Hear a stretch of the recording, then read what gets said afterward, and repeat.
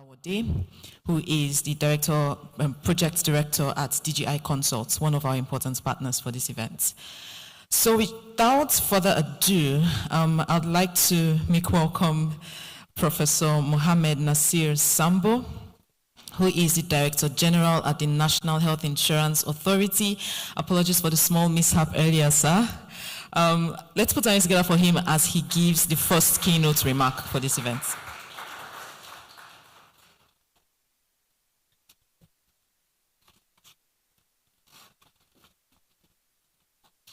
The Director General Budget Office in the Federal Ministry of Budget and Federal Ministry of Finance, Budget and National Planning,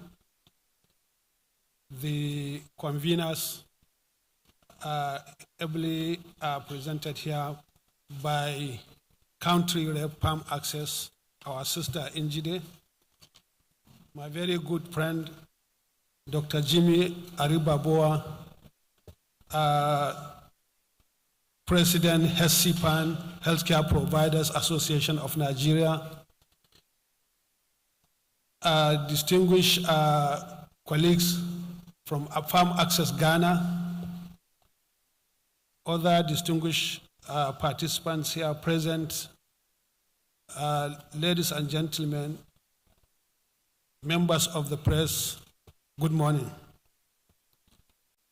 It gives me my immense pleasure to deliver this keynote remark at this highly auspicious event, the Health Financing Policy Dialogue 2022. I want to start by congratulating Palm Access Foundation, World Bank Group, Nigerian Health Watch, and other partners for organizing this forum, which brings together key stakeholders in the Nigerian health system, including governmental agencies, the legislature, the academia, the development partners, and civil society organizations. The importance of this event cannot be overemphasized. Nigeria was a signatory to Abuja Declaration, where African Union countries pledged to allocate at least 15% of their consolidated budget to health. But over the years, this annual budget provision has remained abysmally low, in direct violation of the Abuja Declaration. This year, only 5% of the budget was allocated to health, a far cry from 15%. This further underscores the urgent need for us to explore innovative and sustainable financing mechanisms. Any additional revenue that can be channeled to improve access to quality healthcare will go a long way to improve poor health indices and alleviating the suffering of many Nigerians. This platform is therefore an opportunity for us to come together to discuss innovative and alternative financing mechanisms that we can harness to channel towards healthcare financing that will help us to attain universal health coverage by the year 2030. The theme of this of Health Financing Policy Dialogue 2022, New Healthcare Financing Approaches in Nigeria, Implementation of Sugar-Sweetened Beverage Ssb Tax in Nigeria, is very apt and also very timely. Excessive sugar consumption has been linked to a variety of healthcare problems, non-communicable diseases, especially diabetes mellitus and dental caries. No responsible government will sit back and not make any effort to protect its citizens and regulating the intake of sugar and sweetened beverages can be indirectly be achieved by alleviating taxation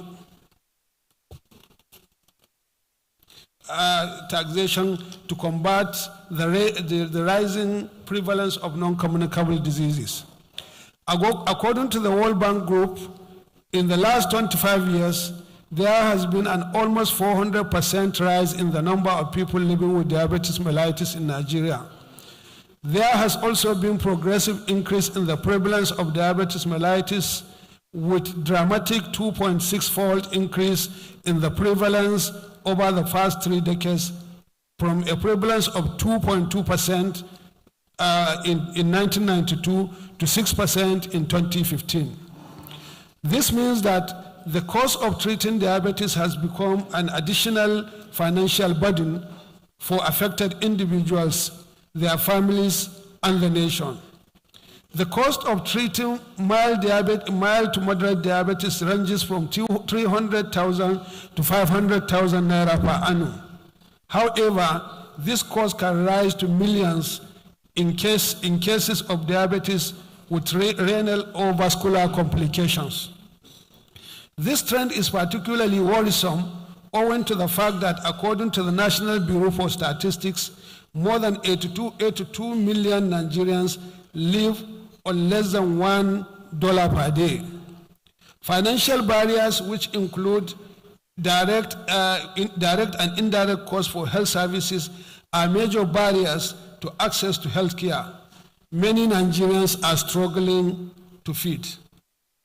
Countries that have attained universal health coverage are able to do so by prioritizing healthcare financing, especially through additional taxes or mandatory insurance.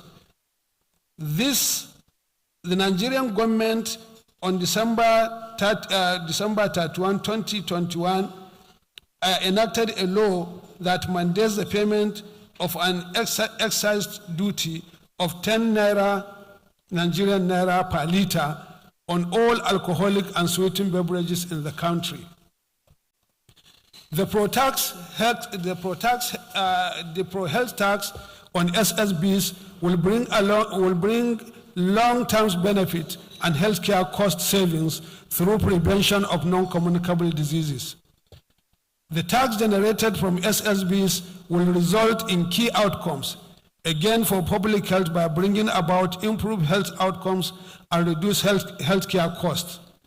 A plus for domestic revenue by introducing a new source of funding, and a win for the economy by the reduced loss in productivity due to ill health. The National Health Insurance Authority Act 2022, which has just been assented to by the President, specifically on the 19th May, is a revolutionary attempt to address the myriad healthcare financing problem that is affecting the nation. The National Health Insurance Scheme, just before this signing of this act, has embarked on various far-reaching reform to ensure that health insurance ecosystem is well positioned to be able to deliver the long-awaited universal health coverage. We have been able to develop a 10-year strategic plan that will enable us have a very clear roadmap to achieving that. We have digitalized our processes and developed a very overarching ICT system that can enable us deliver this.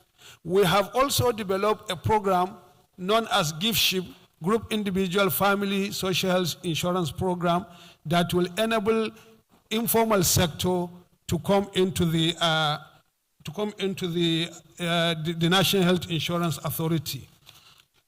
In the new revised or the new enacted act, a provision has been made that will enable National Health Insurance Scheme develop what is called vulnerable group funds. This vulnerable group funds is aimed to address about 83 million people that are living below poverty in Nigeria. On the very day of signing the law by Mr. President, he asserted that this law will be fully funded to achieve that. So this event that we are holding is one of the key conversation that will enable us to help Mr. President in fulfilling the mandate. So we are making a very strong case that Channeling all part of the taxes from SSB into the Vulnerable Group Fund will help to improve access to quality health care for about 83 million people in the country who cannot afford to pay for the needed health services.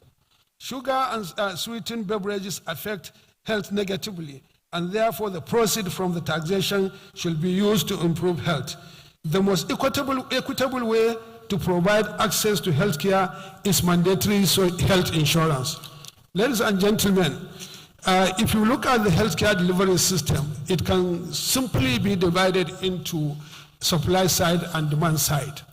The supply side is a situation whereby you continue to develop physical infrastructure, physical facilities, deploy infrastructure, and also push in human resource. The demand side is ability to mobilize the people that are sick to go and seek the healthcare delivery services.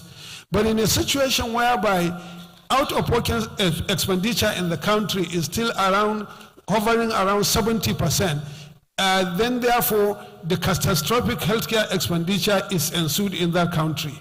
So if we are to get our healthcare delivery system very right, we should shift the paradigm from substantially investing in supply side to substantially investment in demand side. Because the financing through the demand side can achieve what it can also be achieved in the supply side. What do we mean by this? When you prepare for health care for the people, the money that has been generated for the payment will eventually be in the healthcare facilities.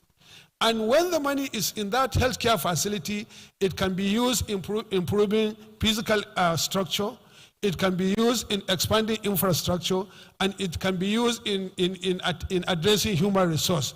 And it is the most efficient mechanism of healthcare financing as opposed to any other healthcare financing mechanism.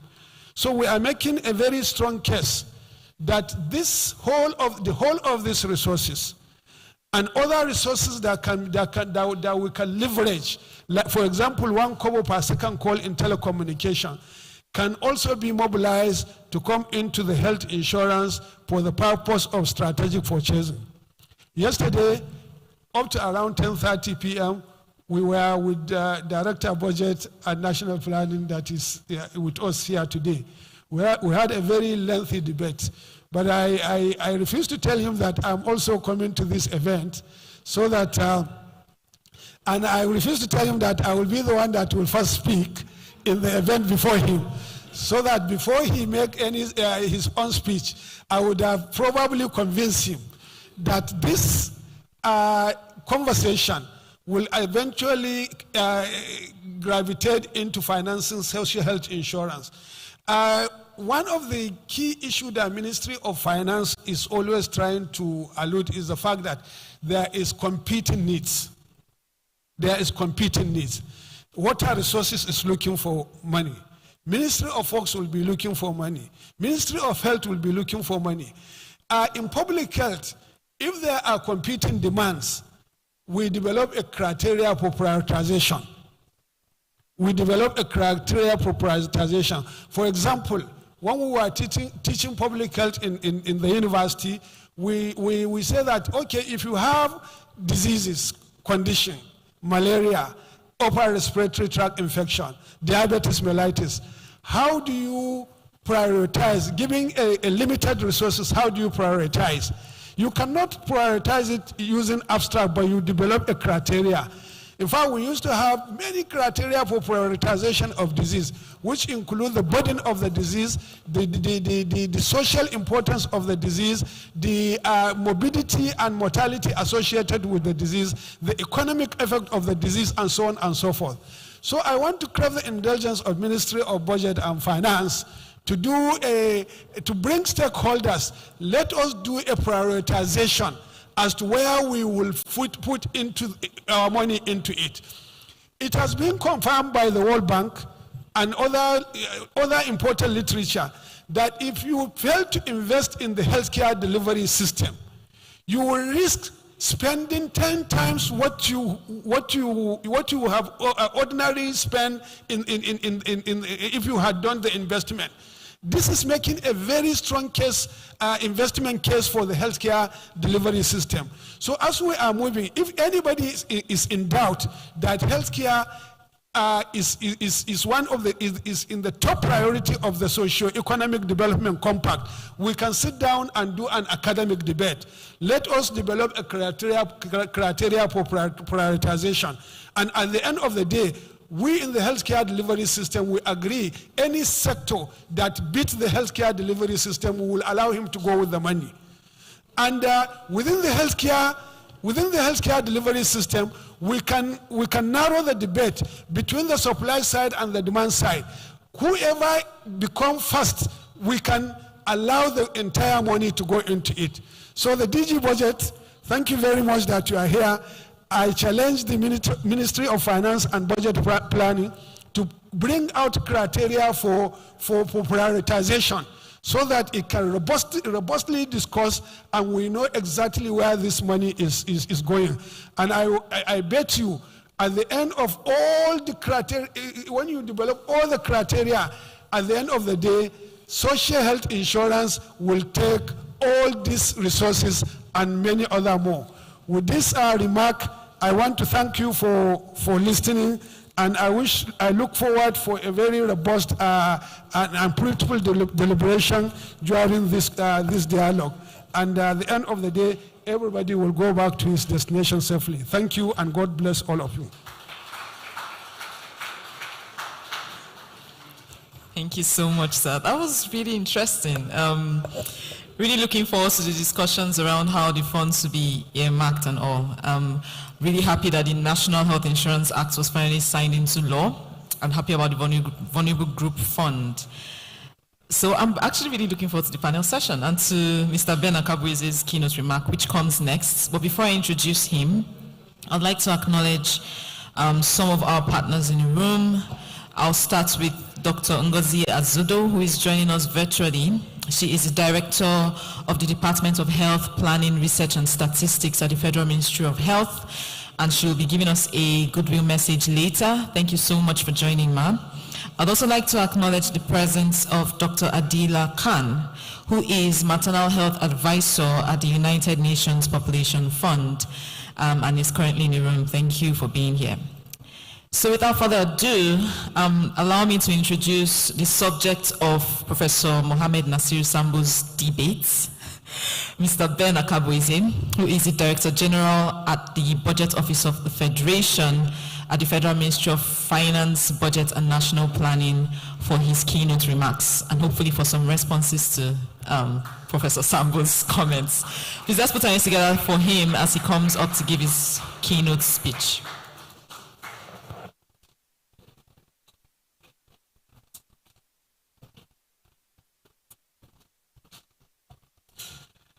Good morning, everyone. And as we say in Nigeria, all protocols respectfully observed.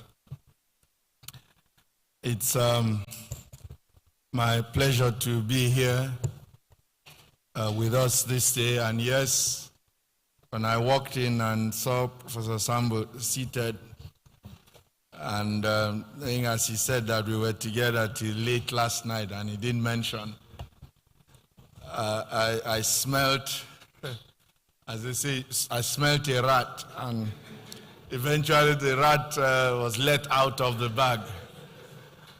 But it's indeed my pleasure to be here, and let me say up front that we are all on one side on this subject of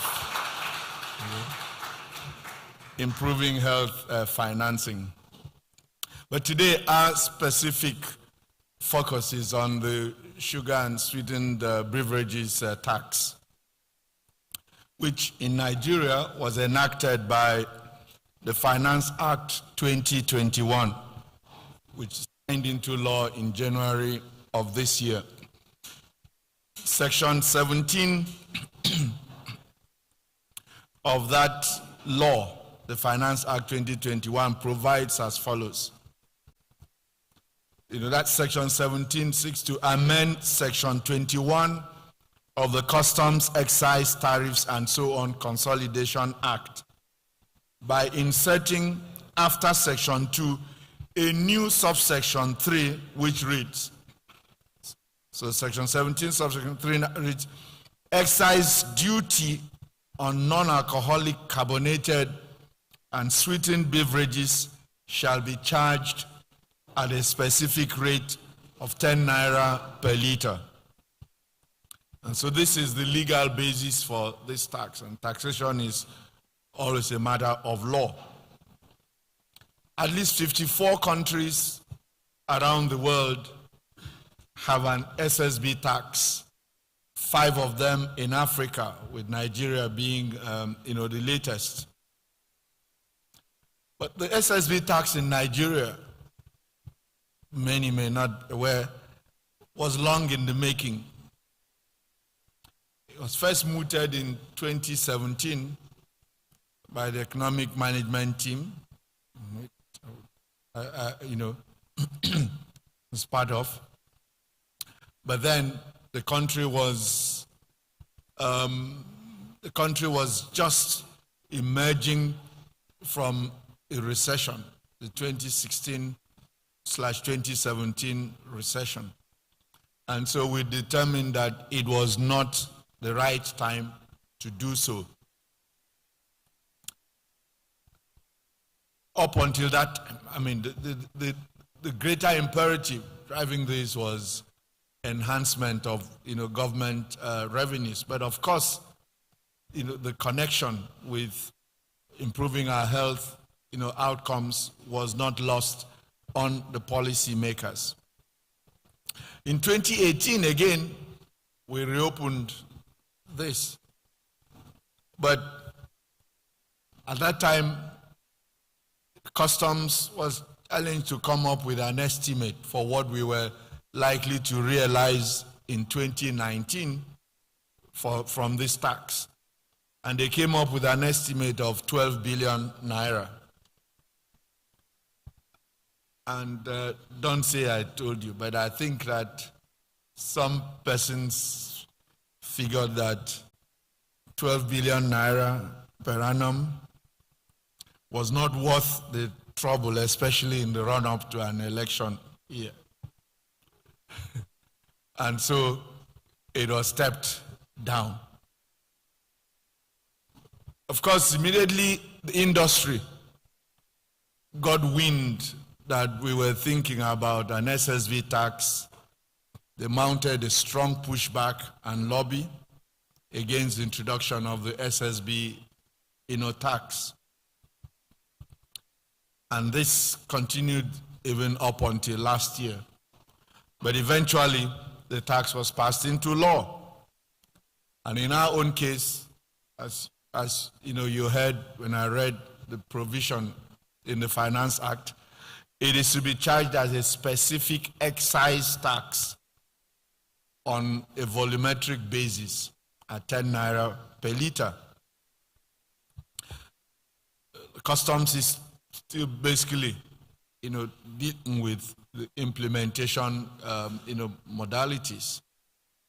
But when we debated this and discussed this tax, the thinking then was that the average pack size of SSBs in Nigeria is 33 cl, which means that if you're levying 10 naira per liter, then the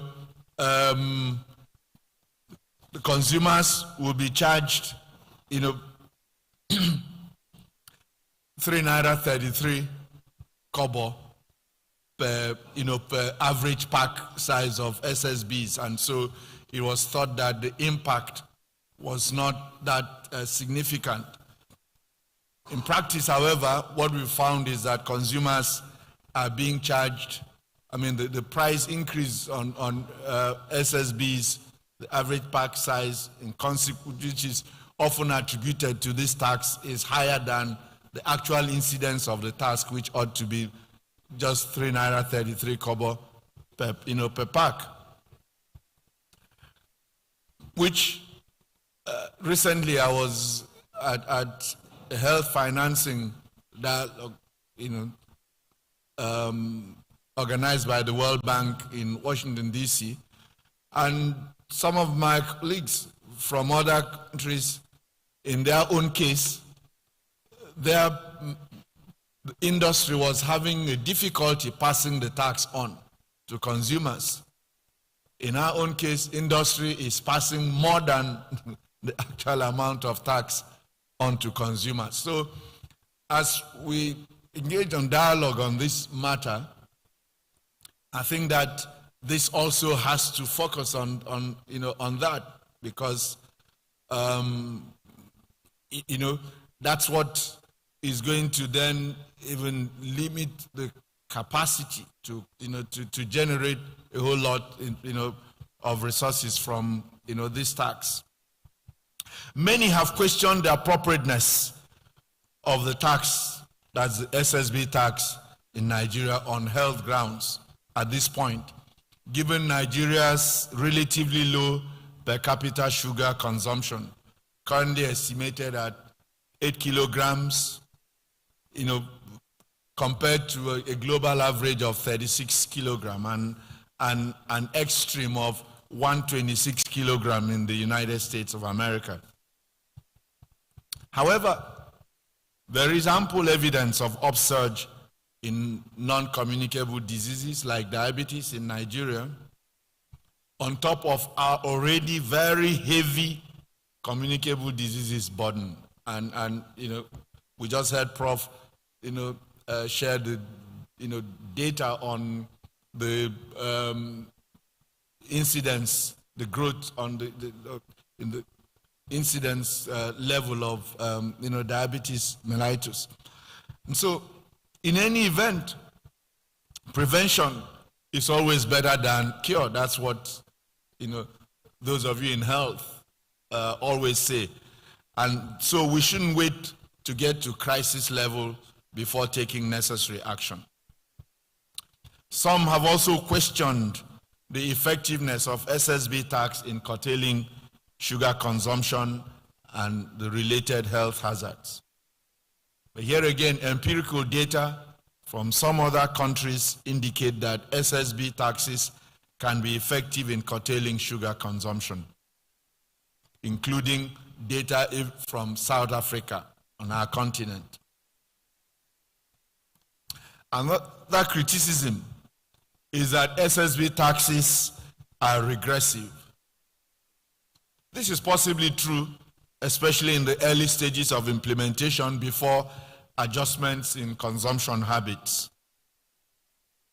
But the tax burden on the poor consumers is, however, ultimately cheaper than the cost of managing any resultant health issues. While we have gone ahead, despite all of these objections, to introduce the Ssb tax, we have stopped short of earmarking the tax to health-related expenditure. Until we get a clearer sense of its size, and also until the health sector demonstrates greater capacity to utilize resources allocated to it. As Professor Sambo stated, we need to have objective criteria for allocating our limited budgetary resources. And yes, we do. I urge you to check out our public investment management guidelines. It outlines the criteria on which we allocate, resources. Prof, let me caution you to be careful about what you ask for in terms of this debate, because everyone else has very strong case for why they should get more resources. You'll have those, for instance, who will argue that no matter how much you invest in health, if there are no roads to get the people to the place, to the healthcare facilities, then all your investment will amount to naught. There are those who argue that given that a significant proportion of our healthcare, our disease burden is waterborne, that if you invest in clean water, you are likely to get more bang for your bucks, as the Americans would say, than investing in a healthcare facility. And the debate goes on and on. But we have a very tough job, especially when resources are as limited as they are for us. But for now, I urge us all to focus on effective implementation of the Ssb tax. Let's bake the cake first, and then we'll come back to sit down and decide how to cut the cake. Thank you, and God bless you.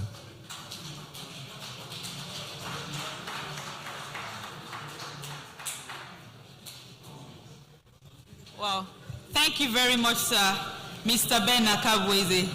It's really getting very interesting, right?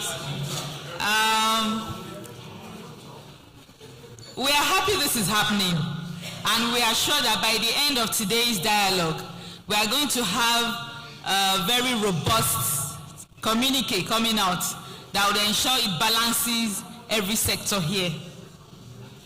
I want to permit me to kindly acknowledge the presence of some of our guests that are with us today.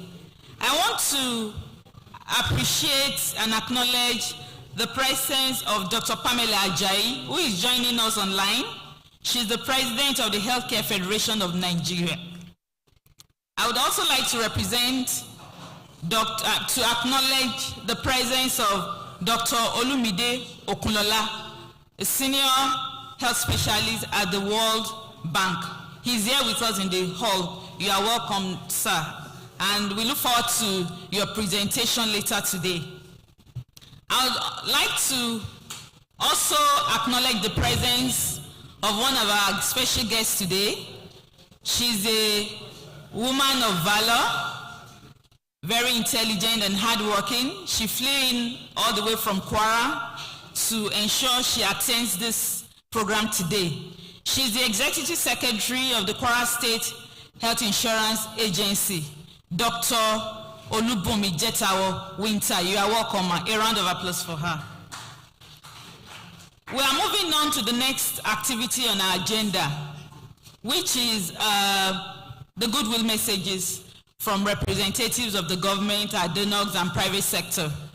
And I would like to call on our first representative who will be giving us a goodwill message. She's joining us virtually. We have recognized that earlier on. She's the Director of Health Planning, Research and Statistics for the Federal Ministry of Health here in Abuja. So permit me to introduce to you again Dr. Ngozi Azodo for our goodwill message. Dr. Ngozi is online, and she'll be giving our goodwill message now. Thank you. Thank you, fellow participants at this very auspicious event. Good morning, and I want to stand on the already established protocol. I want to first start by acknowledging and appreciating the organizers of this event. The Health Watch never failed to inspire and to lead. So we want to thank you very much. Unfortunately, you can't see me, my video, because I'm having internet issues here. So I'll shut down the video so that it can be heard. So I want to assume that everyone can hear me. Good morning. Good morning, ma'am. We can hear you here. Thank you very, very much. Thank you very much. The goodwill message is simple, and it's once again to thank our Health Watch who always lays on fire. Thank you very much again. And by extension, thank you to Dr. Chikwe, who has been at the forefront of curating these matters. This is a very important meeting, and it's also very key to the activities of the Federal Ministry of Health. As we are aware, issues around consumption of products that are deleterious to human health is very, very key and impacts very seriously on the health of our people. So imposing taxes on such products is an evidence-based public health strategy to deter consumption. So we want to thank the Ministry of Finance, for spearheading this very important strategy. But we the Federal Ministry of Health are keen to see that this strategy actually is used to impact public health. And as we all know, the non-communicable diseases are like the diseases of the future. When we take care of issues around the pandemic, around communicable diseases, the issues around non-communicable diseases are diseases that stay with us through a lifetime. And so we must begin to look at what we can do today to safeguard our health tomorrow. So products that like alcohol, tobacco, sugar-sweetened beverages, salts, and trans fats are the major causes of our health problems as we get older, and of course, for our younger children, the cause of the addiction and the marketing around it.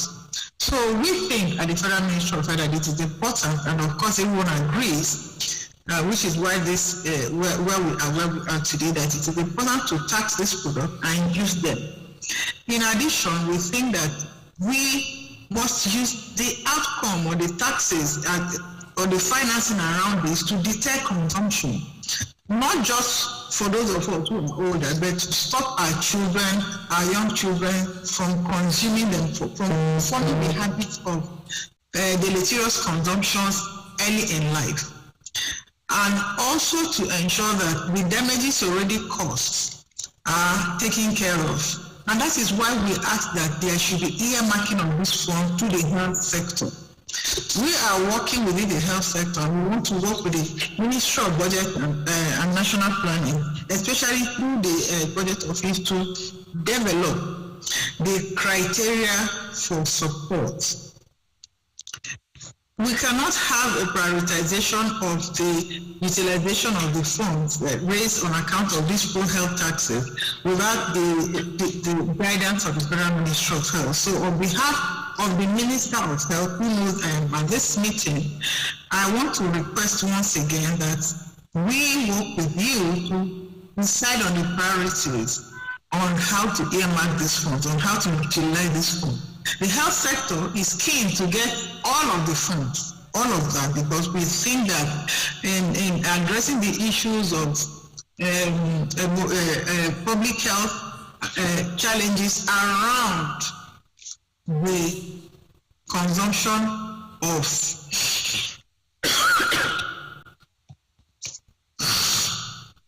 addressing the public health issues around the consumption of these public health challenging products, we need to be mindful of the issues of prevention early in life. We need to be mindful of issues, addressing the issues of the challenges that have already arisen, and of course, building into the future to ensure that we do not have people get a profit that can be avoided. So on that note, I want to thank the organizers of this event for inviting us. I am at the airport on my way to Canada, so I'm not able to join you physically. Dr. Uzoma will present me at the panel discussion, and as much as possible, I will try to tune in online to participate in this conversation. Thank you once again, and God bless you. Good morning. A round of applause for Dr. Ngozi Azodo. Thank you very much, Ma, for that goodwill message from the Federal Ministry of Health. Quickly, I'm moving on to call on the next individual to give a goodwill message on behalf of the Embassy of the Netherlands. Permit me to call on Mrs. Sonia Odije Fajusigbe for her goodwill message. A round of applause for her, please.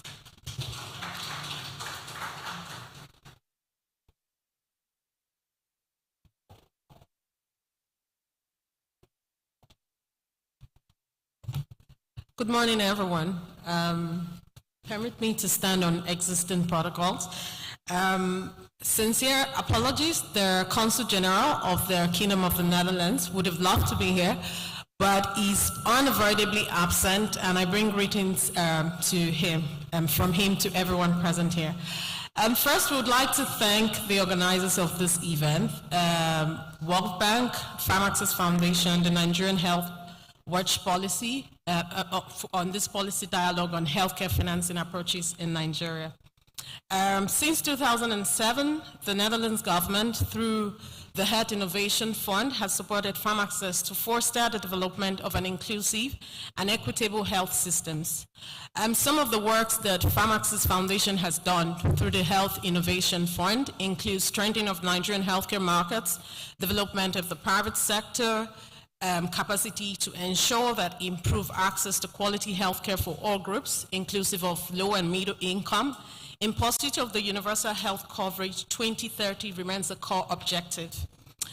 Some of the notable projects we've had since 2017, the first we have is in 2015, we had a market study health update, which basically was focused on identifying the gaps in the Nigerian health market and also to see areas of opportunities and collaboration between the Nigerian private sector and the Dutch life sciences and health private sector. In 2022, during the COVID pandemic, we also had some form of support to the Nigerian ecosystem, and that was in the form of the development of an app, which basically was useful to track the COVID-19 update and the impact. In 2022, we had the commissioning of an ongoing update for the market study, the healthcare market study, which basically is to identify opportunities and also see areas where we can facilitate partnership and collaboration between the Nigerian health sciences and the Netherlands health sciences. Farm access, to a large extent, has played a very great role, some of which is very, very commendable and include digital supports in terms of health financing, including the insurance mechanism, and also ensuring that the Nigerian health insurance scheme is decentralized to accommodate the growing population that we face. Some of the things they've also done is the quality care delivery, which is done through the safe healthcare, building the health services to be patient-centric and patient-focused, also mobilizing funds, funds, investment to ensure that there is an upgrade and need for investment into new healthcare infrastructure. The Medical Credit Fund is a good testimony of that, and have been to several events where we have seen different health facilities thriving on that. A very good example to also commend Farm Access, and which is also part of the things we do as part of the Dutch government-funded Health Innovation Fund, is how we've seen that there can also be a transition and a change in the healthcare system, especially the primary healthcare delivery system, which is the major point of call in healthcare before you get into the secondary and tertiary healthcare system. We've seen also that pharmacists is also supported in terms of strategic, independent, and scientific evidence research and advocacy to support the healthcare development in Nigeria. We must, on behalf of the Consul General, we must recognize and applaud the recent National Health Insurance Act 2022, which was passed by President Muhammadu Buhari. We know that I must state this categorically, that the Health Innovation Fund and Farm Access played a very, very pivotal role in terms of advocacy and supporting and ensuring that the acts were signed into law. We also commend the provision of the Basic Health Provision Fund, which is focused basically to supporting the insurance premiums, as mentioned by Professor Samuel earlier, to ensure that an estimated 83 million Nigerians who cannot afford health insurance are covered, and the indigent, especially vulnerable women and children, are part of this. Nigeria remains a priority country for the Netherlands, and also healthcare is one of our priority sectors, inclusive of agriculture. At the moment, Nigeria is a focus for our top sector, life sciences and health. And we're happy to mention and to state that to further consolidate on the gains and the progress that Nigeria and the Netherlands has made in the last 10 to 12 years, we have identified opportunities, and as a result of this, we'll be embarking on a healthcare fact-finding mission in Q3 2022, comprising of both private sector and public sector. We know, and we would also like to state that building a strong, inclusive, and accessible quality healthcare system is fundamental to strong economic growth and productivity in Nigeria. The Netherlands Consul General, Mr. Michel Dillon, assures you of his highest regards and wishes you all a fruitful deliberation. Thank you very much. Thank you. Thank you, Mrs. Sonia, for your beautiful goodwill message, and of course, again emphasizing the mission of farm access in Nigeria towards ensuring making health markets work through our innovative mechanisms, innovative solutions to catalyze practical changes. Please, I have an important announcement to make for those online and for us that we are here in the hall, that we should kindly mute our systems so that we do not have too much interference. I want to call on the next individual that will be giving a goodwill message. I want to call on Dr. Pamela Ajayi, who is also joining us virtually. She's the president of the Healthcare Federation of Nigeria. We call on her now with due respect for our goodwill message. A round of applause for her, please. Thank you very much. I hope you were able to hear me. I'd like to offer my sincere regrets for not being able to be actually with you in person. Please permit me to stand on existing protocols. As President of the Healthcare Federation of Nigeria, I am honored to be here and really want to strongly commend Farm Access, Nigeria Health Watch, and the World Bank for convening this very important meeting. HFN has always been a strong proponent for the implementation of the pro-health taxes. And in addition to working with our partners, Farm Access, Health Watch, and the World Bank, I'd also want to point out to our previous speaker, Mr. Ben Akabueze, that we actually actively worked over the past years or so on convincing industry about the importance of the sin tax, the Ssb tax, and why it was important for healthcare. We also wrote to the Minister of Finance, pushing for these taxes to be used in healthcare to provide coverage for the indigent populations and to scale up the mandatory health insurance coverage for all. And requesting that these taxes are earmarked or ring-fenced for specific health impact-related schemes as well as research and development. And now that these taxes have been implemented, we at the HFN are making a clarion call on behalf of the people, calling for the support of this process to ensure that this opportunity for us to bridge the gap in the funding of healthcare in Nigeria is not lost. We stand with Professor Sambo and also Dr. Azodo and all the others who are here and want to make this strong appeal and urge the Ministry of Finance and Budget to really assist us. We feel that this move, if it is consolidated, can move us significantly towards achieving our SDG goals of universal health coverage and also the Abuja Declaration. The words ring fencing and earmarking mean the same thing, ensuring these funds are used and kept for a specific purpose. It is imperative that we put in place the legal framework to secure these funds, and really we need to leave this meeting with an agreement on this goal. And if necessary, setting up committees, obviously with the Federal Ministry of Health, to ensure that these guidelines are worked out, and as she mentioned, the criteria are set up, for equitable and sustainable disbursement of these funds.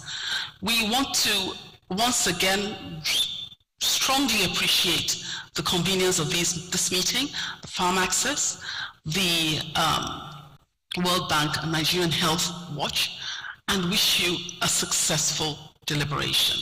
Thank you very much.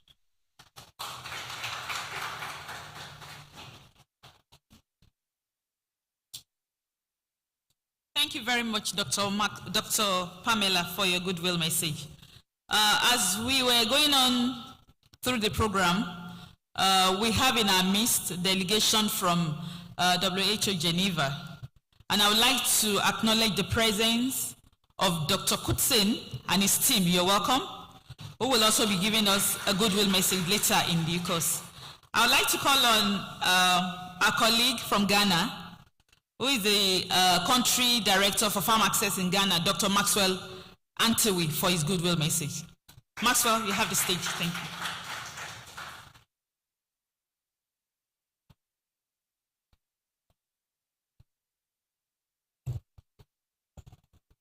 Well, good morning. Oh, I said good morning.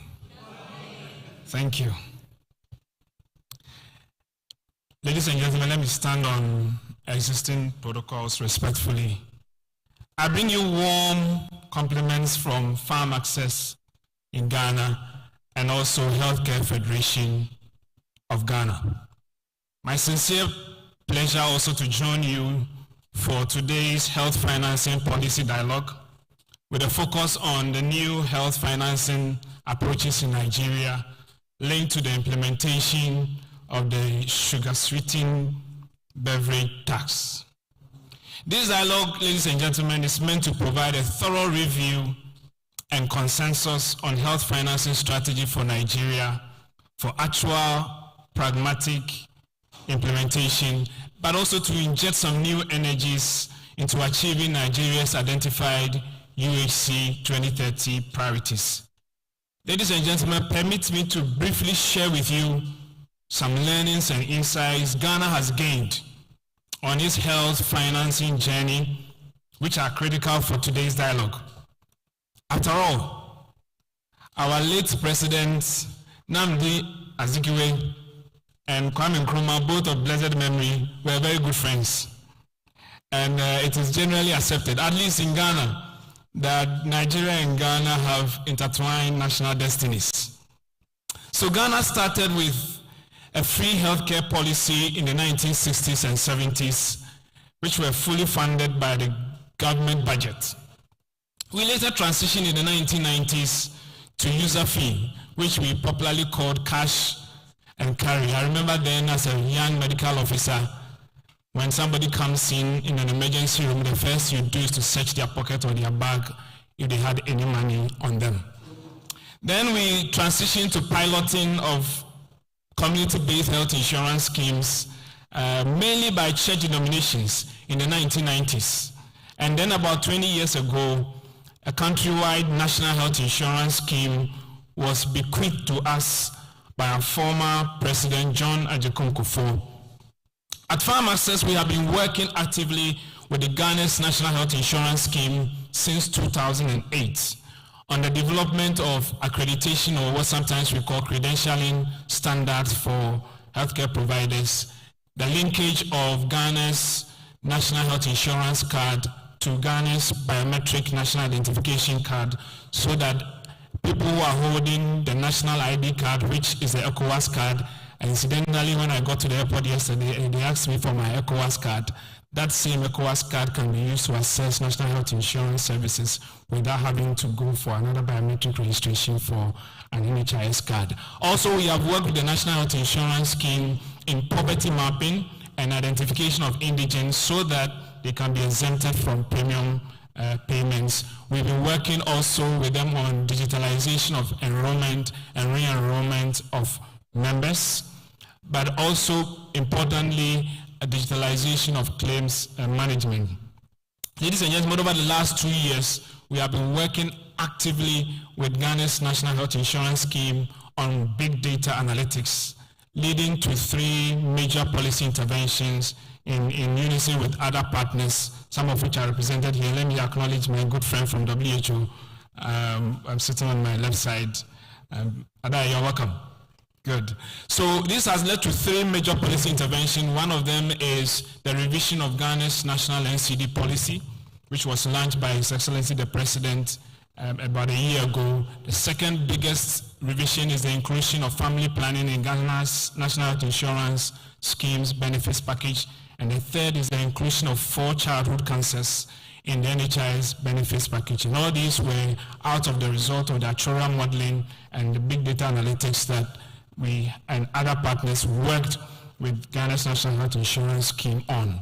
Briefly, Ghana has a population of 31 million, as most of you know. Our GDP per capita is about United States dollars of 2,000. Life expectancy for females in Ghana is 64. Most men are not supposed to live long after their retirement, so we are around 63 thereabouts. Current health expenditure per capita is about $75.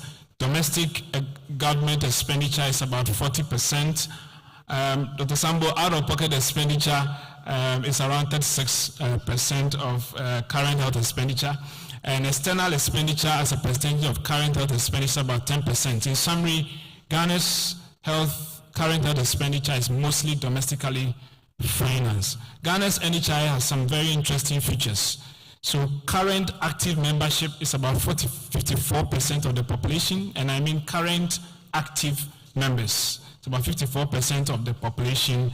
The funding comprises of 3 models which work in combination. So the first is the Beveragian model, which is 2.5% consumption tax, not only on sweetened beverages, but on goods and services, and very few goods and services are exempted. So generally it's a very broad-based tax.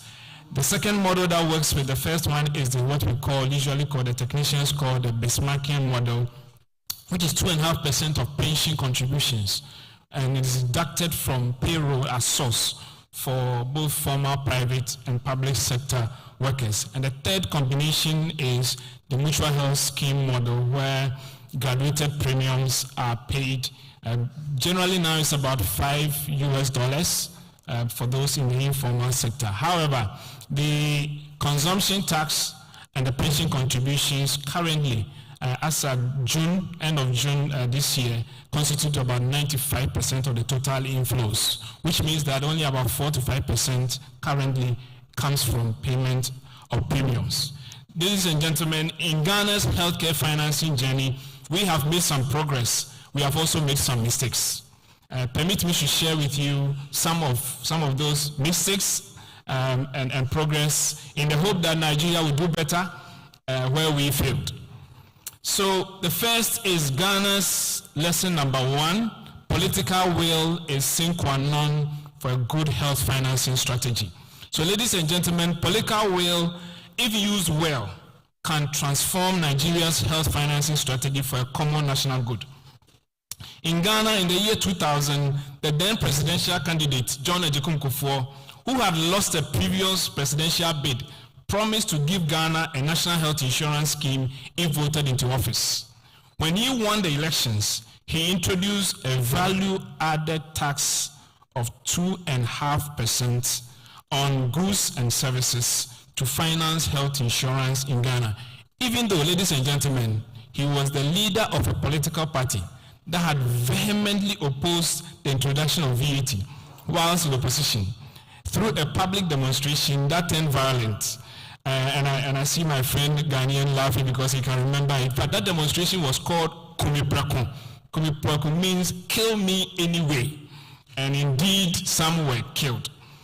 However, in office, he used his political will against the stand of his political party for a common national good. And now, in his old age, he is labeled as one of Ghana's greatest and a living national hero. So the Ssb tax will require some strong political will to be deployed for common good to realize the intended benefits for Nigerians. And I hope our political leaders who are listening will rise to the occasion. Ghana's lesson number 2, earmark the tax for sustainable health financing. So Ghana's national health insurance levy is earmarked for financing NHIS, and Joe Kutin is very familiar with that as he has been engaged on this for a long time. In the first 3 years of implementation, the NHIS actually had surpluses of unspent funds. Currently, 95% of the NHIS annual budget is financed through tax on goods and services and pension contributions. So this really creates a dedicated stream of financing and a relatively stable income required for implementing long-term health financing strategy for the benefit of residents in Ghana. So there's a good reason to really, and I was listening to the Director General for Budgeting, there's a good reason to really work together to earmark this Ssb tax for health. And I hope this dialogue will not shy away from that discussion, as Professor Sambo has already sounded the alarm bells for all of us. Ghana's lesson number 3, the last I would mention, beyond earmarking, please ring fence who is the spender of the tax. So Ghana is currently lagging behind on claims money payment for about 6 to 8 months. Ladies and gentlemen, in 2016, this delay in reimbursement was nearly 18 months behind schedule. So the question is, if 95% of the NHIS budget is financed through dedicated earmarked funding, why the delay in paying claims to providers? We have learned, ladies and gentlemen, that it is not enough to define how the money comes in. In this case, the Ssb tax. Neither is it enough to define what the money should be used for. In this case, earmarking the Ssb tax. Please also work on who is the spending office. We are wiser now than we were 20 years ago. In Ghana, the NHIS spending office is the Ministry of Health, Ministry of Finance, Our experience across different political administrations is that when the NHIS consumption tax revenue comes into the so-called consolidated fund, I call it the big melting pot at Ministry of Finance, it loses its identity as an earmarked tax. It's a melting pot. And the NHIS does not get all of that money back. The Ministry of Finance legitimately has competing needs and sometimes may use the earmarked funds for other legitimate competing national needs, as the Director General of Budget has mentioned to us this morning. So Ghana's NHIS averagely receives about 50 to 60% of what they should have received on paper annually as earmarked funds. I trust that this health financing dialogue will actually translate to tangible improvements in the health indicators for Nigeria, especially for vulnerable persons and our comrade Nigerians who are of low socioeconomic status. So beyond earmarking, please ring fence. Beyond ring fencing, please work a bit on designating the right spending office. Once again, on behalf of Farm Assets Ghana and Healthcare Federation of Ghana, kindly accept my sincere compliments. Thank you so much, Dr. Anthony, for sharing lessons from Ghana.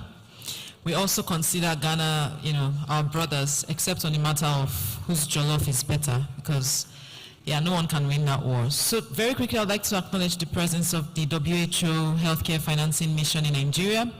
My colleague already mentioned it earlier, but I'd like to specifically recognize the presence of Dr. Joseph Douglas Kutsin, who is the coordinator of health financing and governance and is the head of this delegation at WHO Geneva. And the rest of his team, Dr. Juliet Nabionga, a medical officer and head of health financing at WHO Afro, Fadi Dikmi, I hope I got that right, the technical officer health financing at WHO Afro, Kingsley Adai Frimpong, technical officer health financing WHO Afro, and Dr. Francis Wanchuku Ukwije, who is technical officer for health at WHO Nigeria. So very quickly, let's welcome Dr. Joseph Douglas Kutsin for a goodwill message this morning. Please put your hands together for him.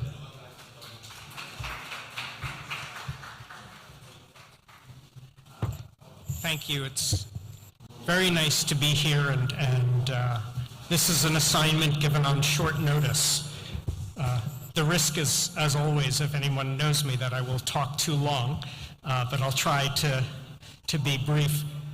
First, I'm very pleased that this is the subject of this meeting. In WHO, we're very strong supporters of health taxes, and really as an economist, there's a fundamental rationale for dealing with the harms that the consumption of certain products do, right? So in this case, sugar-sweetened beverages, their contribution to NCDs, and so on. So in a way, raising the price of this actually really aligns the cost with the benefits in that sense. And oftentimes there's scope to increase these taxes more. And I've been in meetings with even the head of fiscal affairs at the IMF, and they're also quite strong supporters of the taxes on sugar-sweetened beverages and the additional agenda here, right, on tobacco, on alcohol as well, which I know politically has not been possible to move on here. But these are very highly cost-effective health interventions. I'll come to revenues in a second, but the main rationale for these taxes is their health benefits, right? And we can think of it both in terms of health in the short run, but when we're also thinking about universal coverage and thinking about concerns with financial protection, then the more people who have an NCD, who have hypertension or diabetes and so on, the more difficult it's going to be in the future to really pool funds and redistribute to the need. That basically it's going to be a much higher cost population to serve. So these types of interventions have important implications long run for your ability to sustain progress towards universal coverage. And again, I really want to appreciate the work of the government to take on this politically challenging agenda, because I'm sure, as you experienced, when you take on the health taxes agenda, you bring out a lot of opposition that has to be faced as well. So this is really a commendable step. On the revenue side, there is a lot of debate around the earmarking issue. Most public finance people will tell you that they don't like earmarking because government needs to be free to assign the revenues as needed. What's critical in health financing is, regardless of the tax source, that the purchasing agency, and now as we're coming in with the NHIA and the state health insurance agencies and so on, they need a predictable and stable flow of resources that gives the opportunity then to enter into meaningful contracts with providers that can then be executed. So whether or not the tax is earmarked, the revenues need to be dedicated for this purpose, and whether those are coming from general budgets or these taxes is less critical. Maxwell mentioned the example of Ghana with the earmarked VAT for health insurance, and it's true that in the first few years this led to an increase, a much needed increase in the revenues. But over time, the government was basically and did reallocate discretionary revenues away from health, and now many years later, the share of government spending going to health is actually less than it was before the tax. So the message that I want to give on the revenue side is that while the tax is very important, and while it's important to make the case, if finance is open to it, to make the case for earmarking, don't let the dialogue with finance be limited to this one tax. It needs to be comprehensive, okay? Because there is, and the evidence is clear, there is fungibility in the longer run, right? So this is the revenue side of the message, is to focus on getting these taxes passed, but have a broader dialogue with finance on the revenues. And finally, and as was said, and I'm sure this came, although we weren't here yet, from the DG budget, that ultimately the credibility of the sector depends on effective spending. And again, the NHIA becomes a key player in this process. That one saying we have in in health financing is that you can't simply spend your way to UHC, right? So while the revenues matter, it's the effective use of the revenues that's most critical and builds a momentum and confidence in the budgetary authorities to then increase your budget because you demonstrate that you can use the money effectively. So this is really the challenge that lies ahead. From what I've seen in a very short visit, you're in very good hands with the leadership of the NHIA, and we're fully supportive of this agenda. And so I wish you well in the discussions today, and looking forward to hearing the presentations and the dialogue. So thanks very much.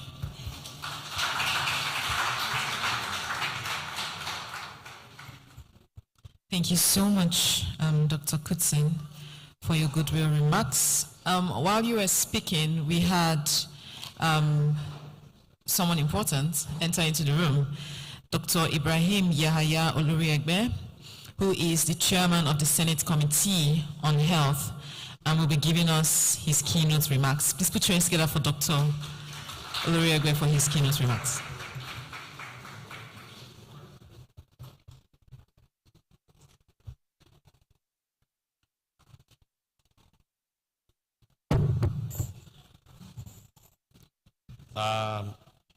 In line with the Nigerian culture and tradition, let me say I align with the established protocol, which I'm sure will have been established since the beginning of this program. And let me apologize profusely for coming in late. I think it's a mix-up in my program. This program was not scheduled as part of my program today, so I had another program I had to do earlier. So my apology. Otherwise, I gave my commitment. But I'm very pleased to be here, but I feel a little bit concerned. I wasn't here when some of the earlier speakers have spoken. So I will seek your indulgence and apology in case I repeat anything someone will have said before I come. As they often said, the more it's repeated, the probability that stays better and the probability it will have better effect. I thank the organizers for inviting me to be part of this very important dialogue, especially at this time, because it's a period where we are in the process of processing another budget for next year. But I'm saying that because, just like the last speaker said, and I'm sure I was told that the DG budget is here, it's one of those that always said any tax collected cannot be a mark for a specific sector, that must go to the pool, and it's from the pool they will pick it up. I saw Dr. Olumide. I know when we were struggling sometimes 2020, 2021 to get this tax be incorporated into the system. We were thinking it as something that would be a mark. It used to be called sin tax, but now we said there's a different name that they give it. But I'm starting from the one that's sugar-sweetened beverage. It wasn't the only tax that was proposed. There was proposal for tax on other activities or engagement that impact on health, such as alcohol, just like the last speaker said, tobacco and so on. But what I want to say is that the first thing that is there with some of these taxes is the challenges with collection, and especially with the payer complaining that they are taxed in multiple ways. And two, we are all aware in this country of the struggle around the value-added tax and the issue of our federalism as to who is to collect or not. Some of these products that want to tax are products that are produced by factories and so on located in some places in Nigeria. So Nigeria is different from many other countries where you cannot just say you want to collect tax. State will look at certain laws and say, no, federal cannot collect this tax. It must be state that will collect and utilize it. But having said that, I'm sure our concern here will be, one, how does it benefit health? How do we utilize it to be able to increase the delivery of the services required to improve on access, both physically as well as financially, in terms of preventing financial catastrophe at the point of seeking access? Because it's one thing to have the money, it's another thing to how do we use the money. So as such, I look forward to the panel discussions to be able to see how this will be. But I want to come up with experiences that we've had.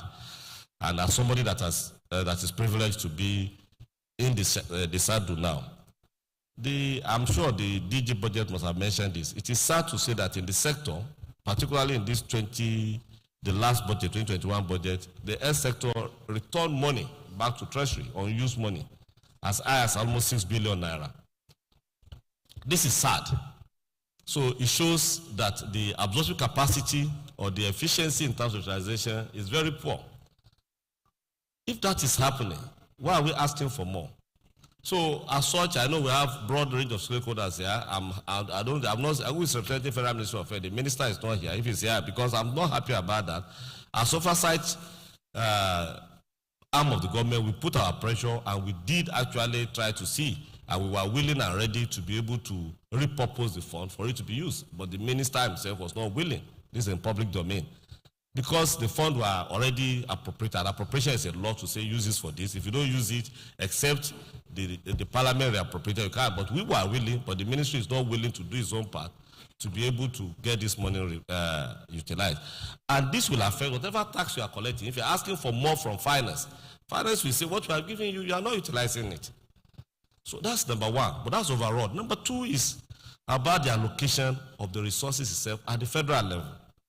Because when budget is made, if you look at the budget, the Federal Ministry of Health wants to take large proportion of the federal budget in the ministry. Whereas the services are not in the ministry, even for the responsibility that are given to federal government, which is tertiary care. Proportionally, what goes to the delivering agencies of work of Federal Ministry of Health is usually lower. It is only when the budget comes to the National Assembly that we try to repurpose and reorganize to shift more resources to these agencies so that we can have more things done at that level. This is an issue because I'm saying this, unfortunately, I won't be part of the distance, but let's hope those that are coming, we still retain this. Because if the allocation from the executive itself continue to be like that, there will always be challenge. And there must be a discussion to be able to say, in terms of allocation, are we allocating based on need, not just based on power? When I say power now is that it is the ministry that sits and say this is the pot of money for this sector, for our sector. So the ministry will do this. The finance should be able to be challenging this more to enable that to go. But having said that again, in terms of when we say we get taxes, except now, for us, except we now try to see that we are allocating based on the processes of purchasing health. Because now, when this money is collected, whatever is the tax, it goes to the sector. NHIA may not benefit from it, except if it is specifically said now we are directing it into the vulnerable group fund. Because NHIA as it is now is not funded by any other means other than the basic healthcare provision fund, to be able, and whatever it generates, what it gets from premium pay, based on the current thing. It's only the vulnerable group fund. And of course, the vulnerable group fund, the only thing we have there now is that we should, the executive or the government should allocate, and then National Assembly will appropriate the provision of funds. So we need to be able to have dialogue and discussion with finance to get resources allocated towards that. Because for us to achieve universal health coverage, we have to look at that demand side through the NHIA to be able to get more resources going to that. And finally, I know we are only looking at this tax. I think we have to put on the front burner the issue of what we wanted to get from the original NHIA, which is the taxing communication, telecommunication. Recently, the last few weeks, I was in Saudi Arabia, and I saw how much of tax is placed on telecommunication there. If you buy, it is 15%. If you buy 100, let me say 100 naira airtime, you pay 115. You pay 15 on top of it. You buy 50, you pay something like it is almost 650 something. It's 57 or something like that. That you have to pay on top of it, and so on and so forth. You buy 30, it's 35.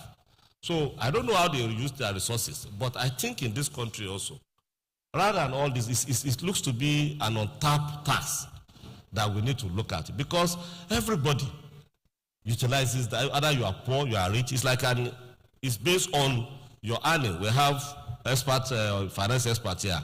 This one may be consumption, but it's easy. It's difficult to be able to calculate, to do all those things. But that one, just like what I said, it's simple. I was looking at it from that perspective. I've been in that country several years, many years before. It wasn't like that. But now it means they are collecting huge amount.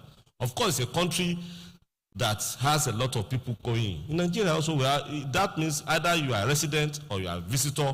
Once you come, you will use that, you pay. Only God knows how many billions in their currency they will have collected in the last 3 weeks of massive number of people entering their country. And they'll be able to use it to do better. But for us, if we want to fund health better, beyond this sugar-sweetened beverage and other syntax, I think we should still continue to demand and get that communication tax. The new thinking I'm having about that, to be able to negotiate finance, is that even if we are not going to keep the whole money, we can start to earmark a proportion of it to say it will be ring-fenced for health, so that the vulnerable group fund will build in such a way that we have enough to be able to address our healthcare. Thank you very much for inviting me. God bless.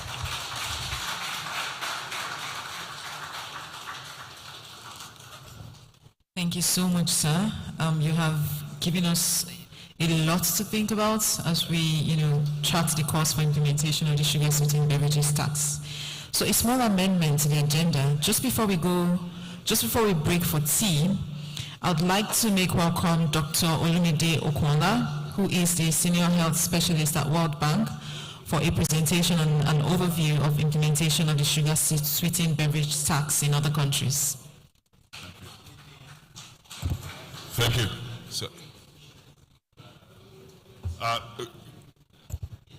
coming after the Chairman Senate Committee on Health and some of the salient points that he has made, in fact, it pales in significance to whatever I'm going to say.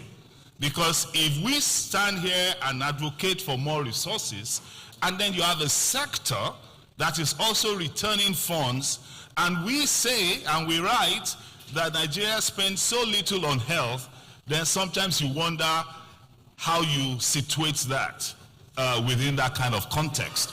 The DG Budget, who just left, mentioned that he met with Professor Sambo and the NHIS team till almost 10 p.m. last night.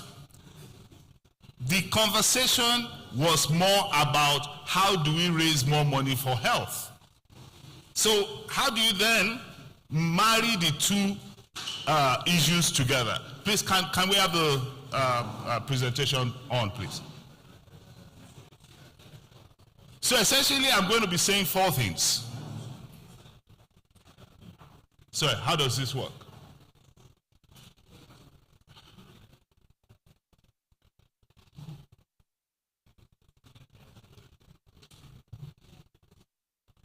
Please.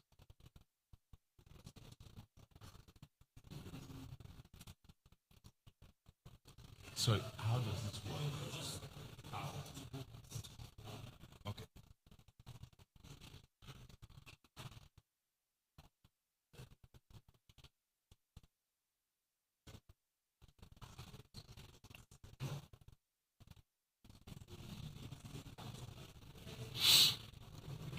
Anyway, next slide. Next slide, please. Okay, bottom line, the key message here is that we're not, as a country, we're not raising enough money. But beyond that, it's what you raise that you'll be able to spend. We're also not spending enough because you don't have enough, to the extent that Nigeria is perhaps one of the, next slide, because out of a data set here, where in terms of revenue raising compared to the size of the country, we're 115 out of 115. And a similar conclusion can also be deducted from the expenditure side of things, based on the size of the economy. And this is important within the framework of, if there's something we know, no country can achieve universal health coverage without public financing. So if the amount of money you are raising, it certainly doesn't meet the par, then you're going to have challenges on your UHC journey. And I think it's just important to situate this. Next slide, please. And this is the framework or the breakdown of how such revenues are raised across all tiers of government. But I won't take you through all of that at this point. But I just wanted you to begin to see where exactly this money is coming from. Because the dark blue line there shows the amount of money that is shared by FEC and through the federal allocation FAC disbursements. And that blue section is going to shrink significantly in the next couple of months. It's shrunk already, and that will have implications for social services. But the good news in all of this is that there's actually a lot of money that Nigeria is leaving on the table. And what this represents is that if you say that for a country to achieve universal health coverage, it needs to achieve a tax to GDP ratio of about 15%. And Nigeria, as at 2020-21, is at 8%. This is the kind of volume, almost $50 billion, that we are leaving on the table. So this is potential revenues that we should be collecting that we're not collecting. So that's a good news in terms of if we strengthen our tax collecting efforts, there is probably a lot of money that is available for us to fill the gap that I mentioned.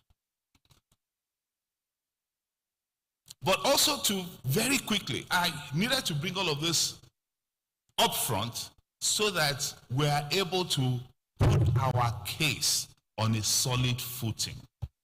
So the number of poor and vulnerable Nigerians is rising by the day. And two key factors are responsible and I'm not even talking COVID. But if you add COVID, if you add the war in Ukraine, if you add inflation, which is at 17%, the highest on the continent today, between last year and early next year, you're going to have an additional 10 million Nigerians living below the poverty line. So in other words, you're going to have about 95 million Nigerians in poverty. So we're not raising revenue. There's a potential to raise more, but people are getting poorer. And number 4, states, because of what I shared earlier on, would have less money to share from the FAC account. Services are delivered at the state level. So the first thing that will suffer at the state level will be the social sectors, health and education. So it means then that the kind of grants that the federal government allocates to states becomes very important. So it means if the federal government is able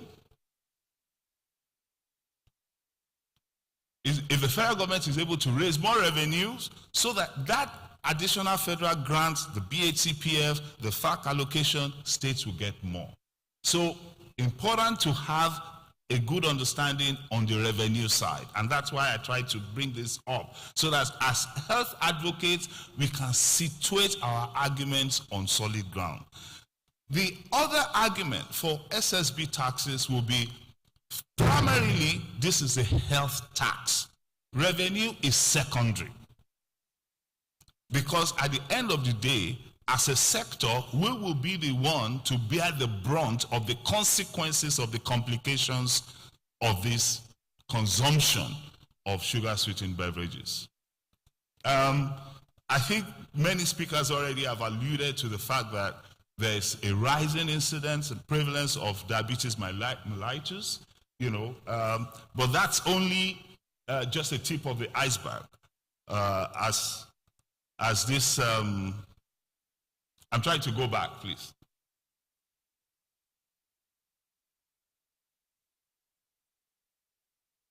I wanted to share.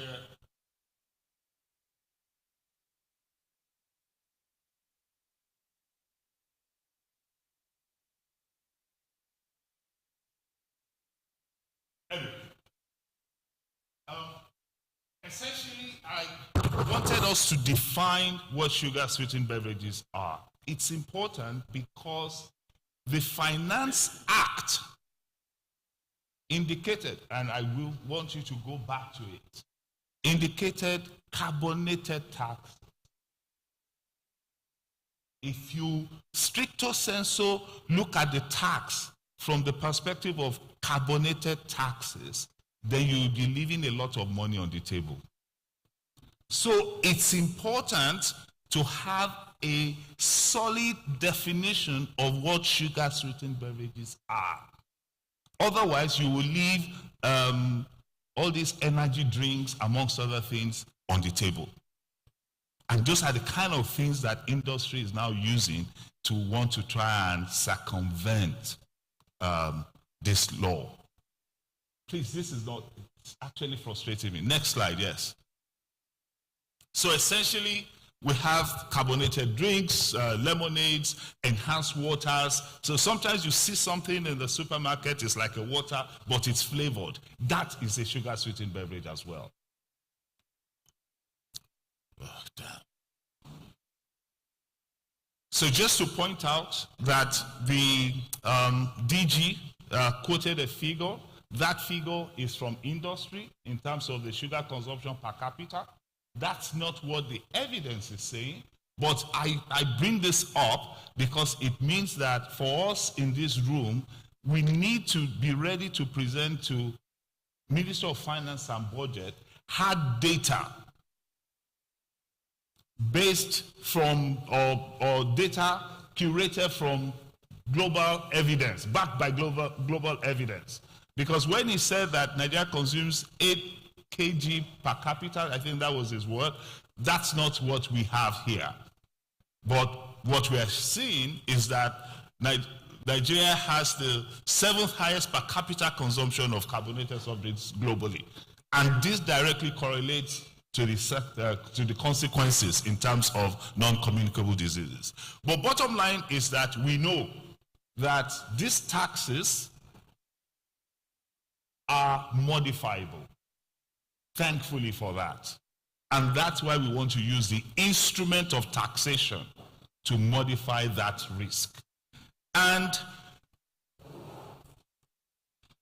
let me say that because that is our primary objective, we want to modify that behavior. It then means that the level of taxation must be significant enough to change behavior.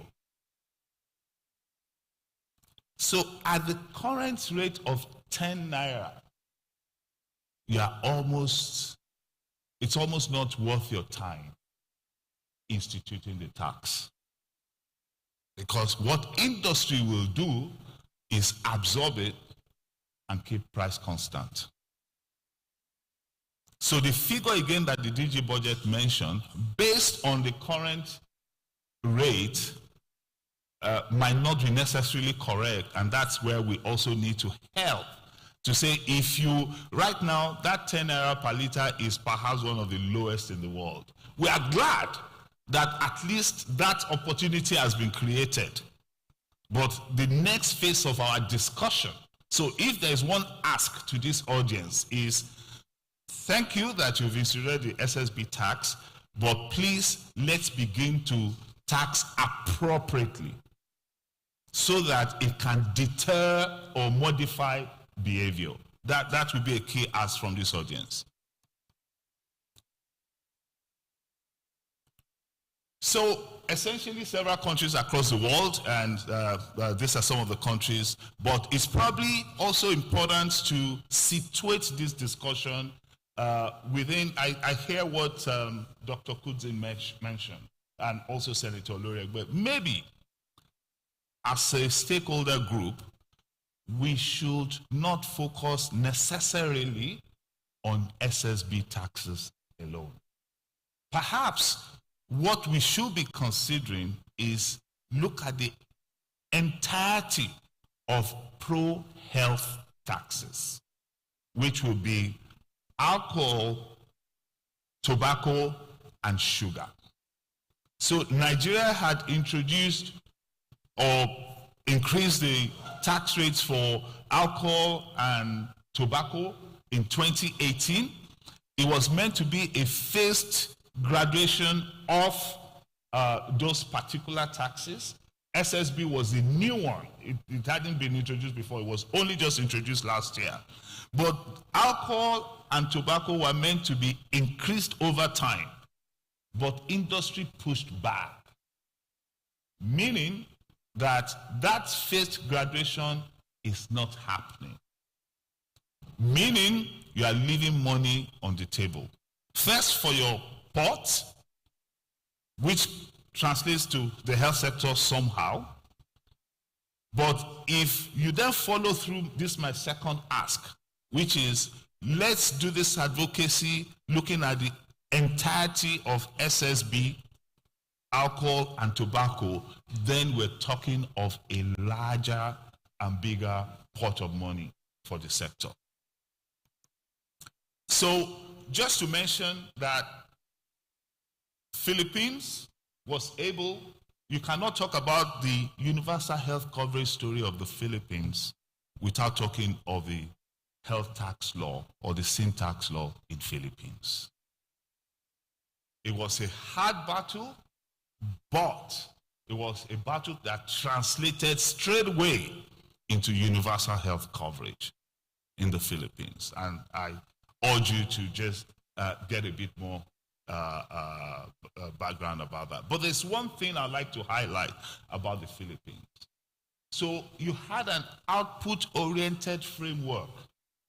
And I think this is really where we should begin to situate our earmarking story, so that we don't have the kind of stories where money is sent to the Federal Ministry of Health, and like the distinguished senator has said, the ministry is unable to use it, and then it's sent back. Max, you can see that this is a better problem to have than in Ghana, where the money is lost inside the pot. And now, what I think needs to happen, distinguished senator sir, is that when the money is in the pot, let there be a conversation between Ministry of Finance and Ministry of Health, like the Filipinos have done, to say, we are giving this money this year to 20 million poor households. We're giving this money to 10 or 50, whatever money it is. So every year there's an agreement that this is the number of households that will be financed. And we have two opportunities to do this. The BHCPF is tied to law. It's tied to law, so it cannot increase or decrease. It's whatever the law says. So let's calculate, BHCPF will give us X million of households. The VGF, where you have the SIF, the Special Intervention Fund in the NHIA Act, is not tied to any law. If you add the SIF and the BHCPF NHIS together, every year we can agree on a number to say this year we have available money through the BHCPF and the SIF to fund 5 million households, 10 million households. Even if there's a recession, then from service-wide votes, Federal Minister of Finance is able to match. I think that would be an accountable way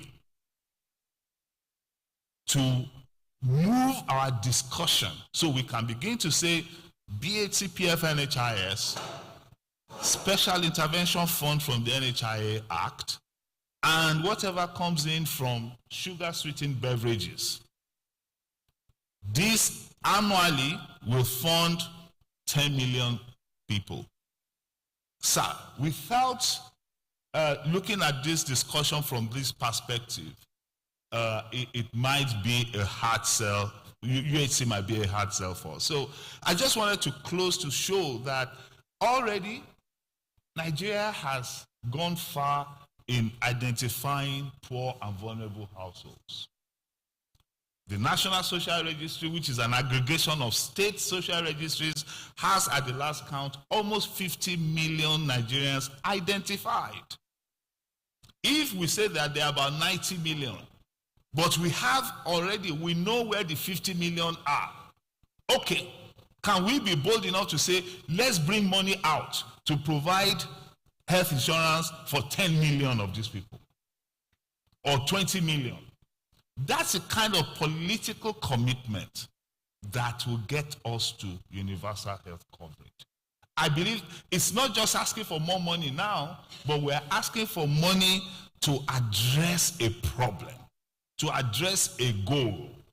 So, and basically just what I've explained in terms of the BHCPF and how we can use such identified people through a financing framework. This is just BHCPF, but you can include Sugar-Sweetened Beverage tax, you can include the SIF. Those three tracks of funds can at least make sure that you are translating public financing for universal health coverage into real and granular understanding for our political leaders. So in closing, sir, I think first, our advocacy should go beyond sugar-sweetened beverages. Let's begin to push for pro-health taxes as a group. 2, let's have this earmarked for the sector. 3, let's take an output-oriented expenditure framework where at the beginning of the budget season, the principal parties, the Parliament, Ministry of Finance, Ministry of Health /NHIA, agree to say this is the total number of Nigerians we are covering this year, and this is the money for it. So even if there is a downturn, as we've had in the last 2 years when the BHCPF went down, the Minister of Finance can then use its discretionary powers through the service-wide vote and make that up. So funding care for that 10 million, for that 15 million will remain sacrosanct. I think that's the way I would like us to frame this discussion, and I believe that several of these things will come out in the panel. Thank you very much. I appreciate it.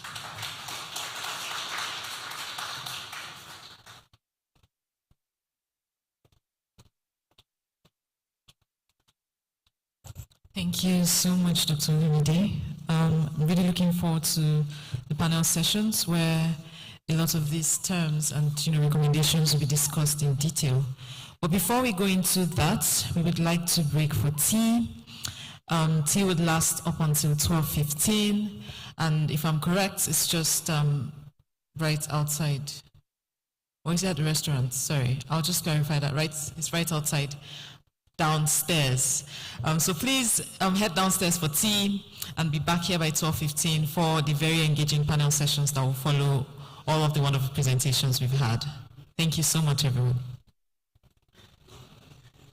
And to our online audience, we'll be back by 12:15, so please stay online. Don't leave yet. Thanks.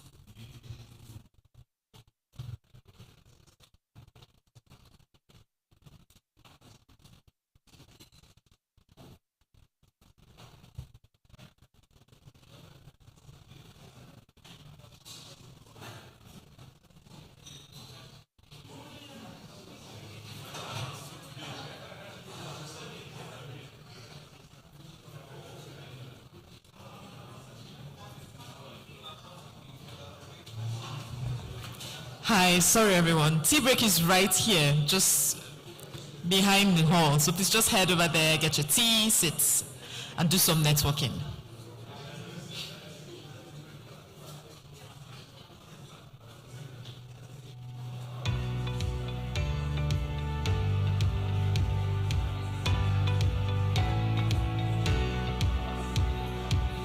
I want to use this opportunity on behalf of my classmates or my classmates to thank the Enterprise Development Center as well as Farm Access for giving us the opportunity to go through the healthcare management program.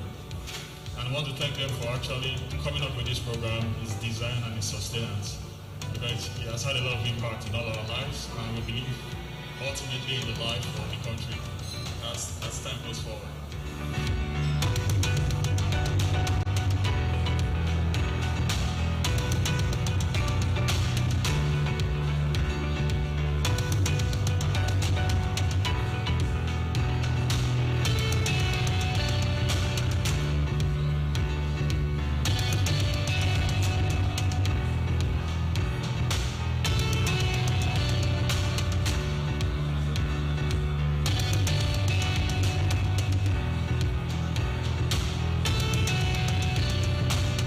Many modules with it helped me understand more as a manager, and particularly in the era of COVID, change management process is one of the things that has to be a key part of any business process at this time, particularly in the health sector where unfortunately there's a lot, well, maybe fortunately I should say, there's a lot of focus and light on healthcare sector, and so change management process has to be one of the key modules that one has to embody in whatever sector you're in and in whatever space. So for me personally, as a medical director, I'm using a lot of the things I've learned in class to be able to change processes in my organization without disrupting function, and at the end of the day, improving service delivery.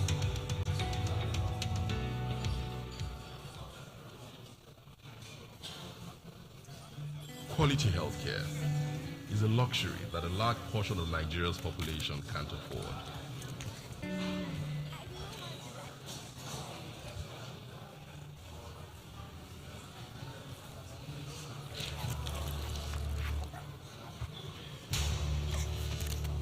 This is Mama Dami, a middle-aged single mother with a health emergency on her hands.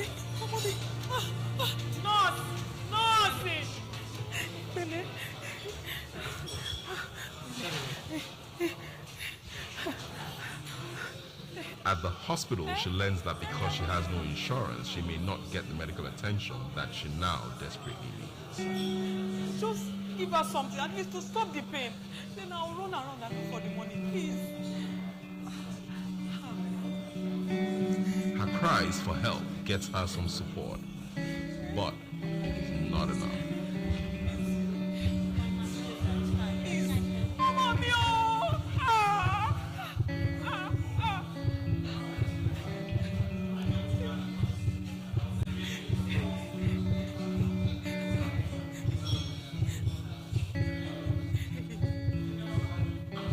This is the story of millions of Nigerians who die every year because they cannot afford quality health care. But what if we could rewrite this story?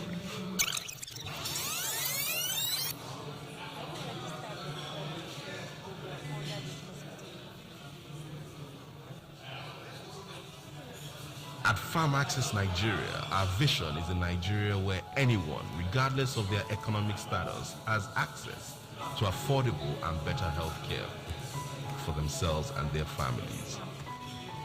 So Mama Dami does not have to panic when her child falls ill. All she needs to do is to go to a facility where she can get the best attention. And because she has health insurance, she is certain that her daughter will be attended to almost immediately. Quality healthcare is not a luxury. It is a necessity, and with a token per year, every Nigerian, regardless of their socioeconomic status, can have access to the best healthcare available through health insurance.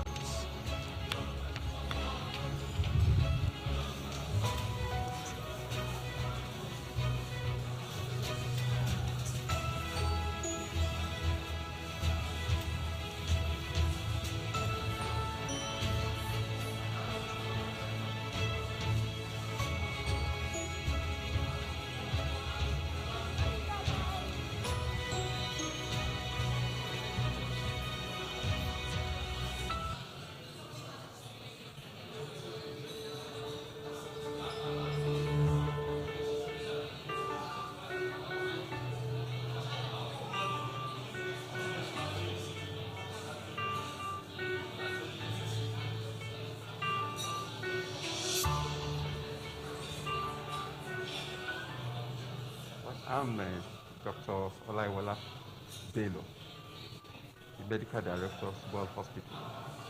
But I think the journey with Farm Access Foundation started about 2011 when there was a program called Idea Community Healthcare Program. Farm Access Foundation introduced a community-based health insurance scheme in Nigeria as a way to test the paradigm of how people purchase healthcare for themselves.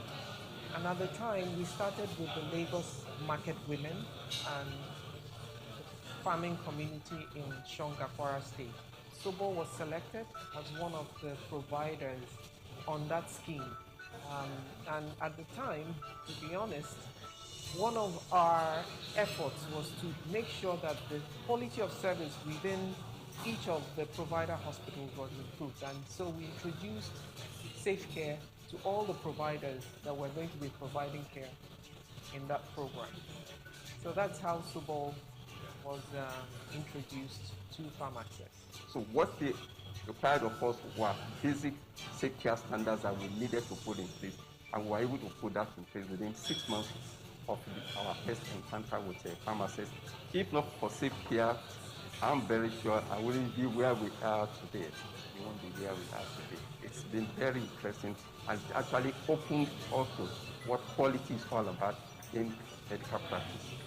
So Farm Access Foundation, really, our focus is to improve access to quality healthcare services. And we found that over the years that it's not just about improving healthcare financing from the patient side, but it must at the same time simultaneously improve the quality of care from the side of the hospital. As Farm Access, we teamed up with JCI, which is Joint Commission International, the accrediting body for healthcare facilities based out of the United States, as well as COSASA, which is the counterpart in South Africa, to come up with a set of standards, especially for resource-restricted countries such as Nigeria, that allows hospitals to improve their quality without, spending way too much money, but just the basic quality improvement as a stepping stone to international accreditation. So basically, it's not a fail or pass process, but rather it's a stepwise improvement to quality. At level 1, there are a set of standards that you need to implement for you to move on to level 2, and so on to level 3, all the way to level 5. So this is a process that we started over 10 years ago to move hospitals onto a better quality improvement and quality assurance program using our safe care methodologies. So Subo, again, started its journey with us many years ago and started in at level 1. And has since been improving using the quality improvement plan. And right now it's at level 4.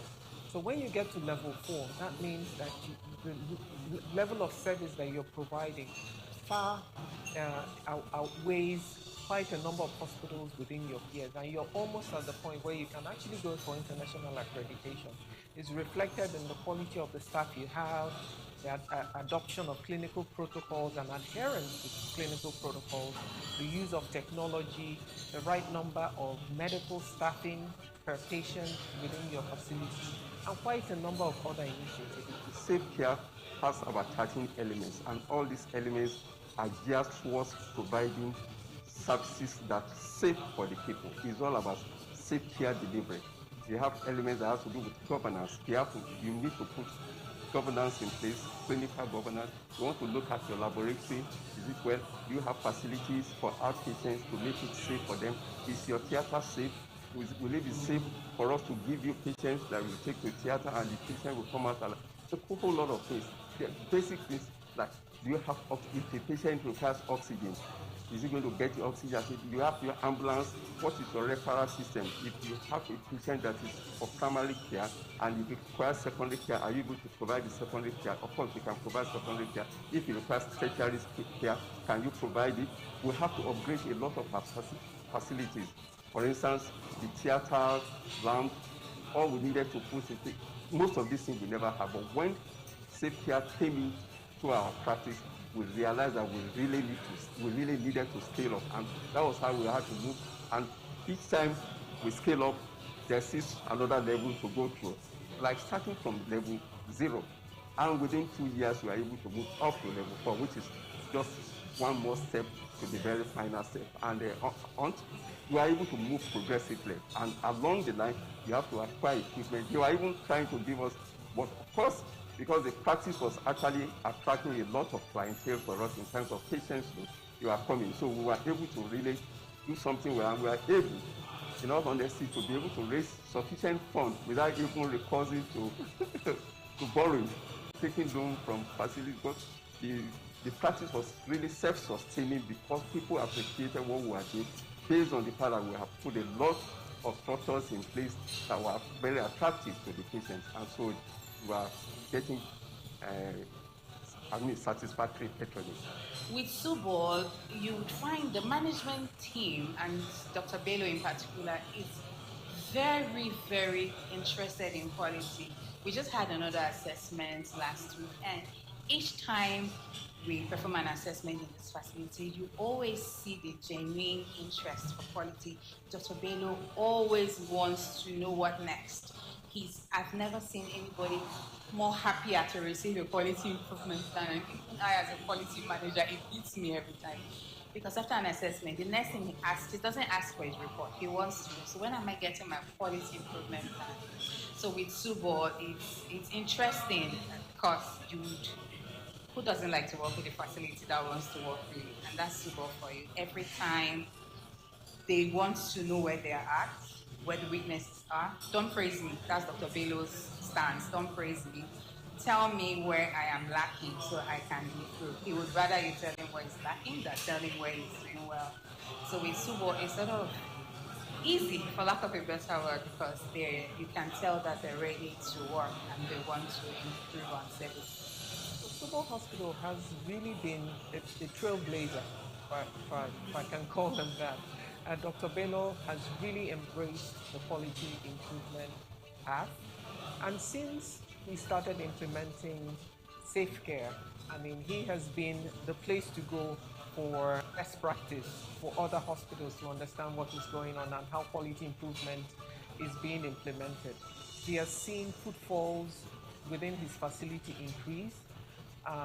Much of the community around where his facility is in Alwomashaw local government area has, taken Subo Hospital as the place to go to receive care. In fact, because of the increased utilization, the increased quality in improvement, Subo has actually been able to expand its services and has been visited by so many dignitaries who want to see quality improvement in action using safe care methodology, including Her Royal Highness, the Queen of the Netherlands, Queen Maxima, the Director, Peter Sands from Global Fund, among so many other visitors to Subo to see how they are improving quality of care. My admonition to colleagues is that this is the way to go. It's just safe care standard. Quality care is always associated with it, so they must engage them. And that's my advice. Any forum that meets people and say, look, this is something that's been very helpful. Nothing special that we are doing except for the fact that we have bought into the safe care standard, and if you go into it, the result will be very, very rewarding. With Subo, the immediate goal is to move them from a level 4 to a level 5. So hopefully we can move them to a level 5 this time. And after that, introduce the safety accreditation product so that the whole world, not just Lagos, can see how good they are and how willing they are as a facility to give out the best that we can. I think with Subo, it goes to show that, when you adopt a quality improvement program or you're within a quality improvement program, that you have a system that allows for quality improvement across board, not just from the skills of your personnel, but from the equipment and the infrastructure within your healthcare facility. So that it's really important that most hospitals, if not all, including the government-owned hospitals, enter into a quality improvement program such as Safe Care. Measuring quality using Safe Care methodology provides a really important pathway to make sure that services are continuously improved and quality of the health outcomes is also measured so that there's a benchmark and identifying areas of improvements needed. So for facilities who haven't joined Safe Care, my question will be, what are you waiting for? Everybody is waking up to the quality wagon, and it's about time you joined it. Everybody wants to go to a facility where they feel safe. Everybody wants to go to a facility where they're sure they'll come out better than they went in. Everybody wants to be respected, and everybody wants their privacy upheld. And that's what Safe Care affords as a policy improvement methodology. And apart from some of the things I've mentioned, it also helps you as a facility cut down on wastage, because we help you look at your processes and help you become better, but just helping you quality assure your process so that from the point where a patient works in to the point where a patient walks out, they can come out saying, oh, this is a good facility. And they can also tell their brothers, their friends, their neighbors, anybody about that facility. So for us, it's that every facility offers quality service so that the populace, everyone in Nigeria, can feel comfortable knowing that when they go to a hospital, they're going to come out better than they went in. The best thing that happened to my practice in the close to over 25 years I've been in practice is having to associate with Pharmacist Foundation, and Pharmacist Foundation taking me to Safe Care standard.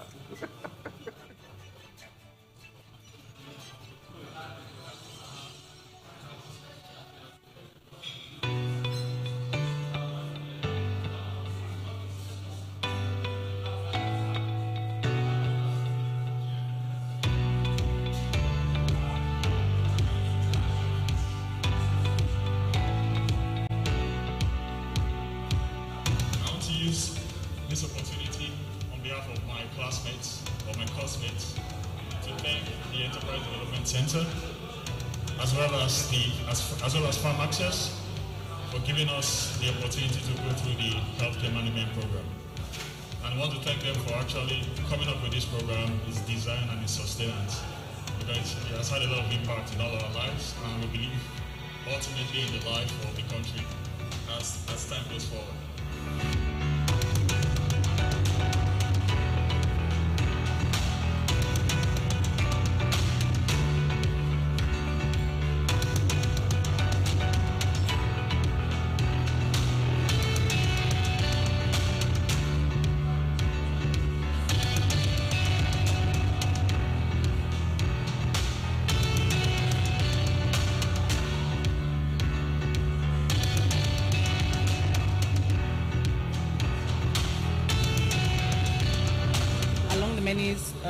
Modules with it helped me understand more as a manager, and particularly in the era of COVID, change management process is one of the things that has to be a key part of any business process at this time, particularly in the health sector where unfortunately there's a lot, well, maybe fortunately I should say, there's a lot of focus and light on healthcare sector, and so change management process has to be one of the key modules that one has to embody in whatever sector you're in and in whatever space.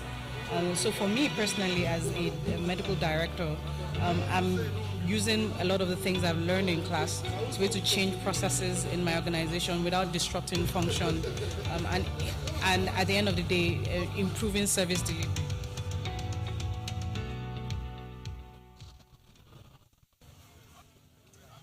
Quality healthcare is a luxury that a large portion of Nigeria's population can't afford.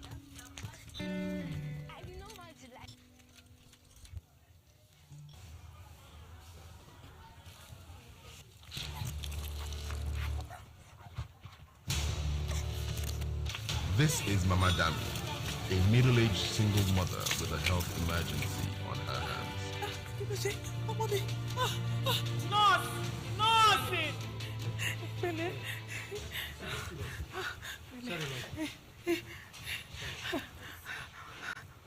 At the hospital, she learns that because she has no insurance, she may not get the medical attention that she now desperately needs. Just give her something, at least to stop the pain. Then I'll run around and look for the money, please. Her cries for help gets her some support, but it's not enough.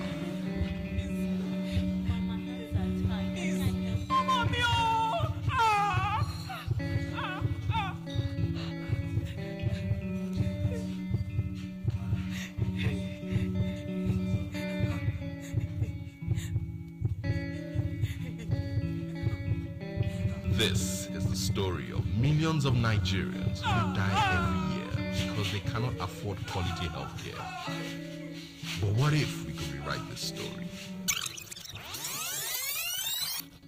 Are you registered with the health insurance program under this hospital? At Farm Access Nigeria, our vision is a Nigeria where anyone, regardless of their economic status, has access to affordable and better health care for themselves and their families. So Mama Dami does not have to panic when her child falls ill. All she needs to do is to go to a facility where she can get the best attention. And because she has health insurance, she is certain that her daughter will be attended to almost immediately. Quality healthcare is not a luxury. It is a necessity, and with a token per year, every Nigerian, regardless of their socioeconomic status, can have access to the best healthcare available through health insurance.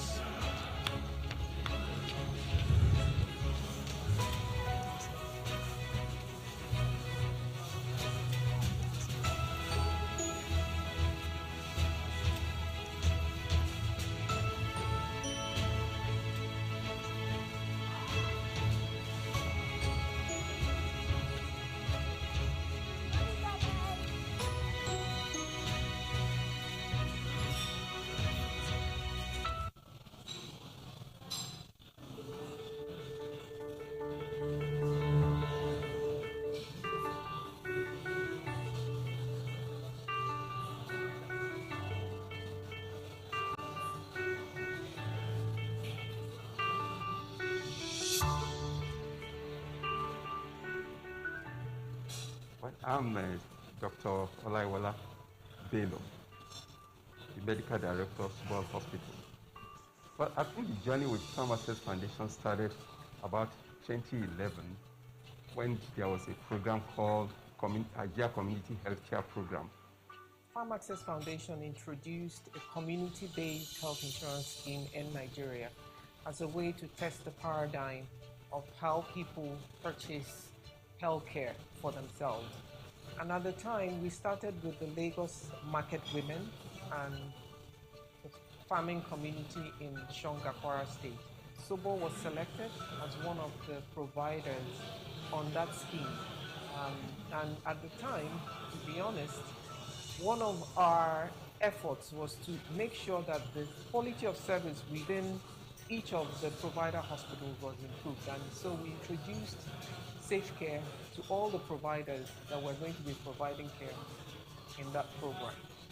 So that's how Ssb was introduced to Farm Access.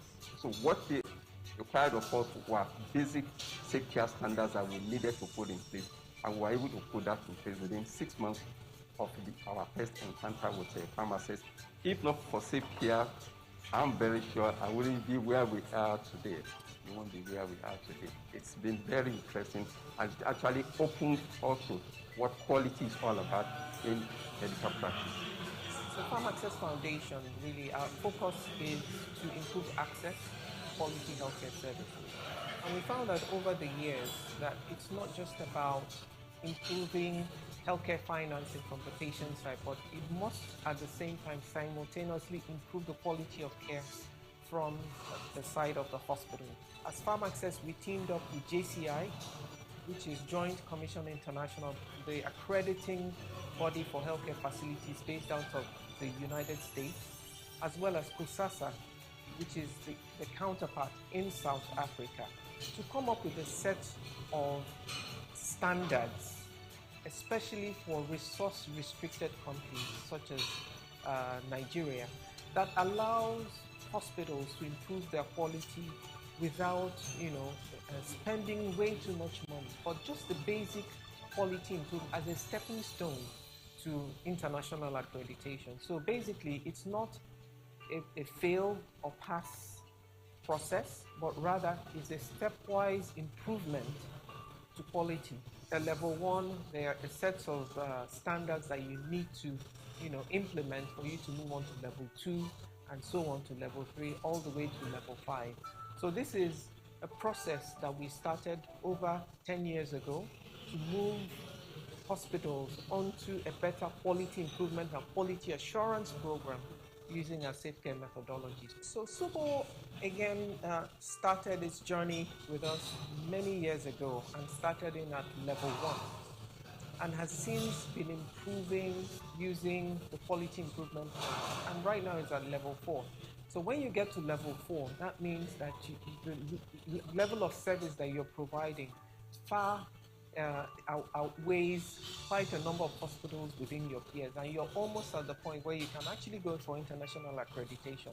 It's reflected in the quality of the staff you have, the adoption of clinical protocols and adherence to clinical protocols, the use of technology, the right number of medical staffing per patient within your facility, and quite a number of other initiatives. Safe care has about 13 elements, and all these elements are geared towards providing services that are safe for the people. It's all about safe care delivery.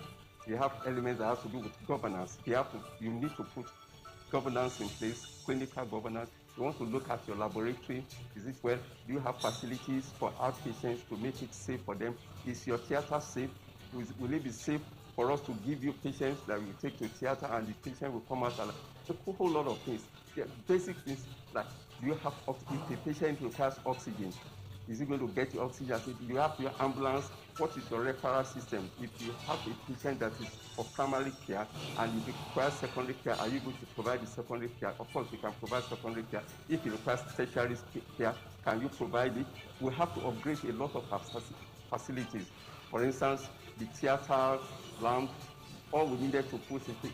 Most of these things we never have, but when safe care came into our practice, we realized that we really needed to scale up, and that was how we had to move.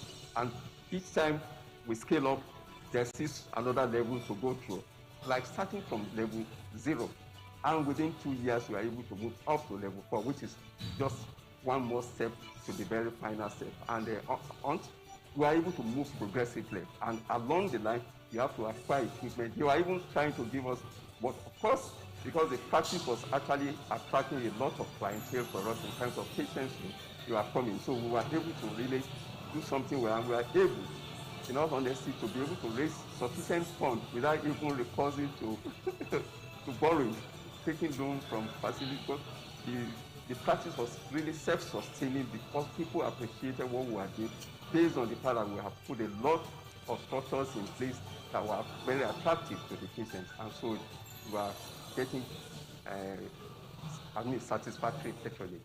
With Subol, you would find the management team, and Dr. Bello in particular, is very, very interested in quality. We just had another assessment last week, and each time we perform an assessment in this facility, you always see the genuine interest for quality. Dr. Bello always wants to know what next. I've never seen anybody more happier to receive a quality improvement plan, and even I as a quality manager, it beats me every time. Because after an assessment, the next thing he doesn't ask for his report, he wants to know, so when am I getting my quality improvement plan? So with Subol, it's interesting because who doesn't like to work with a facility that wants to work with you? And that's Subol for you. Every time they want to know where they are at, where the weaknesses are. Don't praise me. That's Dr. Bello's stance. Don't praise me.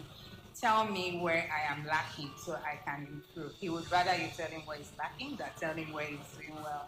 So with Subol, it's sort of easy, for lack of a better word, because you can tell that they're ready to work and they want to improve on service. So Subol Hospital has really been a trailblazer if I can call them that. Dr. Beno has really embraced the quality improvement path. And since he started implementing safe care, I mean, he has been the place to go for best practice for other hospitals to understand what is going on and how quality improvement is being implemented. He has seen footfalls within his facility increase. Much of the community around where his facility is in Alonashore local government area has, taken Subo Hospital as the place to go to receive care. In fact, because of the increased utilization, the increased quality in improvement, Subo has actually been able to expand its services and has been visited by so many dignitaries who want to see quality improvement in action using safe care methodology, including Her Royal Highness, the Queen of the Netherlands, Queen Maxima, the Director Peter Sands from Global Fund, among so many other visitors to Subo to see how they are improving quality of care. My admonition to colleagues is that this is the way to go. It's just safe care standard. Quality care is always associated with it, so they must engage them. And that's my advice. Any forum I meet people and say, look, this is something that's been very helpful. Nothing special that we are doing except for the fact that we are bought into the safe care standard, and if you go into it, the result will be very, very rewarding.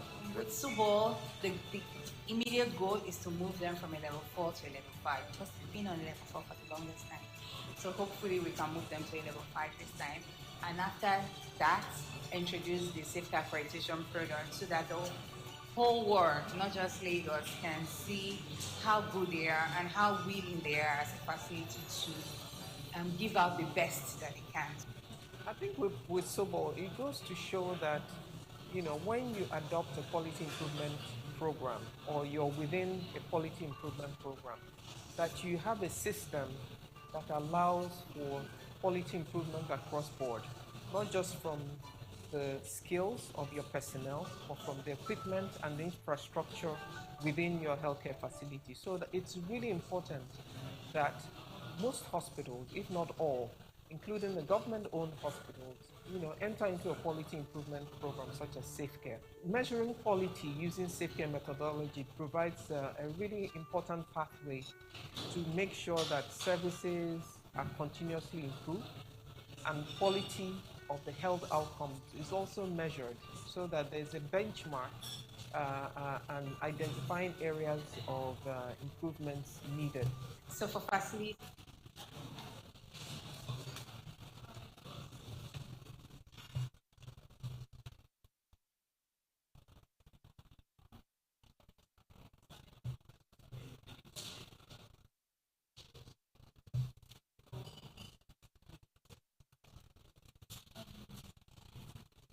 Miss Doctor, you're speaking out to the mic.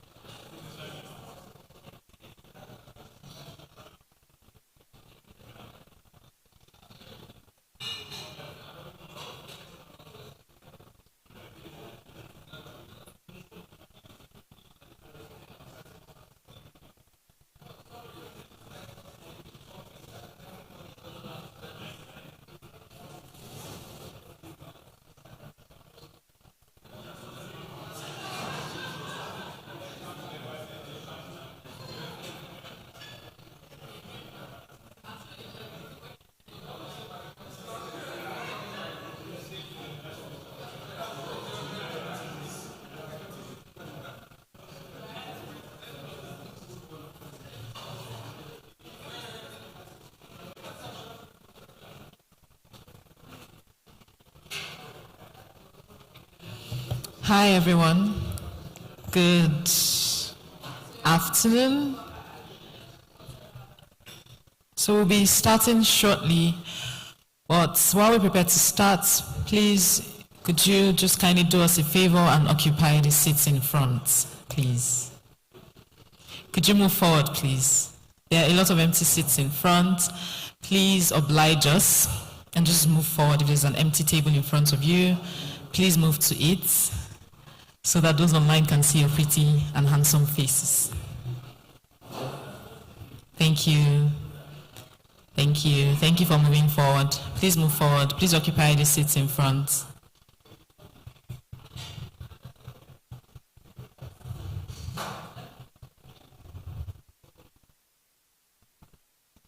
Please occupy the seats in front. I see some of our in-person participants ignoring me, acting like no one is asking them to move forward. Please move forward, please. Oblige me and move forward and take the seats in front. I don't want to have to point at. I will usher you myself if I have to. Don't make me usher you. I'm a very good usher. I'm very effective. You can't say no to me once I walk up to you. So if you don't want me to walk up to you, please occupy the seats in front. I see people already moving. Thank you. Thank you. Thank you.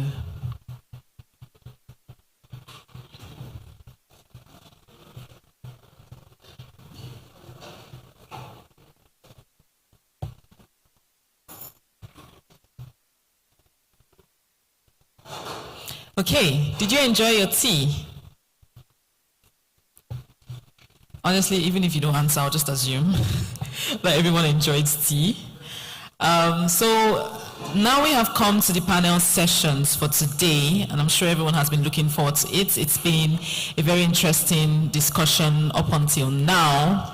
We've already had some excellent, contributions and insightful takes on how the pro-health taxes can be implemented in Nigeria. We've heard lessons from other countries, from the Philippines, and we've seen from our colleague at Farm Access Ghana how they achieved UHC, or how they're working towards achieving UHC. So, to take us further in this dialogue, I would like to introduce the members of the first panel, who will be discussing implementing the sugar-sweetened beverages tax, the progress, challenges, and opportunities thus far.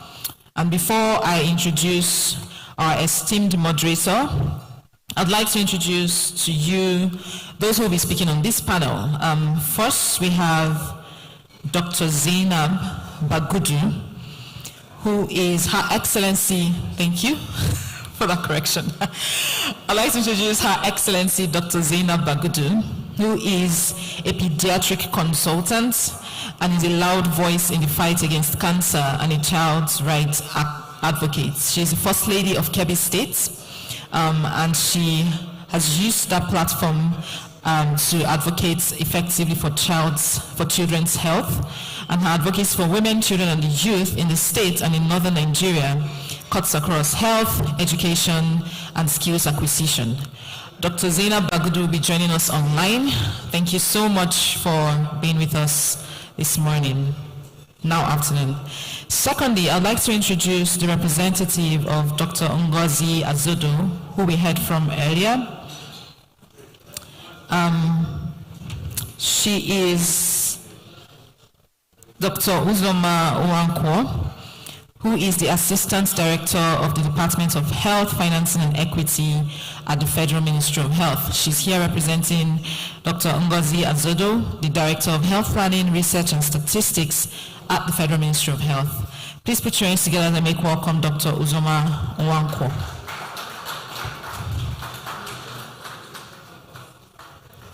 Apologies, I said she, it's a he. Let's make welcome Dr. Uzoma Owankwo as he takes his seat. Thirdly, I'd like to introduce Dr. Jonathan Eke, who is the General Manager at the National Health Insurance Authority. Please come up here, Dr. Uzoma. You can take any of the seats.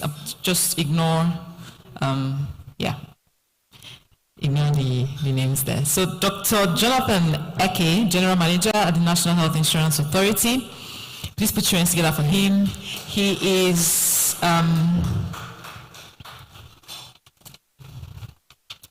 a public health economist with over 15 years of experience in health financing and health systems reforms. He currently serves as the Honorable Commissioner for Health. Oh, apologies. He is the General Manager at the National Health Insurance Authority, and he has a postgraduate certificate in health economics from the University of York in the UK. Next, I'd like to introduce Dr. Oyebanji Filani, who is the Commissioner for Health and Human Services at Ekiti State, and is the Chairman of the Commissioners of the Health Commissioners Forum. He is a public health economist with over 15 years of experience in health financing and health systems reforms, and he currently serves as the Honorable Commissioner for Health and Human Services at Ekiti State. He'll be joining us online. Thank you so much, Dr. Oyebanji Filani, for joining us. And finally, I would like to introduce Mr. Oluseun Onibinde, who is the founder, CEO of Budgets, and is a Nigerian entrepreneur and open data analyst, popularly known as the co-founder and CEO of Budgets. I'm sure everyone here knows what Budgets is, one of our foremost Nigerian civic startups.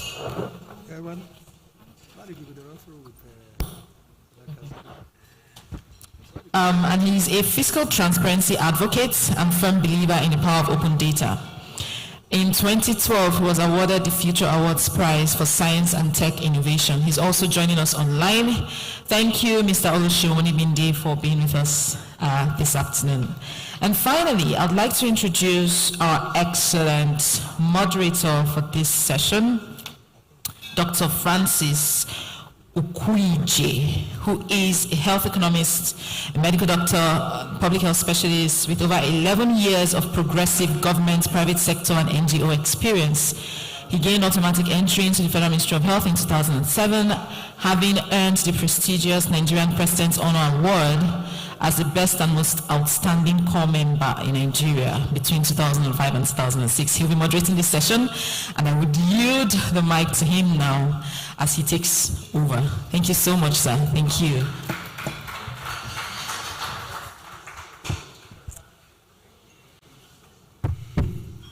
Okay, thank you very much. I was actually wondering who gave her the information that she was giving out to the public. I'm not sure that quite a good number of people knew that about me before now, but thank you very much for that introduction. So I would like to stand on the existing protocols and thank my colleagues who are here on this panel, both physically here with me and those who are online. Will it be useful for us to confirm those who are really online so that we know exactly how to go? So everybody is online. So I can see Her Excellency. Thank you very much. So we start. So the discussion since morning is around pro-health taxes and the issues of pro-health taxes in Nigeria. It's not just emerging. So it has been with us for some time. So it's been many years of advocacy and dialogue and provision of evidence to see whether we can resource the health sector better. As we know today, the Nigerian health sector is not doing as good as it's supposed to in terms of how much we spend on health. But really, when you look at it just like my colleague had mentioned earlier, it's not really about how much that we have for health, even though we need more money for health. But I think what really is important is how we are able to utilize this fund in a manner that represents value for money. And for WHO, we look at value for money from the position of 5 E's, which represents economy, efficiency, effectiveness, equity, and ethics. But for Nigeria, we are very excited about this amount that we have on sugar that has been appropriated on the Finance Act 2021. And the debate is, how do we make the best out of it for the health sector in Nigeria? Now, there are quite a good number of issues that we will bring to the fore. And some of these include, so this sugar tax is here with us. And we know that the implementation has already commenced. So how do we collect this tax? Where actually does it go to? How much of it is going to be dedicated to health? So will it be an earmark, or will it just be some form of prioritization for health? How do we prioritize what is finally dedicated to health? So will it be based on need? And truly, when it is based on need, what will it be? And I know that already there is this conversation about, is it going to be prioritized for non-communicable disease programs, or is it going to go for any other thing? So these are all debates and issues that we need to take a look at. So who implements on behalf of the health sector actually, and how do we determine this? And how does such earmark impact on the general government revenue, general government budget for health? Because we have seen, even in recent past, that even when we have such funding that is appropriated from some of the sources, it has a way of getting away from the general government budget when you compare with the previous. And finally, does the government have the capacity to utilize these resources? And finally, when it is utilized, how do we ensure accountability for this utilization? So it is at this point I want to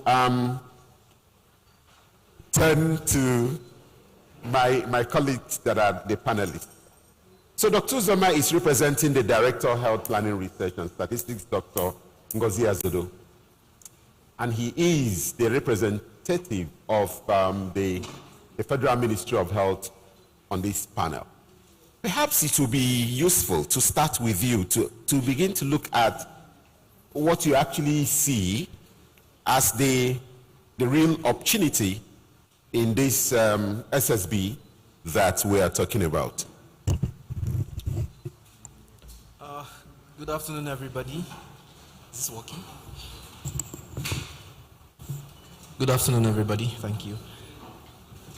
So, speakers before me since the beginning of the sessions, people who spoke during plenary, had very well set the tone for the conversation.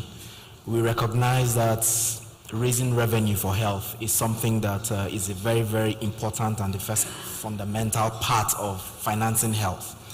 That is even within the conversations around ability to absorb funds.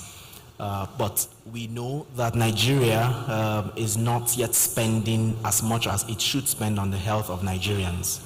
And this healthcare expenditure is not the absolute sole responsibility of the Federal Ministry of Health headquarters. Of course, health spending happens across different levels of government and even across sectors. The National Health Account studies that we have conducted over the years puts per capita spending on health somewhere around 20 USD, not up to what we would desire, somewhere around 80-something plus US dollar per capita. But what opportunities do we have? We're beginning to see a lot of reforms in the healthcare space, and that is thanks to a lot of advocates within the health financing spectrum. We're seeing more intentional and predictable mechanisms. Dr. Olorigbe when he was here, did allude to some of the very bold steps government had taken, and it's not just limited to the executive arm. We've had collaboration, very good collaboration between the legislature and the executive, and of course civil society groups, to begin to see a situation where we can predict what comes to health, and therefore it's possible to now have a basis for planning. The conversations around ability to absorb, for instance, hinges also on even knowing what is coming. So now that it is known what consolidated revenue account would look like, a 1% of it, it is possible for people to now begin to articulate how that potentially is used. So the opportunities that exist, as I see it, the conversation, I like the fact that the conversation was broadened a little bit beyond sugar-sweetened beverages, because if you even do the maths, you're missing out. Olumide's presentation was spot on. You're missing out a lot of leeway. Nigeria has a population of 200 plus million people consuming both alcohol, sugar-sweetened beverages in very high volumes. So the opportunity to actually harness all of this revenue puts us in a place where we can, without really looking at just what comes out of government allocations and budgets, we can really expand the fiscal space. And when that happens, Dr. Gafar is in the room, and the civil society group has also been doing a lot of work on the accountability framework. And that also means that we have systems we're discussing in place to also ensure that when we're looking for more revenues, we don't also have situations where funds are being returned. So I think it's an unfolding conversation. The opportunities are very clear, and you speak to NCDs. NCDs are spot on the reason why we're even taxing, and we can't exclude them from the discussions. And I think that in everybody sharing their views and opinions, these are curated and become issues that the legislators use as policy-making tools. Those will be my first comments. Okay. Yeah, thank you very much, Dr. Uzoma.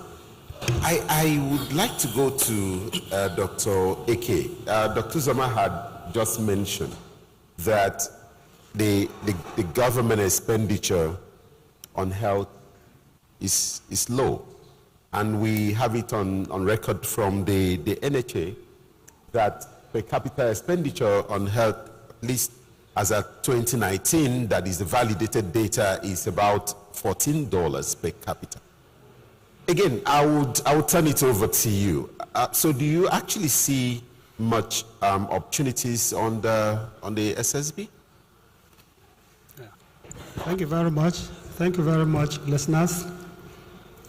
I think that the SSB provides opportunities for us to at least deepen the financing of the health system. But first of all, like a lot of other speakers have said before, we are talking about how do we earmark this funding to the health sector when we have what we have talked about, capacity, poor capacity utilization of the funding that have been given before. So that is one. We will need to look at, first of all, how do we deal with this poor capacity utilization? Because there is no basis for us to go and ask for more money from the finance when the little ones that are given to us, we cannot spend it. So for this SSB, though the rate at which we are collecting it may not really get us the impact, because from a little computation it tells you that we are just doing less than 5%. And I think what is the recommended global is about 20%, because the taxation is almost has a unit elasticity, so that for you to get an impact, you need to go up to 20%, for you to get a 20% reduction. If we want to use it to, first of all, achieve the objective of reducing the morbidity that NCDs give, and two, where we are for what we are talking about here, which is raising revenue, that has to be done. And two, for universal health coverage, I think, like some other countries, for example, Philippines, I think Thailand are equally using it to finance access to services, especially for the vulnerable persons. Recently, like my Director General said in his opening remark, we have a new law that has made health insurance mandatory in Nigeria, and within that law, we have a provision for what we call the Vulnerable Groups Fund. And part of sources of funding for that Vulnerable Groups Fund is what we call Special Intervention Fund and Health Insurance Levy. I think that, first of all, it's not just about earmarking. Like my friend from Ghana said, one, you earmark, and you ring fence and prioritize where you send the money to areas where you can achieve maximum efficiency, maximum equity, and effectiveness of the fund. And I think that whatever that they generate, which at this level might be marginal, we think that the health insurance should take it. I think this should be where I start the discussion. Thank you. Okay, thank you very much, Dr. Eke. I'll go online, and I will go to Her Excellency, Dr. Bagudu. There is one thing about making a law, and the other one is about implementing it. We all here have seen over the years what happened, especially even with the Basic Healthcare Provision Fund that took about 4 years from the time the National Health Act was enacted and the beginning of the implementation of the Basic Healthcare Provision Fund, starting from its appropriation on the budget. So I would like to ask Your Excellency, from the position of Nigeria having 3 tiers, the federal, the state, and the local government. So what do you think will be some of the policy barriers towards implementation, successful implementation of the Ssb tax? Over to you, Your Excellency. Well, good afternoon, everyone. It's a pleasure to be here. So I think I have you on 2 devices. Is there an echo? No, we can hear you. Okay. We can hear you. I definitely have you on the 2nd device. I need to turn it off.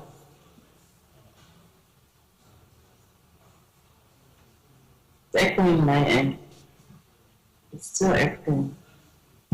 I was just trying to say, well, as you rightly said, the healthcare system operates more centralized. We don't have separate laws that the state is supposed to enact, and then the federal government doesn't. However, the state government does have some leverage on how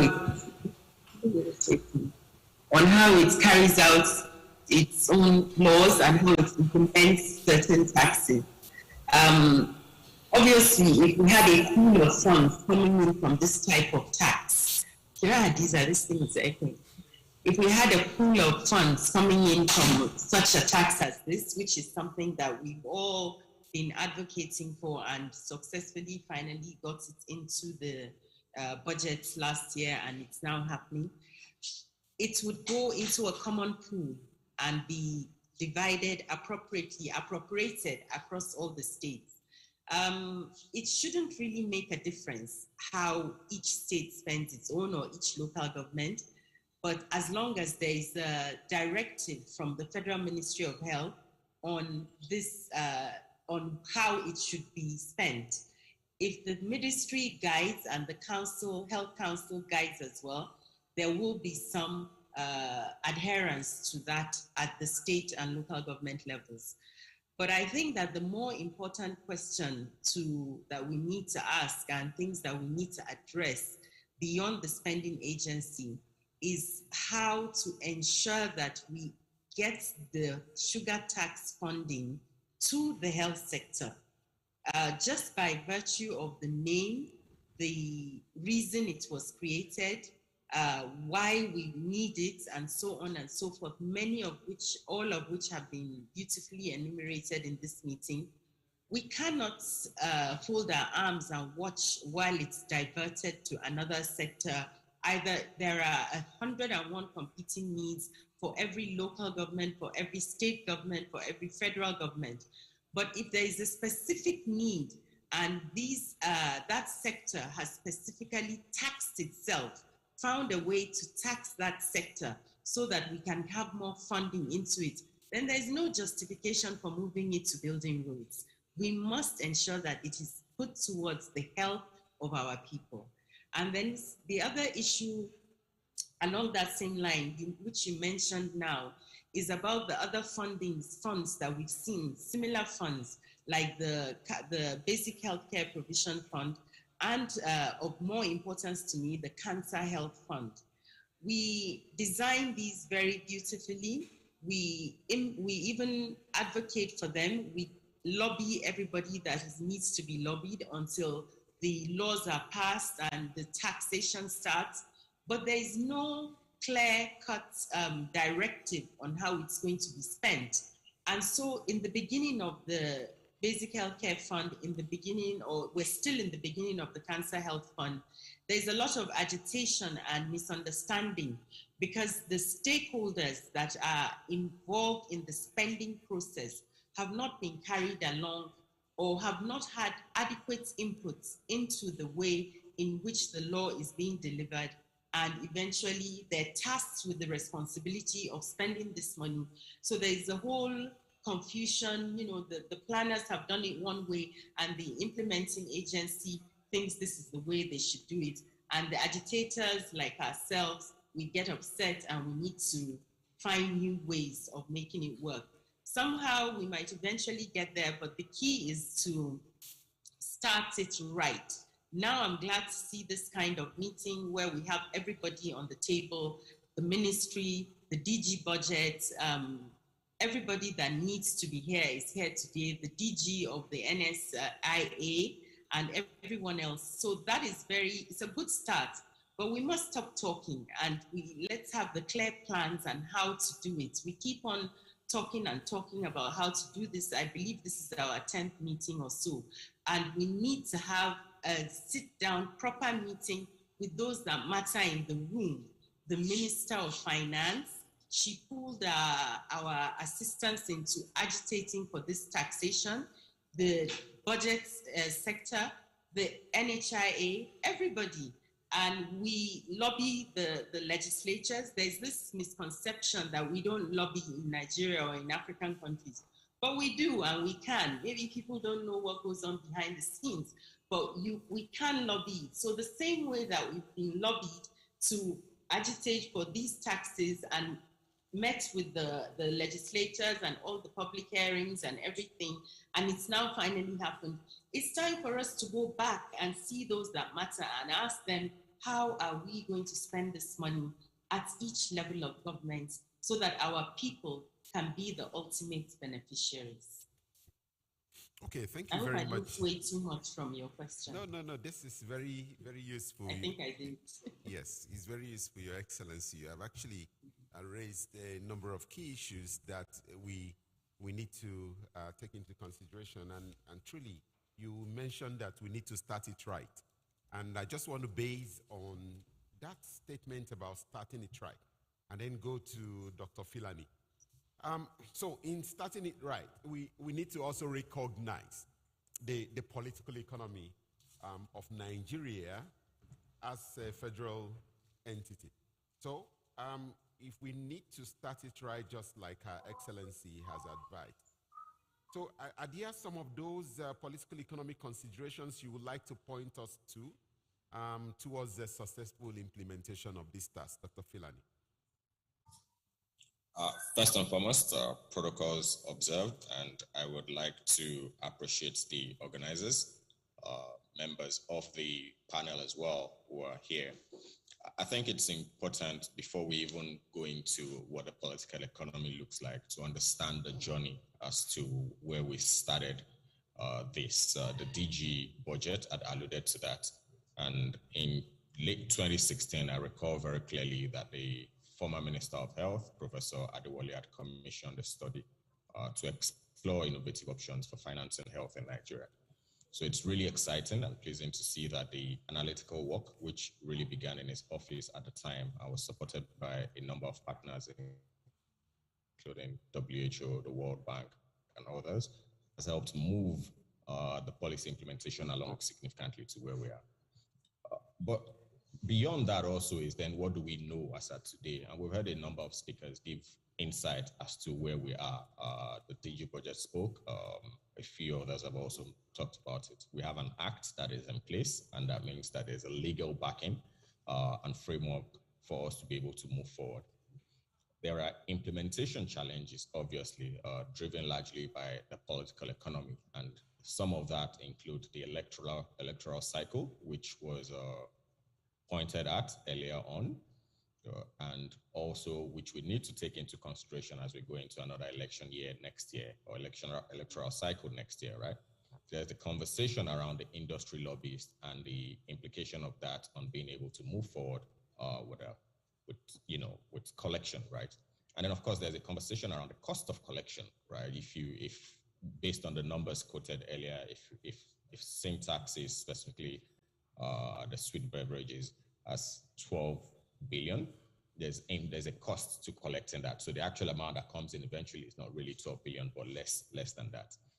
And so for us in the sector, we need to, the way we engage, right, has to be slightly different. Our conversation should, given that it is not finalized with respect to where the money should go, our conversations on how the generated revenues should be utilized should cover, conversation around, does it go into the general government revenue, or should it be earmarked into the health sector, right? And so what should we do? I think it's important that we stay involved, and this is the political economy, right? We stay involved with the Ministry of Finance through the entire process. The conversation around, 10 naira per liter, for instance, and the average size of the sugary drinks and the implication of that to amount charged.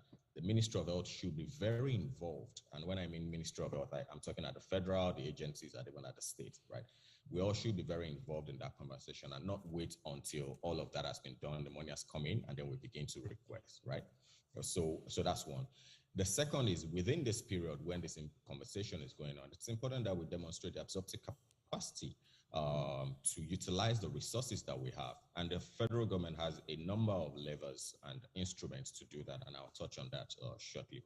And also frame the narrative within the health sector in a positive light in terms of what we've done, how well we've achieved, and what we need to move forward with. The third, of course, then is, we need to also present a compelling case, right, for these additional resources and then clarify where it should go. I'm less inclined, and I think Joe Kotsain sort of like alluded to that as well, to us focusing on earmarking the resources, particularly for health, because again, there are so many other taxes that could come in place. So if these resources go into the general government revenue, if we are there in the conversations very early enough, what we could be focusing on is how to ensure that as the big pie gets increased, that the health sector percentages also increases, and that's critical. Closely then related to this is once it comes to health, the conversation should be where exactly in health should it go to? And from a state perspective, I think we already have, an instrument, right, or a product, if you want to use that word, that allows us to do it. The federal government really should be focusing, if once this money resources come into the health sector, should be focusing on funding an explicit package, right, of health services for all Nigerians. And the mechanism is there. The Basic Healthcare Provision Fund offers us this opportunity. It has helped to resolve some of the, PFM challenges that's typically associated with interfiscal transfers. And so by passing these funds, whenever they come into the health sector, right, through the BHCPF, you can guarantee that they are sent electronically to service delivery points. And that ensures that we're able to get more bang for our buck, because then you're purchasing a set of services. So this is the way I see it. And just to recap, from political economic conversation from the health sector, one is that we should, from the very beginning, be involved in the conversations and not wait till when the money comes or the money is generated. Secondly, is that as a sector, we must continue to demonstrate that absorptive capacity and, frame the narrative around how, the resources that we have are being utilized. The third, of course, is when it eventually comes, we already have a mechanism at the federal level, right, to utilize these resources And so it's to put it through the BHCPF to be able to purchase an explicit but guaranteed set of services. Thank you very much. Okay, thank you very much, Dr. Filani. I know that Shehu is with us, the CEO of Budget. So, Shehu, I'll go to you right away. Because these issues have been outlined, so real political economy issues, so potential policy and political barriers towards the implementation. Perhaps you have an insight into what needs to be done. Again, coming from your position, from the private sector and CSO position, and engaging the government and the public so far. So what would be your advice on what steps that need to be taken by the government to ensure that this instrument that has been put in place is successfully implemented and on time? Thank you so much. It's a pleasure, and thank you so much, Farm Access, for inviting me, and thanks everyone listening. And I feel that a lot of the issues have been well structured.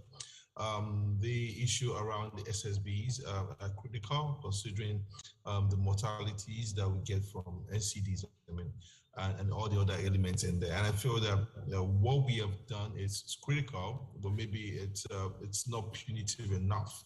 And I think someone has alluded to that. That's where we have to start from. We want to put taxes on sugar, drinks, and all that, but if we're not doing within what the WHO recommends, the recommendation is there for a reason. If we're not able to hit the target what the WHO recommends, then definitely we have not been able to incentivize behavior around the whole purchase of sugary drinks. And that, I think, is where the conversation should start first. This is a global movement that's been proven to show results in Mexico or across the country. So it's critical that we're sitting in that effectively. The second thing about it's also the size of the fund that's been raised from this. Still not enough. I mean, we're a country of 200 million people. We can talk about that kind of size of funds, 12 billion, and says that's what we would think would transform things heavily. The health sector itself, if we're going to reach the 15% budget declaration at all levels, we'll be talking about expenditure I'm talking about federal, state, local government. We're talking about supposing to put an extra 1 trillion naira in the ground. So those are the kind of things that we have to ask ourselves. What would go way far? What would move fast? And if we're not even able to hit the targets, to create that incentive by getting the tax to be higher than what it is, it's important. And I also like what Dr. Filani said around marking and being able to warehouse in some of these funds. If these taxes get into that bottomless pit called the consolidated revenue fund, it's going to be difficult for you to be able to say tangibly this is what makes it different. If we're going to get a bit of results for the National Health Act, based on 1% that we have from there, it's because there's specific directives of how the resources should be managed. So we also have to come into that conversation about being creating an equal high and watching around the accountability of funds. And the accountability means the funds are specifically targeted to certain issues. If we're going to be using it to improve tertiary education, tertiary health systems, if that's the way, since we know that NCDs are things that we're trying to fight against here, so be it. If it's going to be primary healthcare system that we use to build equity and access, so be it. We need to make sure that accountability can only be enhanced when it is narrowed down to the purpose of the use of funds. So I think I will sit into all of this, but I think to wrap up back again, I will start from the fact that the incentive is not strong enough, where with the tax is still very, very low. The amounts that we've generated is still relatively low, no matter how much we try to look at this. And most importantly is that we need to get accountability levels up. And the only way we can do that more effective is if we can narrow the fund for some certain level of, say, we are asking for some specific purposes. Thank you. Okay, thank you very much, Shehu. Just before you go, I'll just like to ask you, so can you tell us just 3 things you think the health sector can do? Because as we speak, this money has not been earmarked for health. So can you advise on 3 things the health sector can do to ensure that this is earmarked for the health sector? I mean, this is about policy making. If we are going to earmark funds from the Consolidated Revenue Fund, definitely it has to be backed by legislation. So maybe this is because that's something we did with the National Health Act. Elements like the NDDC or like in which are able to get some certain percentage of revenue, or even the NEDC, that's National Northeast Development Commission, they were backed by her. So if anybody is going to take anything from the Consolidated Revenue of the House, it can't just be a policy statement. It has to be backed by the law, and that's the only way to institutionalize it. I think it's time to bring National Assembly and legislators much more stronger on this, and also get a bit of interest from the executive effectively. And I think the second thing we'll also now do is who would manage the use of the funds. I don't want us to be another round of agency, but it might mean that the the Ministry of Health would also be much more involved in this. Let's not lie that these funds will be collected at the federal level, and so definitely it will still be distributed at the state level. I think also an important part that if the states know that they can get an extra buck from the Ssb tax, then definitely there will be more scrutiny and maybe in terms of compliance. So we also have to integrate the state framework into it. This can't just be something that is just being managed, just being expended solely at the federal level effectively. And I think the third thing you also want to build is bring non-state actor into it. Accountability of when it comes to taxes, accountability is critical because taxes are a key element of the social contract. So accountability will be a key element in this as much as possible. Thank you. Okay, thank you very much. So just assuming that this money is now earmarked for health, again, this can happen. We take the example of the Basic Healthcare Provision Fund. It looks like we were not ready as at the time the money came. So are there things we need to begin to put in place to ensure that we begin to even see where to put this money into? So Dr. Eke, is it possible for you to give us a little idea of where we can utilize this fund and truly how to begin to get ready for it? Thank you very much. I think within, let me speak from the point of view of where I work, the Mansan, because we are equally asking for this fund. And we are equally implementing the Basic Healthcare Provision Fund. I do not think that the problem will be about strategies of utilizing, because we already have it and we're already doing that. We are implementing the BACPF, and like the law I said, talking about the Vulnerable Groups Fund, it's in fact the Basic Healthcare Provision Fund is a component of that Vulnerable Groups Fund. So if that fund comes to the National Health Insurance Authority as a big pool, it's still the big pool, but the implementation is done by the state health insurance agencies and state health insurance schemes. So I don't think there is any new thing that we need to define. We already have an accountability framework that is in the guideline of the BACPF. In fact, within the authority, we have even developed an in-house accountability framework for the basic healthcare. And from the discussion we're having already, we think that if we get the Vulnerable Groups Fund, we are going to implement it using the BACPF approach. So what I'm saying is this: if we get this tax and we decide to, okay, first of all, the finance agrees to earmark it through health, and then we equally inside and agree that we are going to ring fence it for health insurance. We are ready to start it anytime. So I do not think that there's anything more that the system needs, because we're already implementing the BACPF. I think I have to leave that. Thank you. Okay, yeah, thank you very much. That's very useful. So the Basic Healthcare Provision, the Basic Healthcare Provision Fund, the Vulnerable People's Fund, and indeed they already have systems that have been put in place, including accountability frameworks. But let me go to Her Excellency. So Her Excellency has really been an advocate for a number of initiatives within the country, including non-communicable diseases. But I just want to ask you, Your Excellency. So again, what do you think will be the best use of these resources when it comes to health? What are your thoughts about some of the various priorities that can be placed on this funding that may be coming to health for its better and appropriate use? Your Excellency. Well, at this point, I understand what people like the director of budget go through when they say they need to prioritize.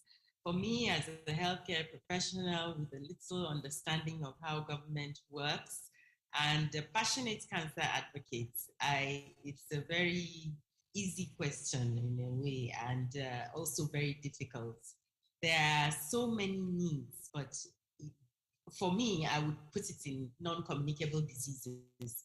The direct impact of these sugars are on the non-communicable diseases. We think we're not even up to the amounts that we're supposed to be getting. It's not up to the percentage yet. It's like our cancer health fund is just under $1 billion. And I always say I can spend this 1 billion in a week on my cancer patients. Legitimately, it will not solve the problem. It will not even start to scratch the surface of 260 million Nigerians. If I decide to just use it for simple awareness and screening, it cannot go around the entire country. So I would put it in non-communicable diseases. I'd zone it down to cancers. I'd zone it down to creating better education and screening for our people in the common cancers, which are breast, prostate, and cervical. And so we have male and females being covered there. And I'd further zone it down to prevention of things like vaccinations for our girls. Nigeria is the largest country in Africa, and we're still not giving our girls HPV vaccine. Where we hope every day we're about to start, but the commonly cited reason is lack of availability, and then funding. So if we have these pool of funds, let us go and advocate to the Governors Forum, let us go and advocate to the Minister of Finance that we should put it towards specific needs. I'm sure the diabetes people will tell you that they need it as well. And it's true, we can make a list and then we'll find out how much money we have and allocate it to. But the most important thing is that it must go to the health sector. It must. We're not going to accept it if it doesn't. Okay, thank you very much, Your Excellency. We are not going to accept it if it doesn't come to the health sector. I agree entirely with you. But I think we are going to come to the audience shortly for some questions to the panelists. But it looks like I would ask Dr. Filani one more question, because he is Commissioner for Health in Ekiti State. And we are looking here at how this funding can impact on the whole of the health system in Nigeria, both at the federal and at the state levels.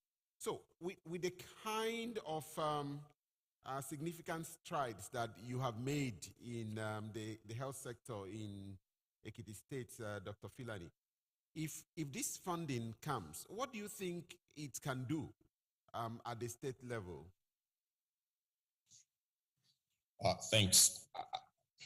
So there's a lot that it can do, but I think again to the point that I made earlier, the first thing is to be setting that we can, when we engage with the ministries of finance and the Ministry of Budget, that we're able to commit to using those funds for specific things. And it's when you do that, then you can speak to outcomes, or you can measure the results that you would have. And so for us in the health sector, let's recall that states already fund significantly primary health care, provide significant resources for secondary care as well. And in some instances, depending on the states, there's also a tertiary care funding, right? The complement to this, of course, is making sure that we're able to purchase additional services or purchase an explicit but guaranteed package of services for people, particularly those who have limited traction or are unable to spend or have the disposable income to be able to fund this. And I hear the point very well made by Her Excellency, Dr. Bagudu, with respect to funding NCD. I think these are not mutually exclusive. I think within the benefit package that I've just highlighted or that I've spoken about, that NCDs can be incorporated, and it's not just even screening, right, but even management and treatment of hypertension and diabetes at the primary health care level to start with, right? I think that's something that could be incorporated. Of course, we need to think through the implications of this on the package size, but also on the cost of the package. But it really should be at the state level. It really should be a conversation about how many more lives are we getting, are we funding, who are covered, for a defined package of care. And that's where I think it should go. Thank you. Okay, thank you very much, Dr. Filani. So I will come to you to ask a few questions. So please get them ready in a few minutes. But Dr. Uzoma, before I go to the audience, so you represent the Federal Ministry of Health. And indeed, the Federal Ministry of Health has the responsibility of coordinating and superintending over all of this. Some mistakes have been made in the past in managing some situations like this in the country. Of course, the most recent is that of the Basic Healthcare Provision Fund. And when my friend from Ghana, Maxwell, was also speaking, he was saying we should actually be wary so that we don't jump into some of those mistakes and that they have made in their country and some other countries. So what do you think from the Federal Ministry of Health perspective that can really be done differently this time? Thank you very much, Dr. Francis, and I acknowledge all the contributions of my fellow panelists. There are a couple of things that I don't want us to lose sight of. So currently now, during plenary, if you would recall, previous speakers had alluded to the fact that there is a lot on the table, on the plate, and if we're not careful, we're going to, from the perspective of raising revenue, one of the very important functions of financing health. If we're not careful, we're going to narrow the conversations. We're talking about marking a very small fraction of what is possible, right? Yeah. Earlier in the day when the DG budget spoke, he said that a lot of sectors beyond health, and he used the example of if you don't have access, road infrastructural access to the facilities, you wouldn't even be able to get there. But to that, there was some very interesting work done over 20 years ago. The WHO Commission on Macroeconomics and Health by Professor Jeffrey Sachs, and it established that you invest in health, development follows, basically. So that point is already very, very well made. And of course, that takes us very interestingly to not also forgetting why we're even talking about the taxes. The main reason is for the health of the people, and that means to deter bad behavior, as I would like to put it. It means that the taxations and the proportions and the rates that are being placed, whether they are specific or proportionate, that it should be enough to really deter consumption. And because what we have seen from the cigarette taxes that were imposed is that it did not quite increase as was anticipated. So the conversations around earmarking what we have now, I would like for stakeholders not to lose the eyes on the targets, on that broader picture of really mobilizing all of the revenues that are possible. Because from the health sector perspective, we see the fiscal space and we know that we do require a lot of funding, not necessarily spent, because a lot of these things we do at the Federal Ministry of Health level are actually funds. For instance, the NHIS mandatory insurance makes provisions for providing care for over 80 million vulnerable persons. And we have to be able to think about how to structure, work out a structured way of financing that, because it's a law, we're mandated to do that. But in terms of this conversation we're having here, it would be good that we think about mobilizing everything that was on the table, because we have a lot against us. The industry is really out there. So I think those are the sorts of things that are probably possible. And just to flag something else, we're in an election year. Many of us have our inclinations, and we have access to some of the major actors. This is actually the time to get people to make commitments that we can hold them accountable for. It's really the time. The experiences from Ghana are well noted, and so we have a lot of mechanisms now and platforms. There's a Basic Health Provision Fund, there is the Vulnerable People's Fund, there's NHIS, the NPHCDA also is a recipient of funds. The the NCDC also is a recipient of funds. All of these, are all things that contribute to healthcare delivery. What is it that we're looking at in terms of doing differently? Well, he spoke about the accountability framework within the NHIS. That's Dr. Chris is on the line, I think, the secretary of the BHCPF. And one thing that everybody's very big on is that, so we're not the ones who are implementing the Federal Ministry of Health. Responsibilities are devolved. And the NHIS, the National Health Insurance Authority, we're also looking at an authority that will begin to be a regulator, okay, and then allow implementation to be at another level, so that they too can begin to hold people, accountable. So those are some of those things that the system itself is also growing and evolving, so that we avoid some of the pitfalls that we had experienced in the past. But just to say that we should all congratulate ourselves. We're making very, very big strides if you have an idea of the big picture, and but we should not narrow the conversation to earmarking the little that we have. There is a bigger pot that we should still stay focused on. Thank you. Okay, thank you very much, Dr. Zoma. So let me come to you. There are a number of hands up. So I saw that you were the first, the lady in front, and then the other lady just behind her. And then perhaps I can take one more. If you show your hand, I will count. Okay, so no more hand. So let's take the two very quickly. Yes, go ahead. Introduce yourself and ask your question or make your comment. We'll restrict it to just one comment or one question per person. Thank you very much. Hello. Good afternoon, everybody. Is this mic working at all? Good afternoon, everybody. Yes. My name is Iweze Rose. I'm an M&E consultant. The very question I want to ask is the Minister of Health representative. It looks as if you're shifting your responsibility to the state. And I align myself with what I just said. Most of these things supposed to be, they are looking up to you for the directives. So you cannot say they should do whatever they want to do.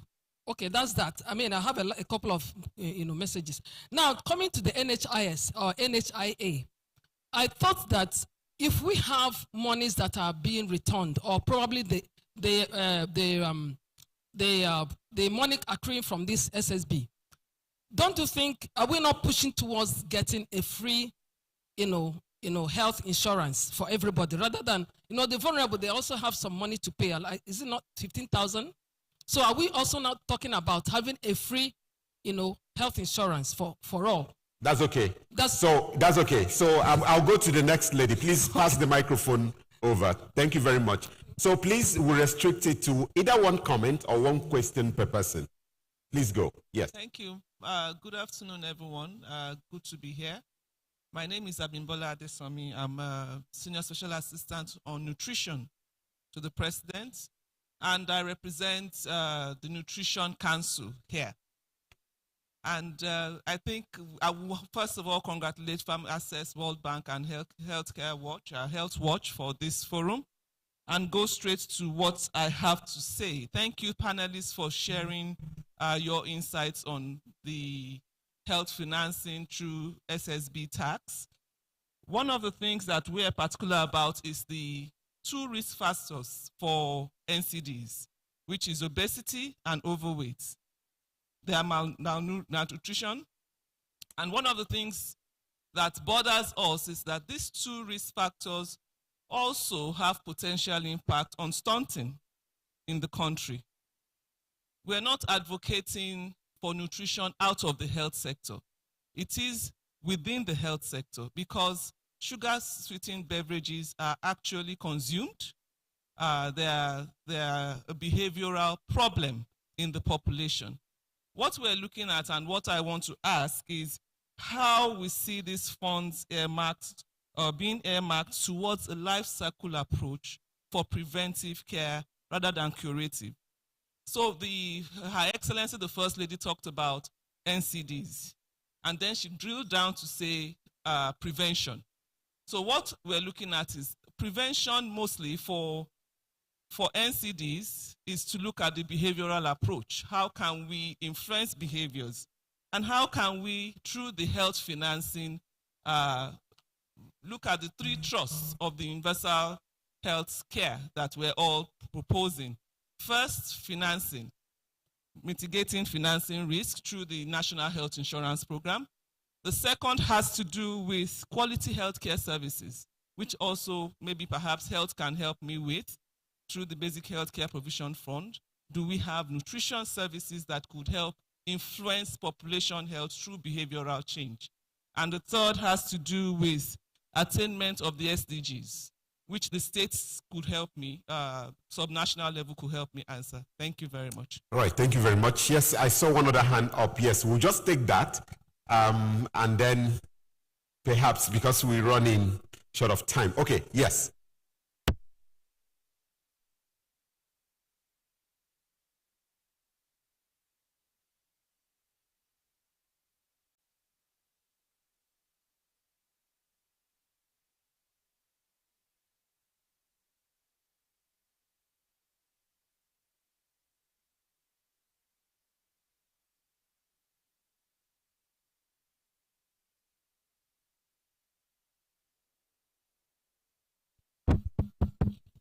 Yes, thank you very much. Dr. Agada, please go Okay, on. thank you very much. My name is Dr. Agada Amade. I work with NHIA. So I just want to talk about the importance of creating effective demand for health. Yep. So we have mentioned a lot of things, and this is appreciating all the panelists and the anchor. How do we get our people to start assessing care in the hospitals? So if you want to do your wellness and all that, how do you have access to it? If you think about the guy in the village, in the most remote part of Nigeria, how do you have access? How does it trickle down to that guy, that pregnant woman, that obese person? How do you provide access to health?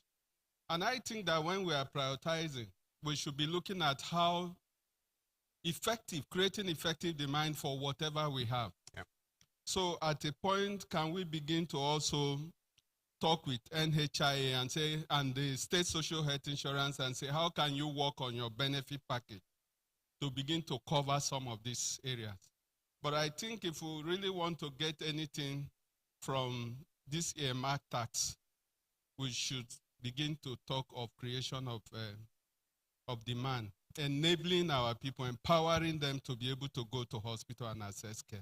And one of the critical ways you can use, and it's not because I work for NHIA, but it's definitely one of the key areas that you can do your investment. And do you know what that does for you? It also enables the health system, strengthening of the health system, for them to also begin to develop the supply side, to be empowered to really invest in that area directly from the hospitals. Thank you very much. All right, thank you very much. And then to my other colleague at the back, and that will be for the question and answer sessions. I think we would leave it at this for now. Yes, please, go ahead. Thank you, sir, and good afternoon, everybody. I just want to comment with regards to the last yes, I'll come. speaker's comment with regards to NHIS being allowed to handle the business of regulating health insurance in the country. I will still refer you to the NHIA Act that was enacted sometimes 2 months ago, where the functions of the organization were specifically specified, being a promoter, a regulator, as well as integrator of health insurance business in the country. If you go elsewhere and you see where health insurance is being practiced across the globe, so many national health insurance authorities are involved in the business of even carrying out the functions or the activity of health insurance, not only regulating, but also partaking in the business itself. I will also refer you to the integration policy document of health insurance under our roof, where the metrics of coverage was clearly stated in order to avoid duplication, disintegration, and confusion within the health insurance ecosystem. The Health Insurance Authority have its own metrics of coverage, while the state social health insurance authorities also have their own metrics of coverage. In the same NHIA Act 2022, it was clearly specified that the NHIA should provide the basic minimum service package, which will be approved by the Honorable Minister. And it also clearly stated that a scheme should be established under the NHIA to provide health insurance services or business or coverage as the case may be. So the issue of a health insurance authority being a regulator, well, it has been a recurring decimal, so many people raising up that issue, but this has been buried by the Act. It now has a legal backing clearly stating that this is what is expected of it, and this is what the people or the generality of the people should expect from it. Thank you. All right, thank you very much, Dr. Basha. So I'll come back to the panel and we will close. So what I would ask is, so there is an issue raised around health insurance. I would like Dr. Eke to handle that. And then I think some other things that were raised were just comments. And perhaps if Dr. Eke would take that issue around insurance, he would also make his final remarks within just 1 minute, and then I'll give 1 minute each to each panelist to make their final pitch and remarks before we close the session. So, Dr. Eke. Yeah, thank you very much. Thank you very much. Well, before I answer that question, I want to thank Dr. Agada for raising up what he said. It's about benefit package. What does your benefit package contain? I have listened to everybody who talk about preventive care. The benefit package you are providing also contains preventive care. It contains promotive care, and the benefit package that we are given covers the NCDs that we are talking about. We have cancer control. In fact, within the NHS system, it covers cancer, you take care of diabetes, you take care of hypertension, and a lot of all these NCDs that arise because of some of these challenges we are talking about. Now, the lady asked whether what we are talking about, we're not pushing for free health insurance. I don't think there is anything like any free thing anywhere in the world. Somebody's got to pay. What the law has just established is a mandatory health insurance. And within the frame of the mandatory health insurance, what we will do is those that can afford to pay, they are going to be mandated through entry points to make sure that they make their contribution. For those that cannot afford to pay, the government has created, that's why I was talking about the Vulnerable Groups Fund. That's what the government has created to finance, to be able to take care of those people. And in fact, when the president signed this law, he said that the government is going to cover 83 million Nigerians who are vulnerable. And how do we generate this fund within the context of the macro fiscal constraints facing Nigeria and the world? So we begin to look at other means of generating it without putting pressure on government. And I think that this source of financing and other ones, like when the Senate Committee Chairman on Health was talking, he mentioned about the telecom tax. I think when the law was being framed, there was a misunderstanding. People thought that the telecoms tax was a tax that's going to be levied on the telecoms company, but that's not correct. It was supposed to be a levy that as you make a call, you won't even feel it. And either 1 kobo or 2 kobo is going to finance some of these things. But the good thing we have gathered today is that we are beginning to realize the mistake, and that's the starting point, so that we can go back and see how we can generate the kind of resources we need to attain universal health coverage.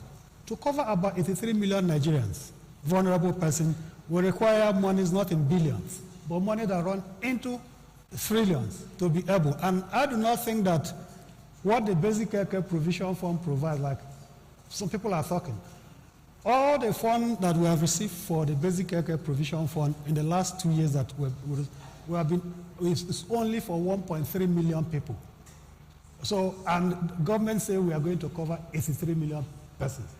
So you can see that we still need other sources of funding to ensure that we get this. So thank you very much. All right, thanks a lot, Dr. Eke. So, Dr. Uzoma, what is your last speech? 1 minute.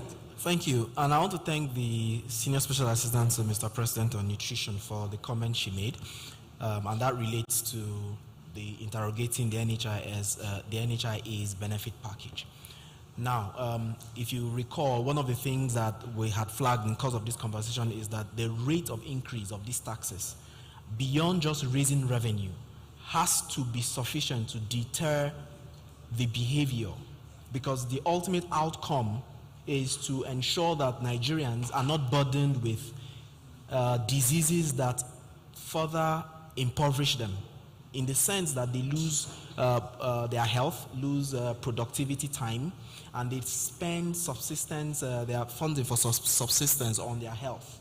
So that's really very, very important. And the other thing that would happen with this fund is that, you see, if you look at the mechanism, the metrics of health expenditure, Dr. Francis will recall that out-of-pocket expenditure is really very high. So if we're able to mobilize funds from the general pool and provide some basic minimum package of health services, which should, because now we're discussing pro-health taxes, should adequately provide for some of those non-communicable diseases, okay, in any platform in which we want to spend, but then that would put a dent on the amount of money people are paying for healthcare out of pocket, because that's what we're trying to do in the health space, is to be consistent in reducing the amount of money people are spending and provide what we call financial risk protection for Nigerians. So thank you very much for the opportunity to speak. Thank you very much. So I go to Her Excellency. Please, in 1 minute, please, can you give us your final word?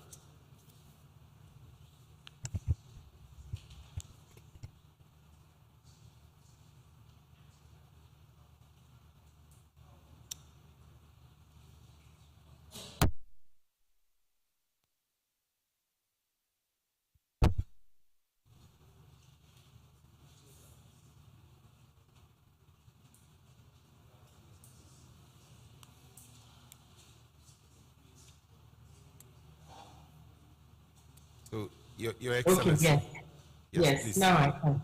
Can you hear me now? Yes, please go ahead. Yes. So, as taxation for the benefits of health, or indeed any other sector of development, is a reality that we have to face, and it's one that will only serve to help us more. We do not have issues with policies in Nigeria as a country. What we have issues with is the implementation of these policies and the accountability.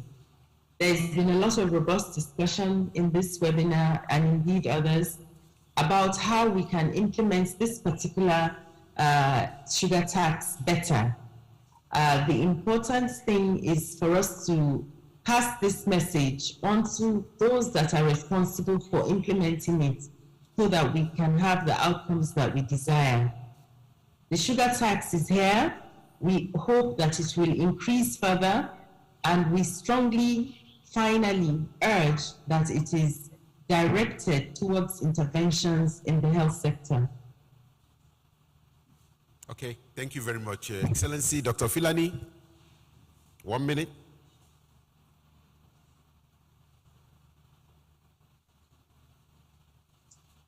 We can go.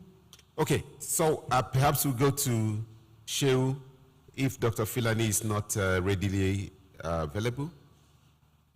Okay, thanks so much. I'm grateful, and there's been many comments in this conversation from the audience. I think two things are critical for me.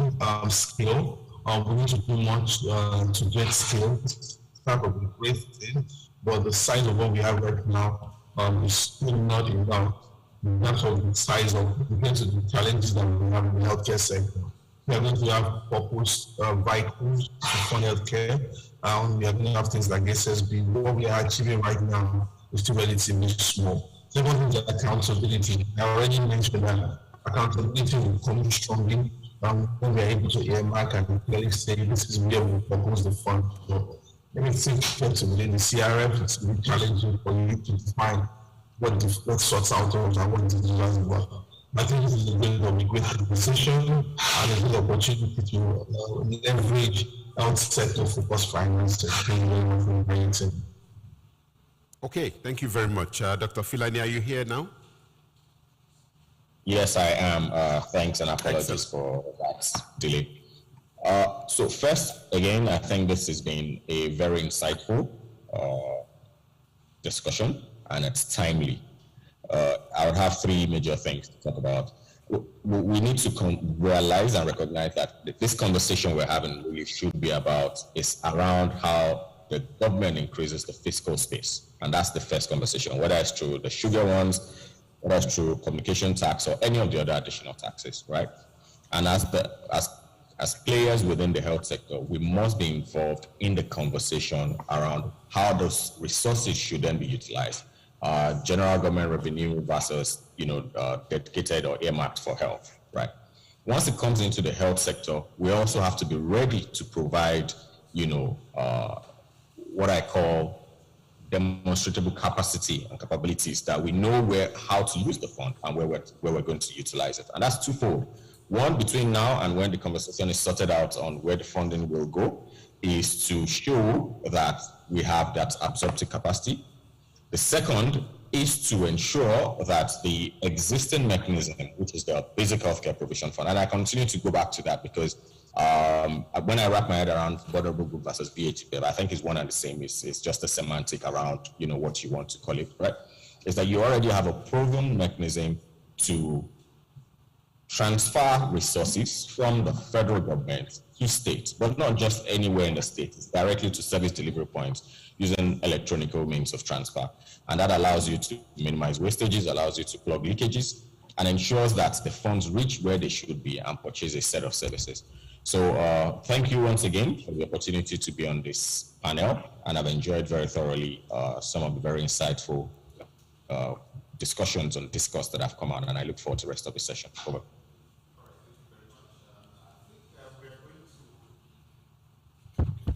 So I think we're going to stop this at this point. So let me just quickly recap. I want to thank my colleagues who have really done justice to this very panel, which is looking at how best we can implement the Ssb task for the greater benefits for Nigeria. We started by Her Excellency really giving us that, will I call it an instruction or an advice to ensure that we start it right. And in starting it right, we need to ensure very clear and consistent stakeholder engagement. And this will help us not to fall into the pitfalls of the old in days and years and the mistakes that have been made before, even in other countries. But we also are asked to make a very compelling case for the health sector. And how do we do this? Because there are other taxes that are actually competing with this. So we need to demonstrate that the health sector does not only have the capacity to utilize this, but we utilize it in a way that is value for money. And indeed, we need to make a business case to show that there is good returns on investment, but also ensuring that we utilize systems that are already existing without having to create new ones, while ensuring that we prioritize what we can buy with these resources, and finally put accountability framework in place to ensure that we track progress. But we are not going to end without mentioning that we know that this money that we're talking about is, it can really be huge, but it truly might not be enough. So actually, how much do we need? The most important thing is that we need to start making incremental steps towards ensuring that we increase the fiscal space for health. At this point, I want to thank my colleagues, and I know that there is the next session that will be dealing on some of the other innovative ways of raising money for health that probably will not be this SSB. Thank you very much for your attention.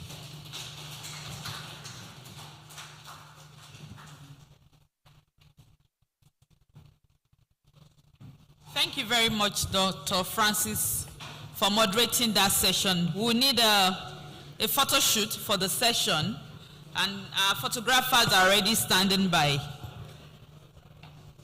Maxwell, please, you called upon. Emeka, please can you join? Thank you. Dr. Gafar, please can you join for the photo shoot? Thank you very much.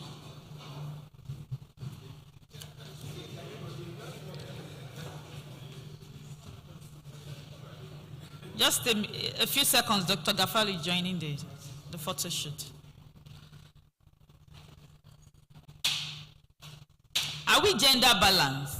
No. Dr. Winter, please, could you step up to join? And Mrs. Sonia, please, for gender balance. Thank you very much.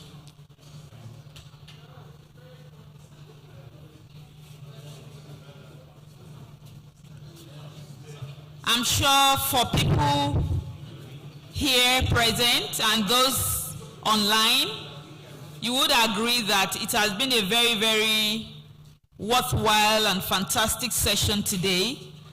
This dialogue, this policy dialogue on healthcare financing in Nigeria. Again, Dr. Francis, thank you for the fantastic session, panel one.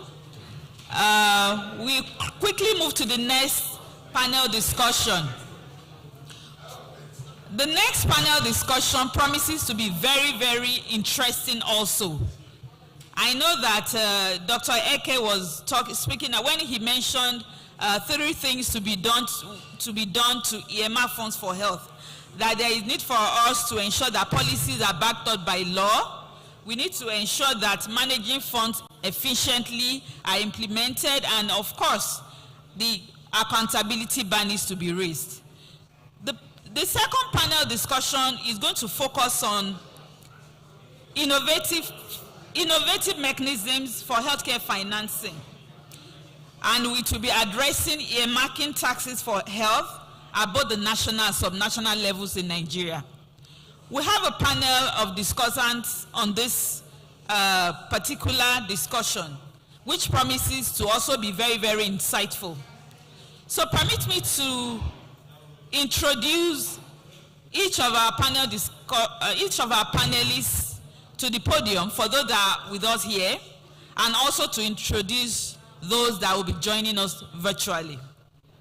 We have Dr. Adebobola Bashorun, who is the Deputy Director of Public Health of the Federal Ministry of Health, that will be ably representing Dr. Morenike Alex Oko, who is the Director of Public Health, Federal Ministry of Health. Dr. Adebobola Bashorun is an insightful, dynamic, and performance-driven medical doctor with over 15 years experience in the field of medicine at clinical, public health, and policy-making levels. A well-trained medical and field epidemiologist, a graduate of the Nigerian Field Epidemiology Program, and a public health specialist with a master's degree in public health, master's degree in public administration, and a PhD holder in public health. Permit me to call on the podium Dr. Adebobola Bashorun. Please come forward. A round of applause for Dr. Adebobola Bashorun.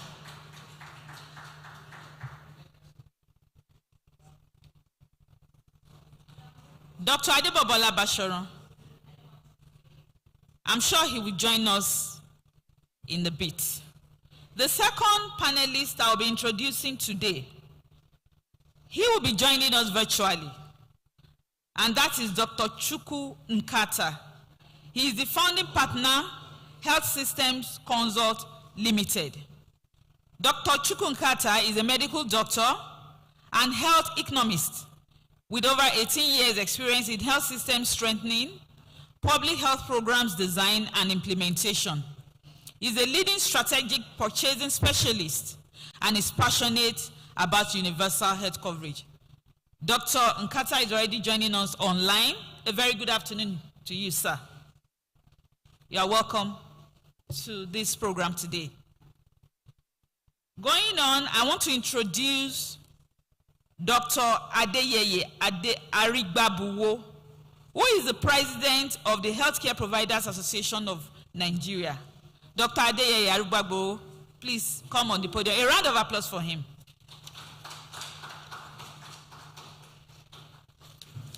We also have in our midst today, who will be joining on the second panel, Dr. Anne Adaogo.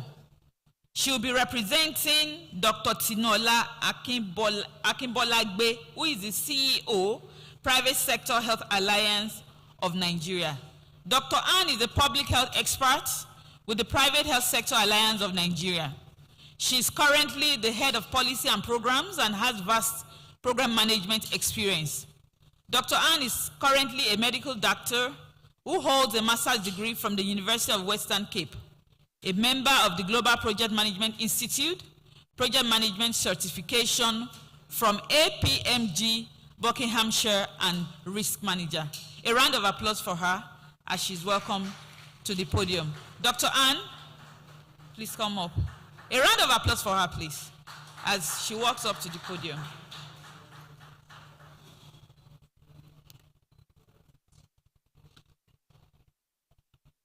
You are welcome, ma. The next panelist who is also amongst us today, this afternoon, is Mr. Ronsi Chidebe. He is the Executive Director, Project Pink Blue, Health and Psychological Trust Center. Mr. Ronsi is a patient advocate, psychologist, and global health consultant. He is the Executive Director of Project Pink Blue, a cancer not-for-profit focused on cancer control in Nigeria. He's engaged in supporting people battling with cancer, fundraising for indigent patients, cancer awareness, and established Nigeria's first patient navigation. He's an external academic board member of the Birmingham and Lewisham African and Caribbean Health Inequalities Review of the United Kingdom. You are welcome. Please come on stage, Mr. Ronsi. A round of applause for him. Finally, on this panel, we have Dr. Mohammed Al-Kali, the President, Diabetes Association of Nigeria, who also is joining us online. He's also the Chief Medical Director of the Abubakar Tafawa Balewa University Teaching Hospital. A round of applause for him as he joins us online. And of course, to moderate this great panel, this very, very promising and interesting panel, is a very, very special person to me. He's like a senior brother, also a mentor, Dr. Gafar Alawode. Dr. Gafar Alawode is an experienced public health practitioner, and he has managed several donor-funded development projects at senior level in Nigeria and other developing countries, including Liberia and Uganda.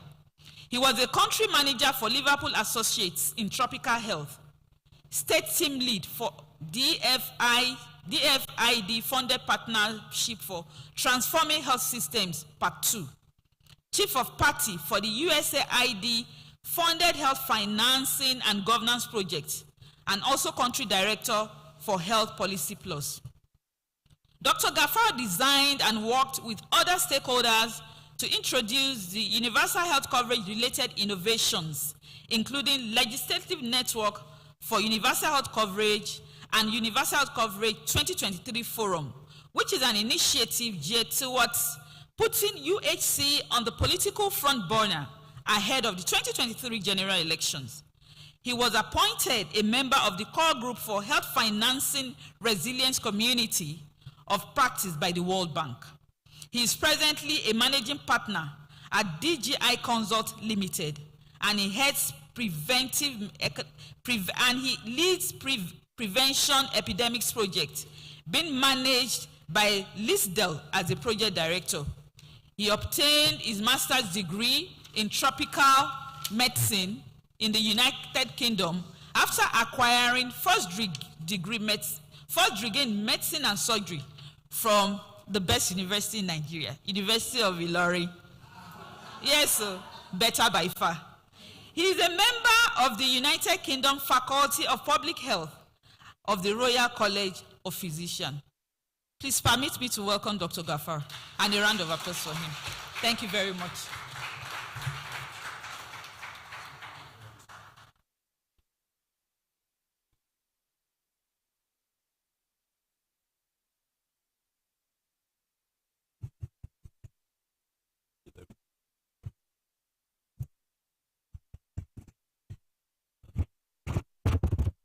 Good afternoon, everyone, and welcome to this our panel conversation, where we want to continue conversation in terms of how do we mobilize additional resources for health. This time around, we are looking at innovative financing beyond SSB. We are looking at what are the additional earmark funds at the national and state level. How do we mobilize resources from the private sector?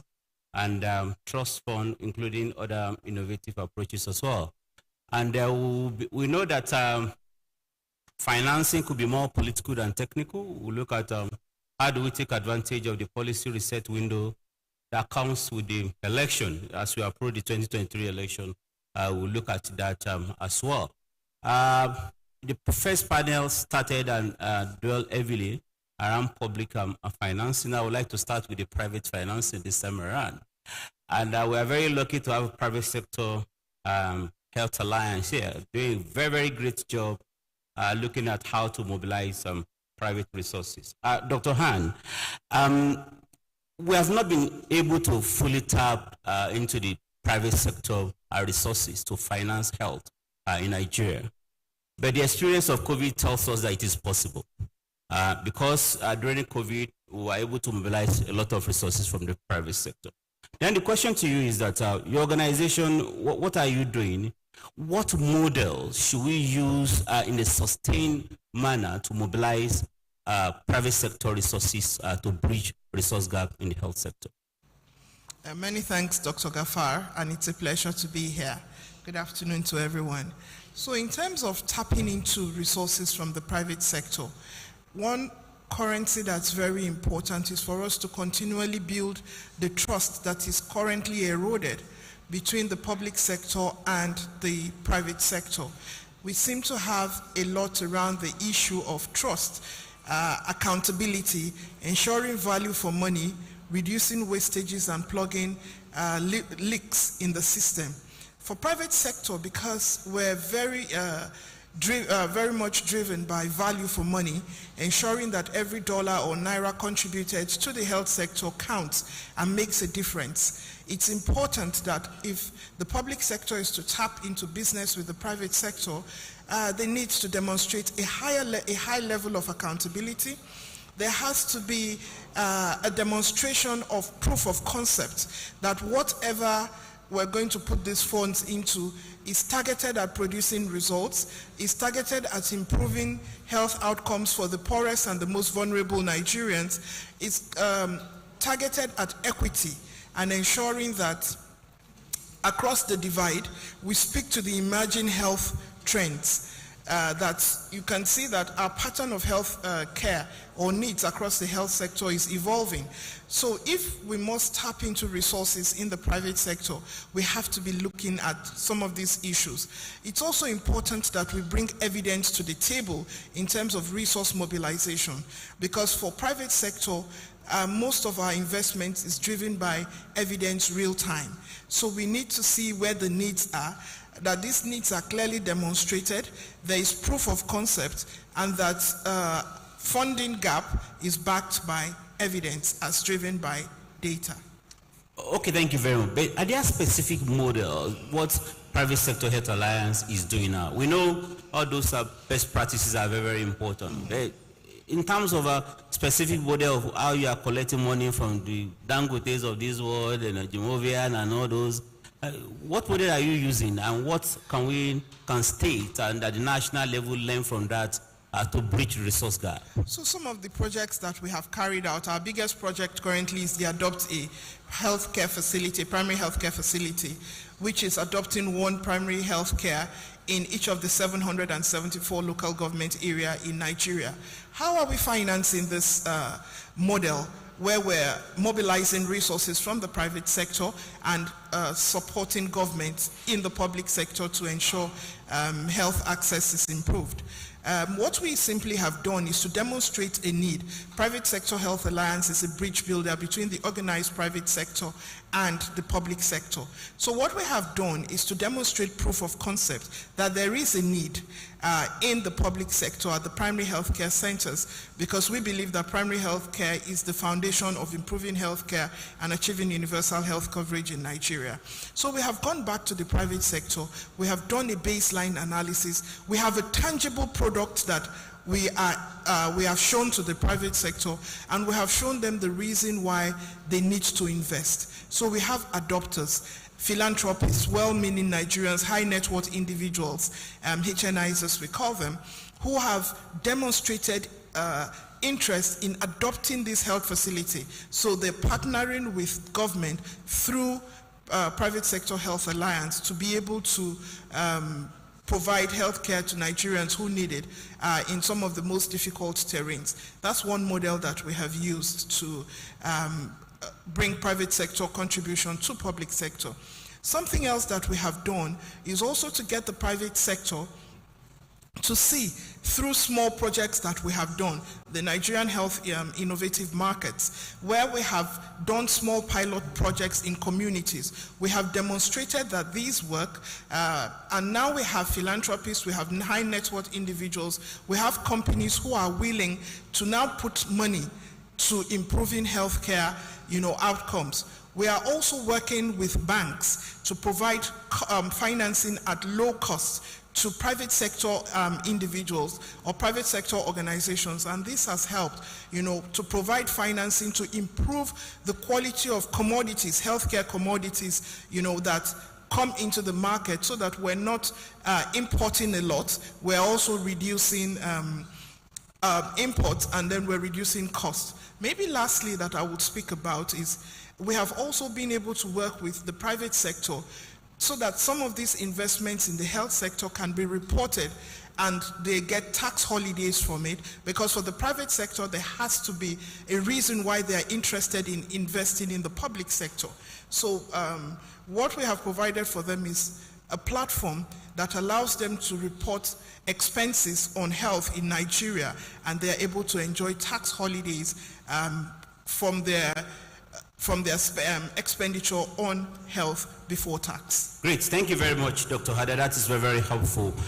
So I'll go to Dr. Nkata now. As we discuss additional possible earmark funding for health, I think it's very, very important for us to learn from the existing ring-fenced funds. At the national level, we have the Basic Care Provision Fund. At the state level, we have the Equity Fund. So Dr. Nkata, as one of the stakeholders that is very, very involved in the design and supporting at the national and state level in the implementation of this earmark fund, what lessons have we learned that should guide future earmarking of funds for health? Dr. Nkata. Thank you very much, Dr. Ganiu, and thanks a lot to all the organizers for inviting me to this very important dialogue. So I think I'm just drawing from the conversations we had earlier in the day. I remember the DG budget mentioning and I think also the experience from Ghana, talking about earmarking is one thing, right? But then when we earmark, and this is what we've been experiencing in Nigeria, when we say we're earmarking 1% of the consolidated revenue fund for the BHCPF, Now, that money first, does it eventually get released? Because it's not being earmarked in policy or by law, but does it eventually get released? Now, even more importantly is what is released, does it get utilized? You know, does it just stay in the account to having very sad situations like returning 6 billion naira when we're actually complaining that we don't have enough? So the big lesson with earmarking is not a silver bullet that solves your problems. The funds that are being earmarked, have you thought about how those funds will be collected and transferred? So if they're earmarked for health, how does it go from finance to health? Does it actually get released to health? When it gets to health, how does it get utilized? Have the systems and capabilities been built to utilize that money? Because it deflates the system and all the stakeholders when after all the advocacy and all the noise, we get the money and it doesn't get utilized. So have we thought about what it takes to utilize this money effectively? Money is easy to spend until you're looking at spending it effectively and efficiently. Then you find that a lot of times, you start having delays. So as we think about earmarking, we should look at the fact that just taking BHCPF as a clear example, how much releases have we had since 2014 to date? And of what has been released, what has been the percentage drawdown? So the big lesson with earmarking is not a term that solves all the problems. Even if you go all the way to ring fencing and all that, have we deliberately developed the capabilities to implement? Now, just quickly, before I move away from this, on the Ssb tax that have been implemented, we had a roundtable discussion with our colleagues from the private sector in NESG, the Nigerian Economic Summit Group. Some of those who are traditionally opposed to any additional taxes, be it for health, education, or anything. And one of the things they raised is, while we're focusing on Ssb, there is a tobacco excise duty that probably generates more money than the Ssb. And I do remember that earlier, a few months back, the Minister for Finance actually announced that implementation of the increase in the ad valorem tobacco excise from 20 to 30% will commence 1st of June, which is last month, and run for 2 years all the way to 2024 before it's reviewed. How much money are we looking at? How does that play into this conversation around additional money to be earmarked? So just like the previous speakers have mentioned, so we don't lose focus of the bigger picture because we're looking at earmarking Ssb. But like I mentioned, just to recap, earmarking is not a silver bullet. When the money is earmarked, have we actually built the capabilities, the frameworks to utilize the money, account for it, demonstrate results, and demonstrate that earmarking, getting additional resources for health and earmarking and reinvesting them actually makes any difference. Thank you, Apostle, for now. Okay, thank you very much, Dr. Nkata. Before I go to Dr. Arigbabu, you mentioned a lot of important points, but I want you to emphasize something. You talk about demonstrating a result with the funds. That's a big issue that we've been discussing. In your own opinion, when you get Ssb, when you get even from the basic care provision fund, how do you think the health sector should be demonstrating results that this money is making a difference?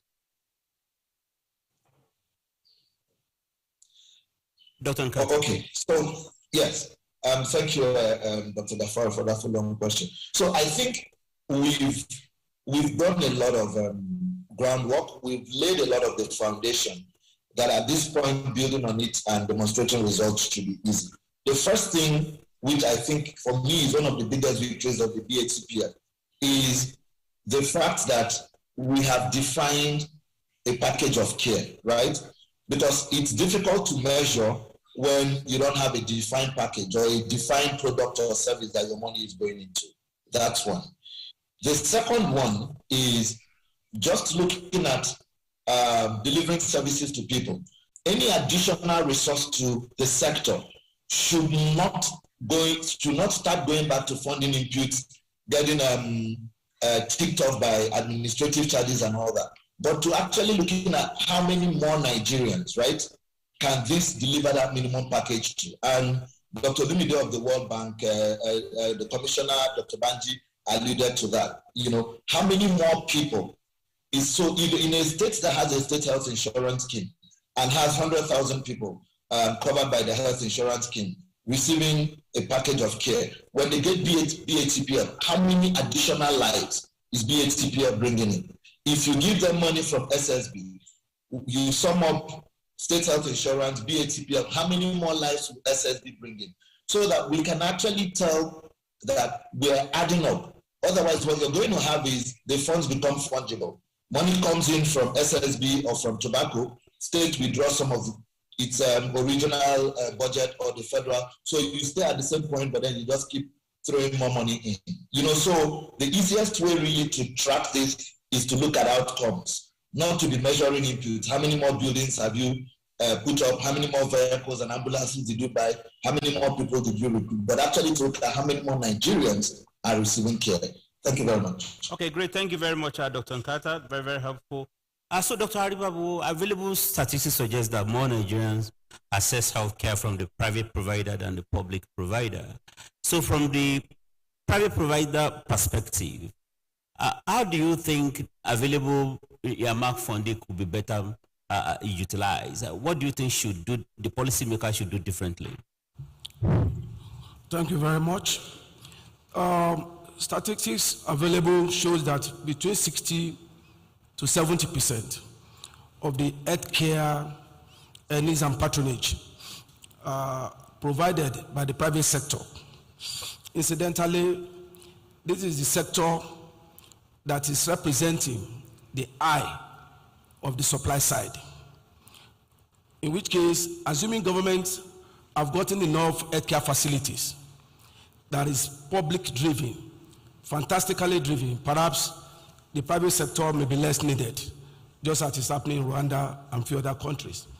However, this is also a sector or a group that I would say is experiencing competition rather than collaboration. And there's a difference between the two. If the private sector, I would say, is helping to work out this adequacy on the supply side, what they need actually is collaboration. Issue of energy is not there. It's epileptic. There are other social infrastructures that this supply side, the private sector, ordinarily will need to be able to add quality to the care to be assessed by the enrollees, for example, or the end users. However, while we are thinking of innovative options to make sure we bring in funds, I've always looked at it, what my Ghanaian friend described as a melting point. I call it the sausage roll or a common pot, or what you call, usually when you go to bukateria to eat or restaurant, you say, give me assorted. So when these things are put in a pot, it's a common pot already. So it doesn't now really matter who contributes to the pot. Everybody bring plates to just take your dish. And whatever you get, you kill the elephant, people come into court, and the hunter who has gone to kill the elephant will begin to wonder whether that was his purpose of going. So I think there must also be audit of the tax collection. You see, for you to appropriate to say, okay, how best do we think it to be done? There are sharp practices, and you will not believe it, both from local government to state and to federal. I was at the taxi park somewhere, a particular airport, I don't want to mention him. The taxi man that carried me gave me something that looked to me like inflated amount. And he said, Oga, 1,000 of this amount to go to Soso, the wife of Soso minister. I wouldn't want to mention. And I said, how? He said, that is their own tax that they do. Then their boss who was there was like, that is it, Oga. It's 8,000 will carry you from this airport to that spot. It would not have been up to that if not for so and so thing. And I think we talk about that song. Corporate governance. We have to fight, first of all, issue of corruption before we start thinking of distribution and sharp practices. If, for example, what I need to pay as my tax is 500 naira, and if I can do away with you directly with only 200 naira, you tell me to pay 300 naira. So we have an agreement from the base. Then even what is going to call me is not audited. So having said that, I think if for any reason we look at giving grants or loans that are given at single-digit interest rate, for example. So, and we, in fact, we pump it into the private facilities or private health sector. Let me just put it that way. I think the end users who are going to pick up the bills, for example, since we still say 70% or more is still out-of-pocket payment, they will feel relieved. Just like this sugar beverages tax we're talking about, whatever you push in or you want to cut out from the producer or manufacturer, they will pass the bill, the extra bill to the consumer at the end of the day. Ditto with whatever is happening to us at the health sector. So what we need to do really for the consumers or for the end users to enjoy maximally from the supply side of the facilities, for example, is one, we have thought of it. Can we begin to think of, even the 5,000 naira that were being given to some 40 million Nigerians per month, which they call whether social support, whatever it is, which is a good one. Can we also think of cutting like 250 naira or 500 naira from that particular 5,000, for example, and push it as part of health reserve? I did that and I got some billions of naira, because if you are going to do that to 40 million people per month, for example, multiply that one in a year, you see what it will go. I also looked at it at the aviation level. The other time they moved from 25,000 naira ticket to 50,000 minimum, for example, even did not fall. That is 100% increment. If we do just 1,000 naira on domestic flight alone, and I looked at the domestic flights in the country, and I did it, and I came with several billions of naira, we also got results. And apart from that, what about the toll gate that we are planning to do? So Dr. Arigbabu, let me interject here. A lot of people have done some of those calculations many years back. Yes. You know, the telecom towers and all those. Yes. What do you think is the barrier? Thank you. The barrier mainly, first of all, there will be the reluctance of the payers. Reluctance of the payers to even pay this tax we're talking about, because there are more the correlation. What you collect from social services you are providing. So people begin to challenge. After all, in the UK, we know what's happening in some other countries. If you are earning about 20,000 per annum, pound sterling, you can have 10-15% taxation. What's above 100,000 pound sterling for example, in a year, you're going to get between 45 and 50% to pay. People see services, they see what you do for them to do it. So that constraint, that trust, people begin to wonder, what is the trust? What am I getting back from what's been taken from me? I think that's an area for us to look at. And that's, again, something to the side of government. Okay, thank you very much, Dr. Arigbabu. So before I go to the virtual audience, Dr. Alkali, let me ask Mr. Aronis Chidebe. I think I learned you are very passionate about cancer care financing and cancer advocate. Generally, I'm very sure you'll be glad last year when the Cancer Health Fund came to being, which is aimed at alleviating financial hardship being faced by cancer patients, and alongside our Excellency that did a great job as well. So from your own experience, how is it working? What are the issues? What are the challenges? What can we learn and what should we do differently?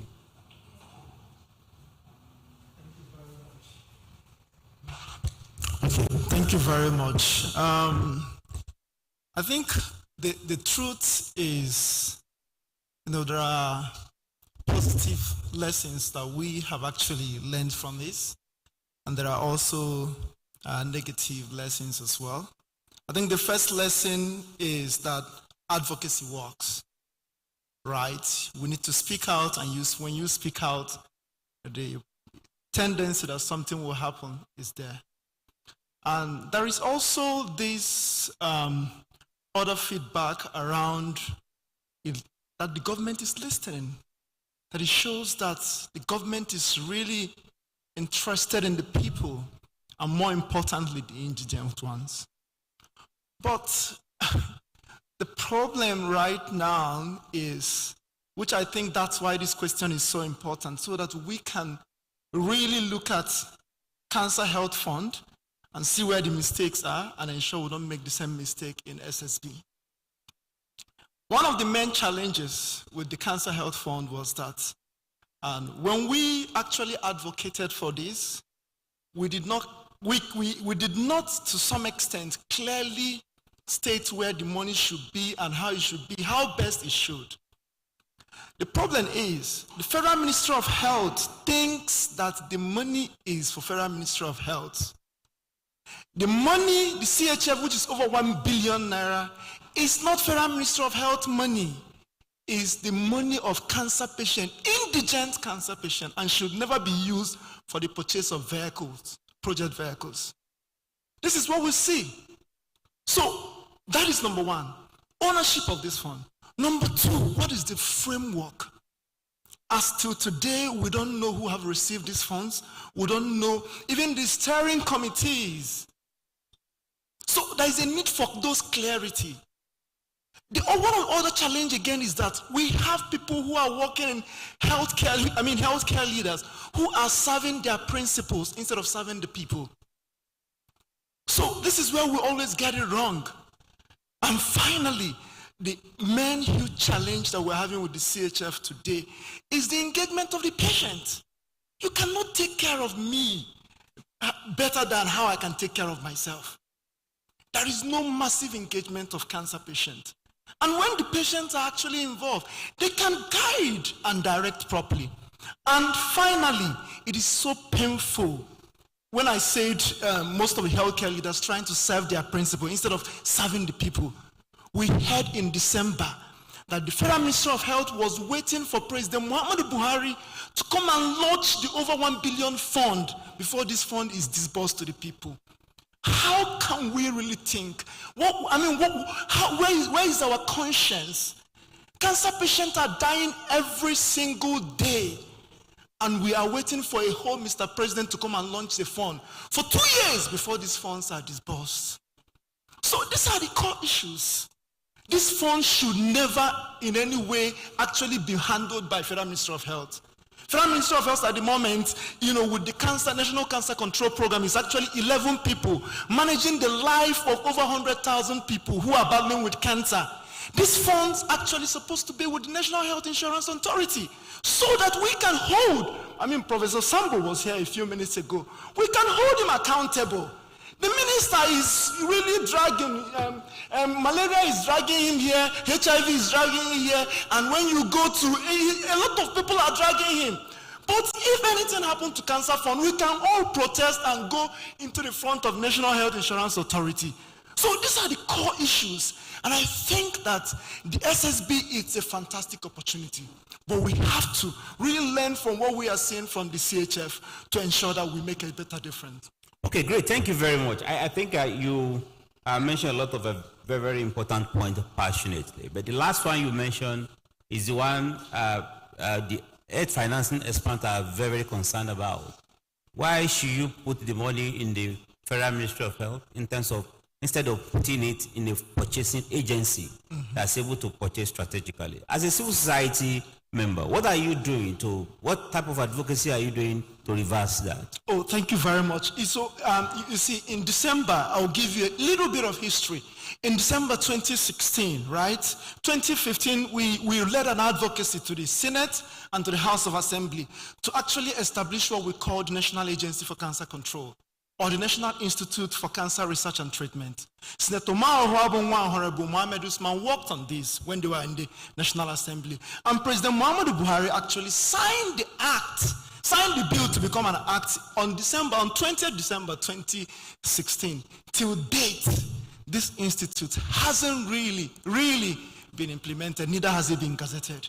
Now imagine if you have that institute. Just the same way if you go to Kenya, you have the National Cancer Institute. If you go to South Africa, you have an Institute for Cancer. You go to the US, you have the National Cancer Institute. Don't forget, 120,000 people are actually dying of cancer every single year. So what we are doing at this moment, one, is this advocacy to ensure that before this government leaves, just 6 months, that we're able to get this institute in place. That's one. Secondly, we're already pushing advocacy. Just like what Dr. Nkata said, there is a need for review, there is a need for monitoring and evaluation. Because, I mean, the core goal when Healthcare Federation of Nigeria and so many other organizations was pushing this was that let's get government to put in something for this. Then donor agency can bring in money. Other people, even philanthropists can bring in money. But what we're saying today, trust becomes a very serious issue. Because when you don't trust, when the government brings out its own money and it's not used well, you know, who would be willing to bring that? Okay, thank you very much. Very, very helpful. So let's go to Dr. Alkali. Dr. Alkali, are you still there, sir? Thank you. I'm with you. Okay, thank you very much. So I'm very sure the Diabetes Association was very, very excited when this SSB it was addressed by the law. So considering the fact that we are struggling with, is it double burden or triple burden of disease now? The unfinished business of preventive, maternal and child death, and we have NCDs as well, which diabetes is one of the prominent one that constitutes the burden of a disease. So I would like to find out from your community, what are you doing to ensure that there's improved funding towards financing diabetic treatment? And are you part of the discussion SSB to ensure that part of the resources, because different groups have been advocating for different things. So are you advocating for that part of the funding should come to diabetes patients as well? Which in that case I may benefit as well. Go ahead. Thank Dr. you very much. Thank you very much for the opportunity. I think I was introduced as the president of the Diabetes Association of Nigeria, as well as the chief medical director of ATB-TH. I'm still the president of the Diabetes Association of Nigeria, but I finished my tenure as a CMD, so I'm a former CMD, not current. Having said that, I think we in the Diabetes Association of Nigeria, which is a patient-centered organization, although many of us that are involved actually are not diabetic patients, but we have passion to support people who are living with diabetes. And this is a very welcome development, and we are part of the agitation that led to the movement that led to this law coming into effect. But like what the previous speaker has said, we welcome it as it is a big opportunity to improve the funding in the health sector, and particularly for the care of diabetes. What we will wish is that, honestly, we have to learn a lot from the past. My colleague was just lamenting about the issue, and we know even the National Health Act that was passed, a lot of the money, even though it earmarked, some of the governments were using it to buy ambulances and build primary health care and other things. I think this one, before we go further, we will wish that there should be specific stakeholders meeting, and that should include all people that are involved, not only people in the government, but people in the private sector and partners, and the civil society organizations that are involved in such a thing. So that honestly, the fund has to be defined, how it's going to be used, and who is going to be responsible for managing the fund. Not actually the implementation, but there has to be people who are not in co-government that also have a role in supervising the implementation as earmarked. We feel that is a big starting point for that. And we know the sugars can affect many other diseases. Of course, the NCDs now are interconnected: diabetes, cancer, hypertension, and many of them, they have common linkages. And from one, you can lead to another. But we know directly the sugars affect diabetic patients and the impact on diabetes more than the others. So we think the amount that should go should be defined. And when we say defined, it should be specific in the sense that it should be precise, that it should be used to support patient care, it should be used to improve the service delivery, and particularly there should be a form of subsidy that will support the patient care. The revised National Health Act also has opened another window of opportunity for the care of diabetic patients. But there should be a more focused and aggressive means of improving the uptake so that more of our patients, and we feel those LCDs, since they have a lifelong treatment, the the DG of the National Health Insurance Authority had mentioned, which is true, to manage a simple diabetes, you need 300 to 500,000 in a year. And if there are complications, they run into millions. That means some form of subsidy has to be brought out for the diabetic patient. And we feel proper implementation of the National Health Insurance Scheme, Insurance Act will improve the funding that we are thinking of. And then the expansion of the sugar tax. Yes, we agree the source of the funding is now maybe these canned drinks and other dispensaries. But we feel they are not the major source of the harm. We are trying to do harm reduction by discouraging their consumption. Then I feel even the domestic and industrial sugars, the tax needs to be extended to them so that we are aggressive in reducing the harm and also increases the amount of money that is coming to address the harm that has already been brought about by them. Now, as far as I'm concerned, the government is not doing enough directly from its budget as it is now. What I mean by that is that we are just at 5% instead of the 15% that is expected. And that 15% is not the maximum, it's set the minimum. And 55% is a far cry from the 15 expected 15%. And as far as the NCDs are concerned, we know that there is a United Nations high-level meeting in 2011 and in 2018, where heads of states, including Nigeria, signed a commitment to be more proactive and to commit more funds to the issues of NCDs. So we want to see money coming directly from the budget to address the issues of NCDs. What is happening is that even some of the states that claim to give the 50% allocation to health, they are including the funding that is coming from donors and partners. That is not what the United Nations is talking about. We have to bring out from our actual budget so that whatever is coming from the partners, it will be an addition to the 15% that we are targeting. And that is very important. The private sector, we have seen how important they are. In the COVID epidemic, we can see how they came and boosted the government response.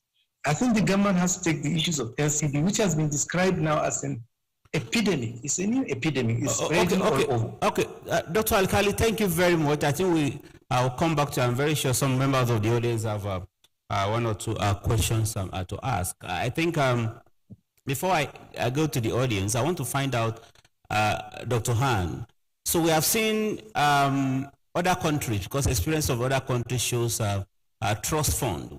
We know where we create a trust where people pool resources, could work in terms of tackling probably disease-specific issues. We see HIV Trust Fund in Nigeria recently. Do you think that's a promising approach for mobilizing our resources? I would say yes and no. And why I would say yes is that in terms of health sector financing, yes, trust funds are the way to go. Right now, people are looking at innovative ways of funding the health sector, knowing that government alone cannot do it. And this is not just in Nigeria, this is across several climes, even in the countries that are in the global north. More and more, there are partnerships between government and the private sector to improve health outcomes. So yes, it is a way to go in the future. What Nigeria needs, reiterating the point Dr. Alkali just made, is to ensure that we have a framework in place to operationalize these trust funds. It's not just enough to say this is a good to do. It's important that the how to do is actually done, put before the this is a good to do. Yes, it's good to do. How do we do it? Where do these funds, what are we going to cater for? Are these costs going to go into capital expenditure, or are they going to go into improving the abysmal health statistics that we have? Are real Nigerians going to benefit, from the establishment of trust funds? What modalities also exist to ensure proper accountability? Because it's a trust fund. A trust fund outlives the life of any of the governing bodies of that trust fund. That's one of the core characteristics of a trust fund. A trust fund is not directed or dictated by the government in power. So we have to make sure that we have enabling laws in place, not ambiguous in any way at all, to ensure effective operationalization of any trust fund at all.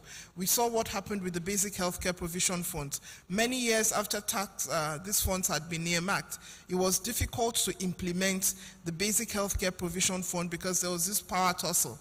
Now we're seeing it again with the cancer health funds. So we need to ensure that before we put funds in place, there has to be a clear framework for operationalization.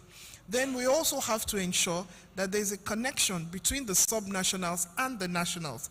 A lot of these policies and nice things happen at the national level, and there's a disconnect between the national and the subnational. Then lastly, we also have to ensure absolute community participation. We hear about cancer funds that have been earmarked. We do not know if the people who are supposed to benefit from these funds are actually aware about the existence of these funds. So how much information do Nigerians have about the existence or the planned existence, for any of this funding to happen?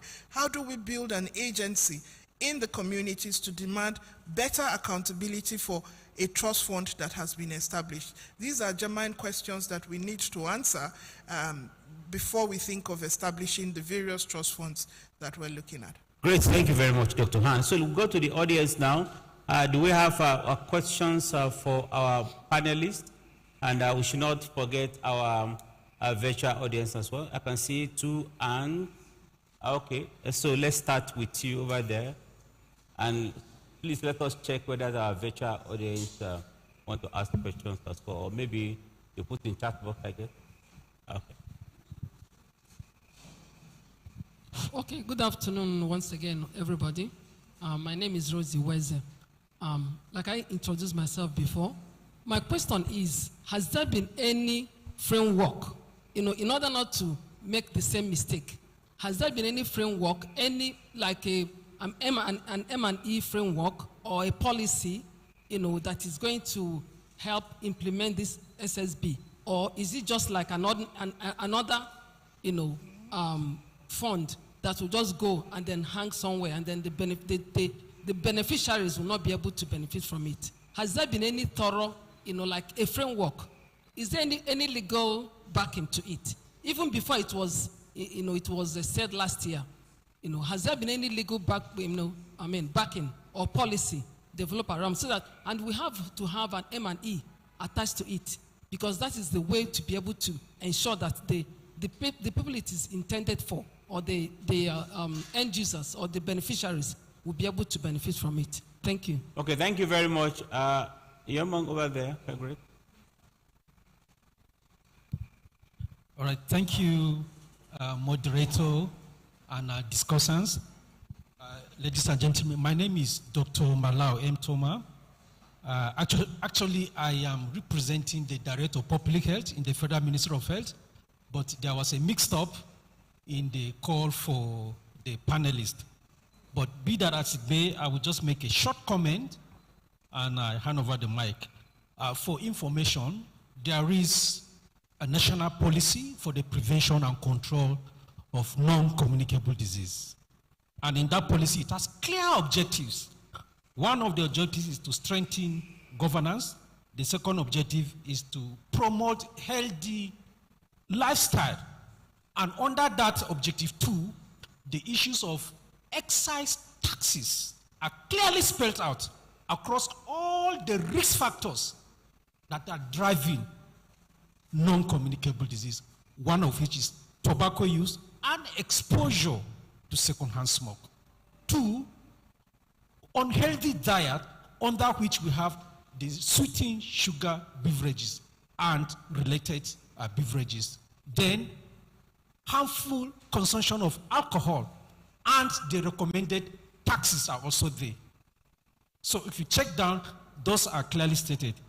Then there is another objective that talks about reorienting and strengthening the healthcare system to also accelerate the access or attainment of the universal health coverage. So I felt this is information that would be good to give.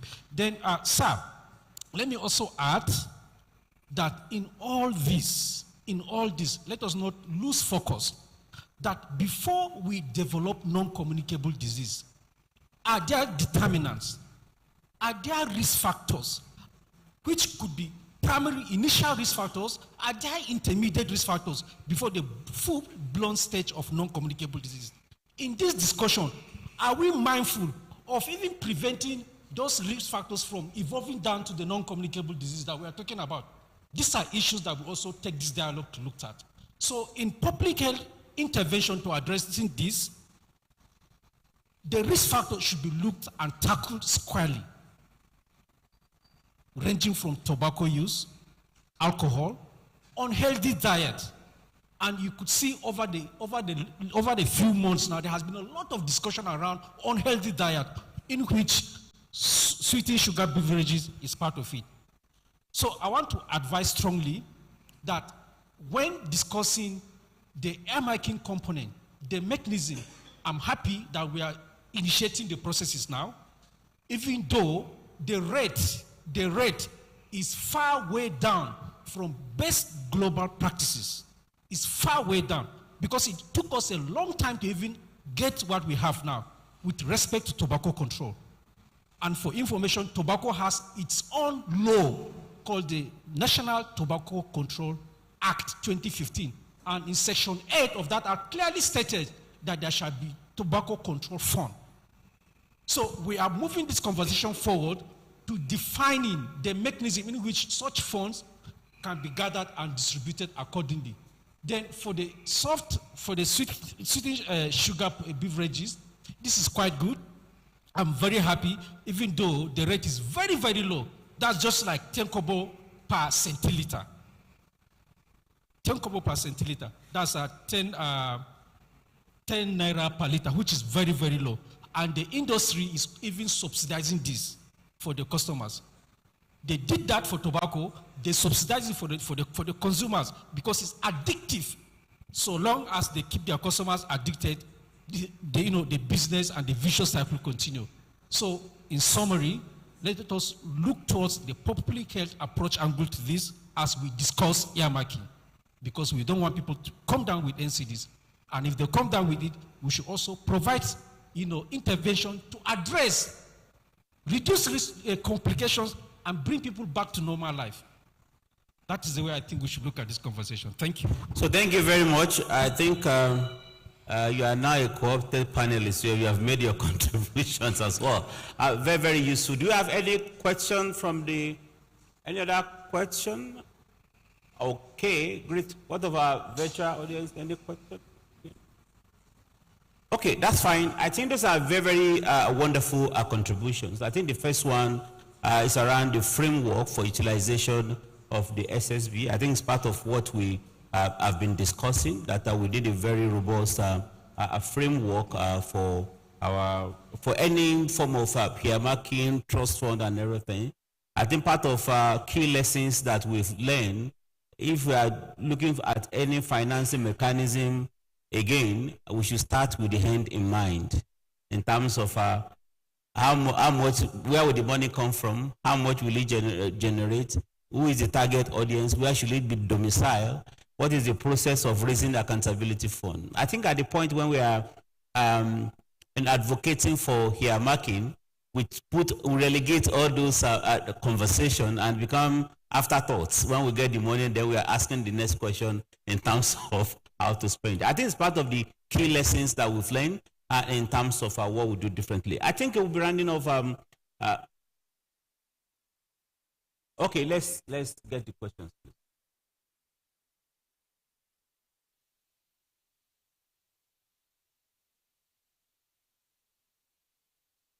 So while we are still trying to get the online question, I think those are going to be a very germane thing, key lessons that we learned that we should try as much as possible, have a clear picture of what exactly we want, so that because at times, from the lessons learned, when the money is now here, Mark, there will be a lot of political interest, and some of those important things might be very, very difficult.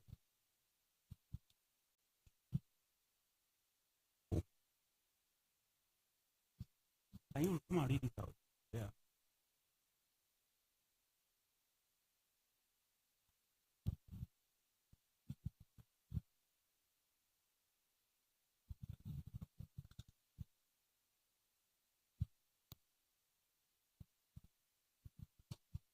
So this is a question, I don't know exactly from who, but the question reads, healthcare system in Nigeria is not getting government attention as expected.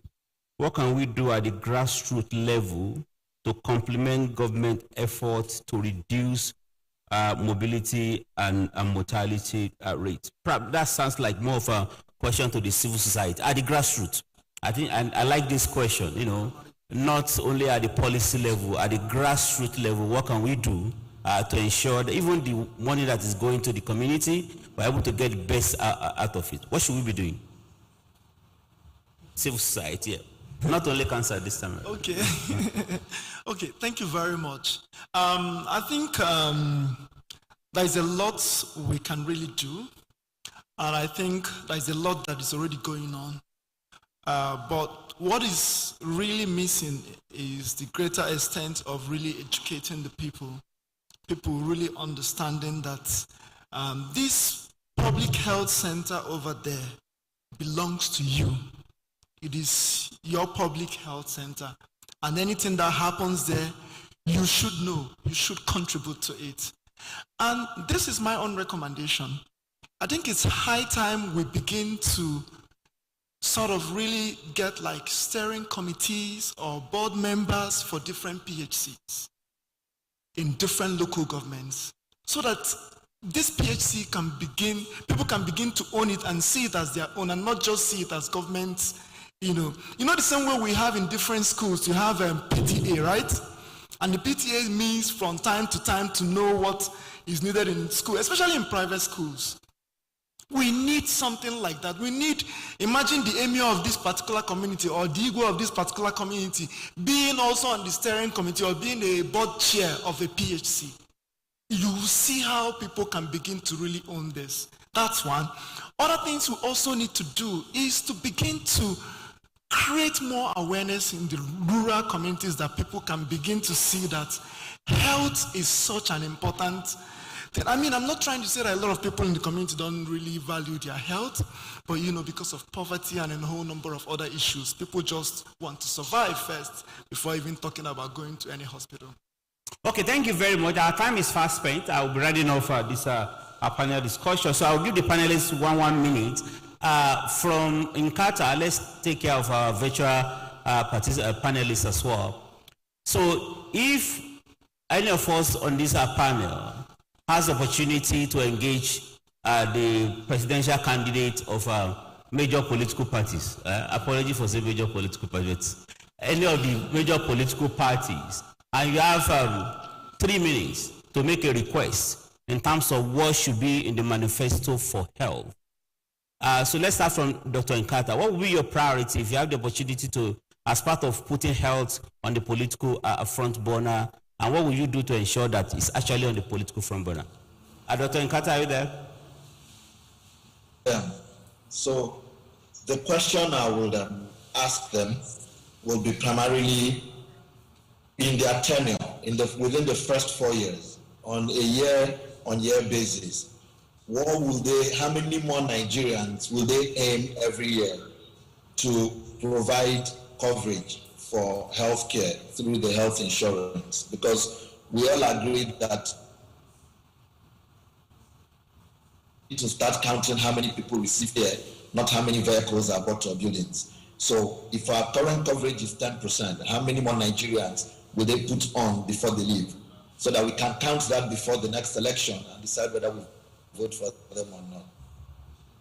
Great, thank you very much. Counting the number to be sure that specific number, because we have 83 million that are not accessing care now. So, Dr. Alikali, what would you like to ask the president to be? Thank you very much. I will ask him that health is a very important priority, and he should aim at getting results, not just statements, as far as health is concerned, which means there should be measurable targets where both the quality and the access to healthcare should be improved. And there should be some form of encouragement of funding from other stakeholders, and the funding implementation, the resources should be managed in such a transparent manner that various stakeholders will have a say or will have an input in the management of the resources. Thank you. Okay, thank you, Dr. Han. How do we put all these policy trust on the political front burner when you engage the political class? I think this is okay. So one of the first things I would like to say to whichever aspirant it is that we need to have policies, we need to be able to operationalize our policies in a sustainable manner. We also need to ensure that we have workable accountability mechanisms in place as we operationalize our policies. We also need to remember that health cannot be managed alone. It sits amongst all the other social determinants of health, and therefore Nigerians must be at the center of whatever plan the government is making in terms of service delivery and service uptake.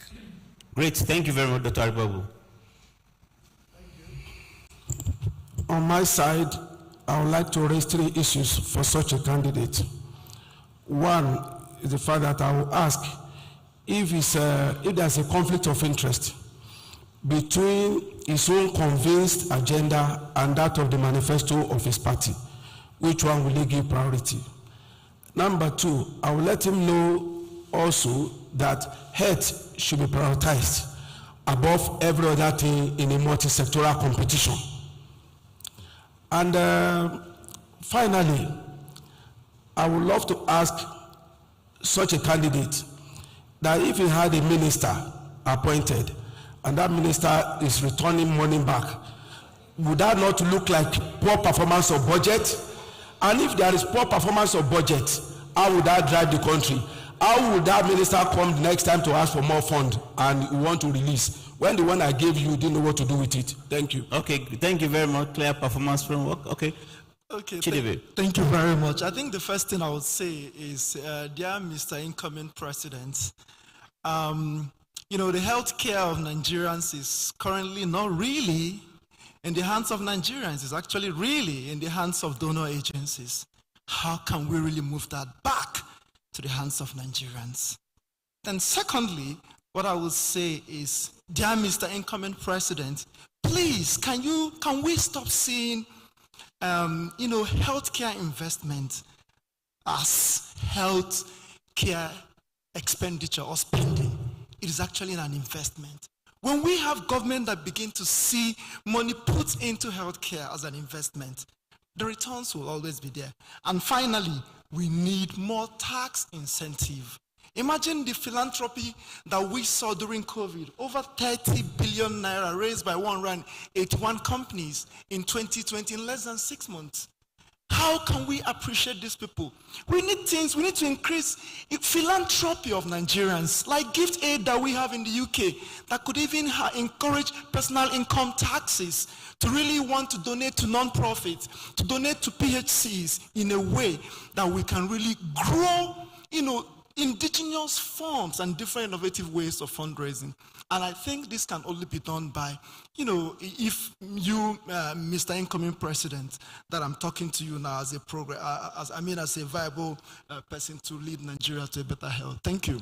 Great, thank you very much. And I would like to thank our panelists for this wonderful contribution. I think a number of important points came out of this conversation. I think if you ask me, the number one thing that take away is that why agitating or advocating for any any form of a new financing mechanism, whether here marking trust fund and everything, I think we should do our homework properly, carefully, and try as much as possible to have information and some clarity in terms of how this thing will be implemented, how much are we going to raise from it, who are the intended beneficiaries, how do we reach them, where will the money be domiciled, what are the likely political interests that are likely to hinder this. I think that's very, very important.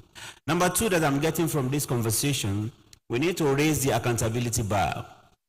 I've listened to the DG of the budget office. I've been listening to him for the past 3 years on the issue of SSB. The message has been the same. They are not very, very clear about whether the health sector will spend the money efficiently. And the same position is corroborated by the Chair, Senate Committee on Health. How do you explain the situation where you are returning money and you are asking for more money as well? Basic Care Provision Fund is there for us as an experiment. So we have to, this conversation need to include how do we raise accountability for financing as much as we are asking for more money.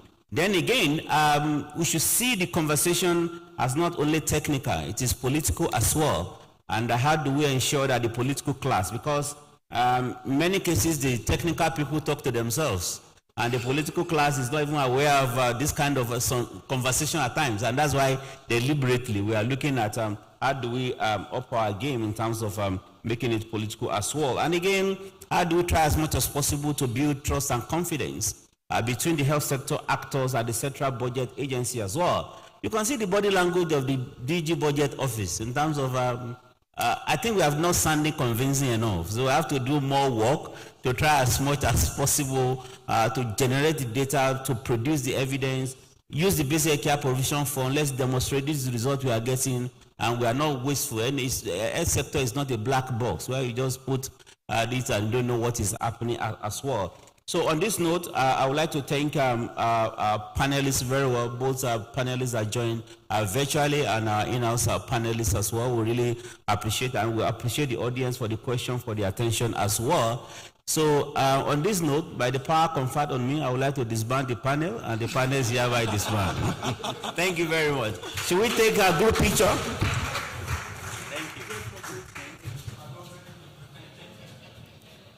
I promised the audience that this panel discussion was going to be very, very interesting. It was on innovative mechanism for financing health. And they are going to have a group photograph now. Dr. Winter, please, can you kindly join the group picture? While we are preparing for the photo shoot, we have a few of our important stakeholders that have been with us since morning and they are still online. I would like to appreciate and recognize them. I want to recognize Dr. Claire Omasheye. She's the president, West African Private Healthcare Federation. Dr. Claire, we are sure you are still online, and we'll also give you the opportunity to give your goodwill message after this photo shoot. I also want to recognize the following people. They've been online since morning. I'm recognizing our medical elder in public health, Professor Tanimola Akonde. I want to recognize the President of the Director General of the Hospital Management Bureau, Kwara State, Mr. Ladisad Aluko. I'm recognizing the presence of Dr. Ekpeyong Ekanem. He is the M&N advisor for APT Associates Global. We also recognize the presence of Dr. Jimlas Ogunshaki. He is the special advisor to the Executive Governor of Ekiti State on Health. And we also recognize all our colleagues from Farm Access Foundation within Nigeria, Ghana, Tanzania, and of course from our head office in the Netherlands. And surely we also recognize all our colleagues from the Nigerian Health Watch. So permit me to call on Dr. Claire Omasheye to give her a goodwill message. Dr. Claire Omasheye, are you still online, ma?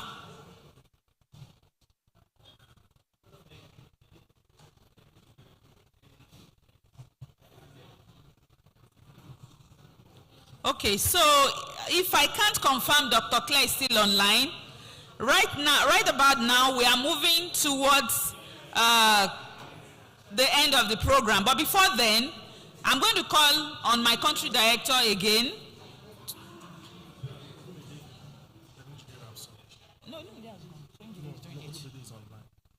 Okay. Thank you, Somto. Somto just told me now that Dr. Olumide is online. Dr. Olumide is supposed to give us the next steps and like a closing remark. So, Dr. Olumide, you online? Yes, I am. I don't know if you can hear me. Thank you, sir. You are welcome again. Yes, but I don't know if in Jide, because there's a need for us not to make this another talk shop. I think it's important to leave this venue with very clear, actionable steps. And I don't know if Njide wants to outline some of that so that before I then put my own. All right, she'll come up now. Thank you.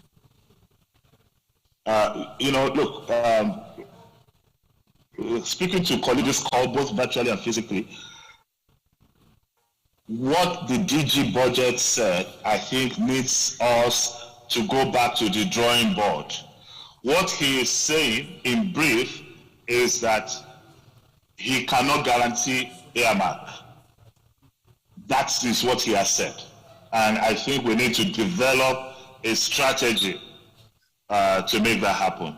Back to you, Njide. All right, so Dr. Olumide, you can go ahead. Njide will conclude once you finish. Thank you. Oh, okay, fine. So, sorry, I think in summary, just to mention that it's clear to all and sundry that Nigeria Health Outcomes is a reflection of the amount of financing that we're spending and is also available. So we need to see how, one, we can get more money into the sector, and secondly, to see how we can use the money that's allocated to us in a better way. So how can we get value for whatever has been allocated to the sector? And I think Senator Loregbe really emphasized that when he indicated that our sector even returned money even in an environment where there's little money. The second point I would like to emphasize, especially as we begin our advocacy, is do not let's stick to only sugar-sweetened beverages taxes. Pro-health taxes are a triad. They're alcohol, tobacco, and sugar-sweetened beverages. It is the three that made a difference for Philippines. So please don't let's just focus solely in our advocacy efforts on sugar-sweetened beverage taxes. And to say the next one will be the two things needs to happen in that conversation. The government of Nigeria had committed to having a gradual increase, phased increase in alcohol and tobacco taxes so that more money will be in the pot. That is on pause now. So our advocacy should include reintroduction of the gradual phasing of the increase in alcohol and tobacco taxes. Second, the sugar-sweetened beverages now are too low to be a deterrent. It should be increased. The other point is, because too little money is being spent on health, and again everyone has emphasized this, the health sector is different from other countries that do not earmark. Without this earmark to health specifically, the number of Nigerians who are being impoverished because of catastrophic health care will rise. So we need this additional financing. And my last point, I would like to reiterate what Nkata had said and even other speakers had said. We need to move towards an outcome-oriented framework. Now, the new NHIA Act is in 4 parts. It defines the Vulnerable Group Fund as number 1, NHIS BHCPF, special intervention fund, health insurance levies raised by the NHIA, and I would like to add that the pro-health taxes or the Ssb taxes should come into this pot. That way, if the totality of these funds comes to 60 billion naira, government in January of the year will say this translates to X million of people. That is the most important accountability framework, and these are the kind of things that we can use to convince DG budget that the health sector is not frivolous, that the kind of reforms that was made by the Ministry of Health, if this approach is taken, it will not happen again. Thank you so much. It's been such a pleasure being there, but I believe that we need to, over the next 2 to 4 weeks, before the budget is finalized, because the money from the Ssb taxes is already coming into the revenue, into the federation account, but like the DG budget said, they are not keen on giving it to the health sector. But the health sector played a leading role in ensuring that we were able to counter the industry. And I think in response to that, the Minister of Finance and Budget and Planning should recognize what the health sector has done. And several, I think Dr. Pamela Ajayi and several other stakeholder activists mentioned the role that they played. So please, we cannot let our all rest now. This is the time to push on. Injiri, over to you.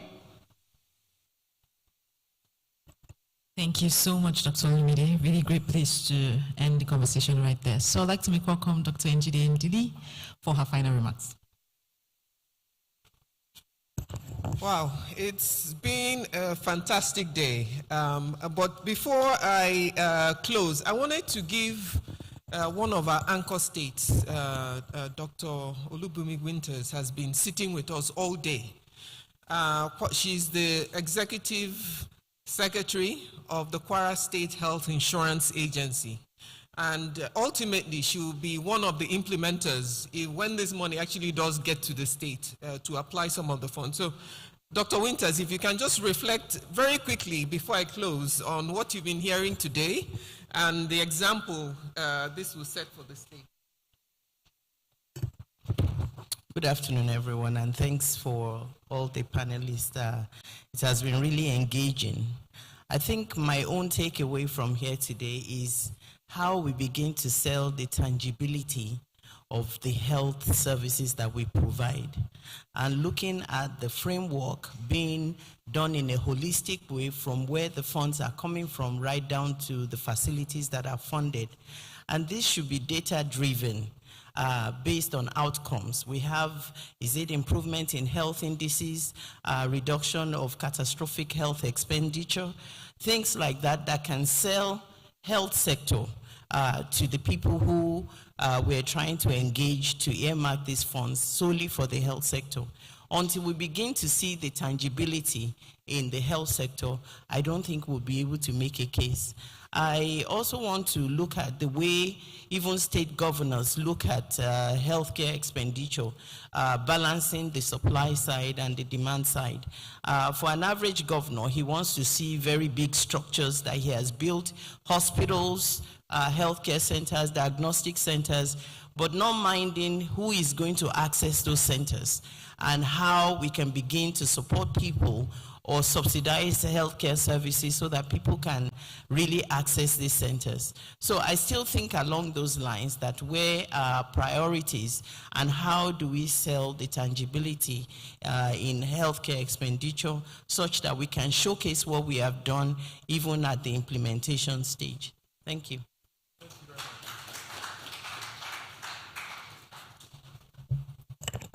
So we've come to the end of this really important dialogue. And I think that I don't really need to reiterate the summaries that the panelists, the moderators have given, as well as Olumide. I think he made some really important closing remarks.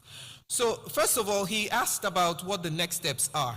I think that there is a lot to be done within the next 2 weeks.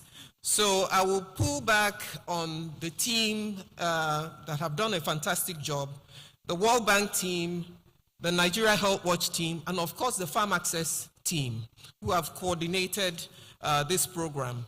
The first step for us, of course supported by the Healthcare Federation of Nigeria and DGI Consult, I think these 5 entities have the task of filtering through all the robust discussions today and the tangible points that have been made, quite a lot of them. We need to develop a communique, and we need to make sure that the communique gets to the relevant people. I was discussing very briefly with the DG of the National Health Insurance Authority, and he's really excited. You know, he said we have started the work that he's been hoping to do, which is to get more money into the healthcare sector. But from this communique, I mean, there were so many important, points that were made.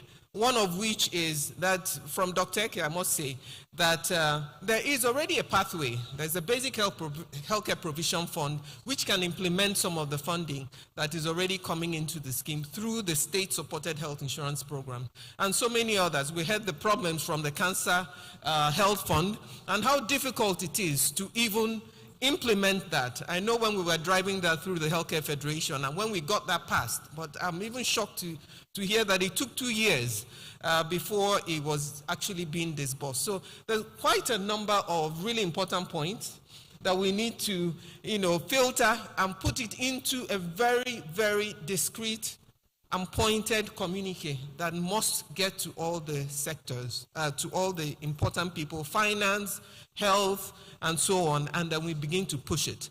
The DG... Hello, Njide. Yes.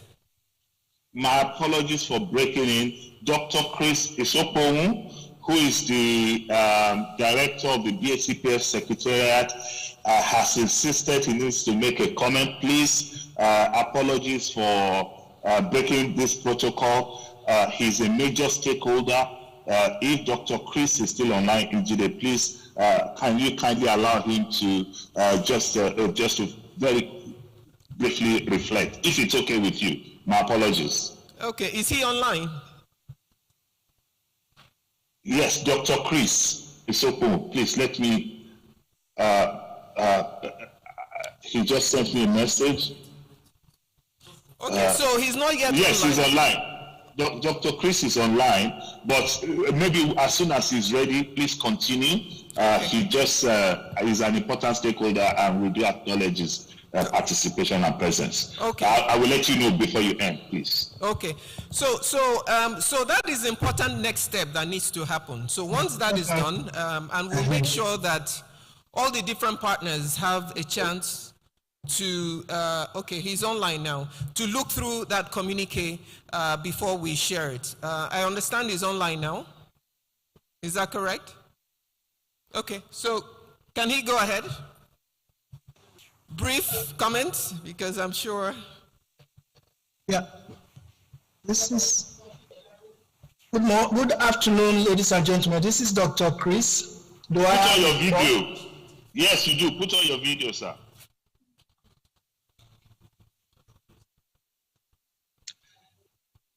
Thank you very much, Dr. Olumide. I want to thank everybody for a very well-organized dialogue. And I'm really happy to have been part of it. I've been at this dialogue since the beginning. I just wanted to mention the fact that the Basic Healthcare Provision Fund is a very critical component of healthcare financing and a major step by government to address the financial gaps. It's important to correct the misconception that the Basic Healthcare Fund is lying down unspent. I thought I should correct that. Disbursements have been made, states are implementing, funds are being disbursed to health facilities on the NPA-CDA gateway. Over 1.01 million people have been enrolled under the NHIS gateway, out of which a little over 750,000 are currently accessing care. Premium is being paid for each of those enrollees, and we were waiting for feedback from the states. Now, we cannot disburse funds to states when they have not accounted for or they've not exhausted the funds that are in their possession. So when you look at the Basic Healthcare Provision Fund account and you see some money in the account, doesn't mean that it's lying there, we do not have the capacity to spend it. But one of the very important components of this fund, as we've been in the new guideline and operation, is to ensure accountability and transparency. So pushing funds to states, and like Dr. Onkata talked about, by funding input rather than output and outcome is counterproductive. So we send funds to the states, we purchase services, we want to get feedback on what they have done with it, and then we can now send more funds. The fund that we had in 2021, first of all, disbursement was made in 2018 appropriation, and then in 2021. Since 2021, it has become statutory. And all of the funds that was released in 2021 has been pushed out to the states. And we cannot push out more if the states have not at least spent most of their funds. And most of the states are yet to spend up to 50% of the funds because the money that was sent to them was for the whole year. However, we are looking at the performance of the states for further disbursements. And as soon as the MOC meets, the Ministerial Oversight Committee meets, and they are meeting in a couple of weeks, funding will be released to states that have the capacity to exhaust their funds. And what I mean is, for example, if you give a state a target of 100 enrollees, and the state has only been able to enroll 80, you cannot send funds again for further enrollees. But if you gave a state a target of 100 enrollees and they've enrolled all 100, then it means they have the capacity to enroll more. And such states will be given further funding. But we must also be mindful of the fact that if you exhaust all your funds and you register more for now, because that's what your funds can take. Okay. So anyway, thank you all again very much. Just to say that the most important priority of the Federal Ministry of Health is to ensure transparency and accountability in the use of the Basic Healthcare Provision Fund. And we'll continue to work with our partners, all of you seated there, to ensure that the funds reach out to the poor and indigent Nigerians for which the funds have been targeted. I am looking forward to further deliberations and discussions, and will continue to partner with the Health Watch, Nigeria Health Watch, to realize our objectives. Thank you so much. Thank you so much, Dr. Chris, for that clarification. I think it's important that he clarified that. Again, the BHCPF has the capacity to actually transform healthcare or health insurance for the indigents and low-income communities. So I'm very happy he clarified that. Again, this is also an opportunity to see how this Ssb tax or pro-health tax can also support the Basic Healthcare Provision Fund. So having said that, I think we've pretty much come to the end of this dialogue. But before we close, I really would like to, recognize all the different players, all the different teams, the panelists, the moderators, my colleague from Ghana, Dr. Maxwell. I think we need a copy of your speech. I hope it was written somewhere, because that is really a fantastic lessons learned and experience on how we can possibly tailor implementation to model against Ghana. I mean, Ghana being at 56%, you said, and Nigeria, I think in terms of coverage, we're still at maybe 5%, 3%. We don't even know what the actual figure is. So again, also to thank Sonia, I think she has left, who is the representative from the Consulate of the Kingdom of the Netherlands. Without them, we probably won't be here in terms of farm access and the support that we're giving to Nigeria, both at the federal and the state level. The Healthcare Federation, I don't know if Pamela is still online, but again, we, at the very beginning, were advocating for the implementation of this tax, and now it's been implemented. So the advocacy continues to ring fence it and make sure it doesn't move into the melting pot like Maxwell had talked about, and that it has an identity and we can tailor where it goes to. So again, just to say thank you to everyone. Thank you to the teams that organized this. We didn't have too many technical glitches. Thank you to all the participants, but those online, I can't see, I would have maybe mentioned a few, but we recognize that you're there, and we appreciate the fact that you've stayed from morning up until now. Claire had sent me a message that she wanted to also chip in on behalf of the West Africa Healthcare Federation, but I don't know if she's still online. Vivian, I don't know if you're also still online. Thank you very much for the support and the collaboration. I don't know who I haven't mentioned, but again, to all of you who are here, those who are all online, the Farm Access team, thank you for the phenomenal work that we're doing. So I'll hand back over to Kemi Somto, I don't know who. Thank you. Yes, thank you so much, Njide, for that wonderful remark. And once again, we thank all invitees. Thank you so much for honoring our invitation. We're excited about the conversations and the outcomes of this dialogue. And just like Olumide has mentioned, the outcomes and the outputs from this dialogue, we'll have to, synthesize it, produce the communique, the reports, and all relevant documents, so that we could actually, move into action and achieve all that has been agreed in today's conversation. So once again, thank you, and we look forward to a 2.20 of this conversation, hopefully in the next 6 months or sometime next year, to assess where we have, what we have achieved, so far. So we'll move from here to have group pictures, and after the group pictures, we'll move down for lunch downstairs. And also thanking our online audience. Thank you so much for sticking with us. The numbers didn't drop. Even when we went on a long trip break, you stayed with us. Thank you so much. And then we'll look forward to the next policy dialogue. Thank you all. Welcome.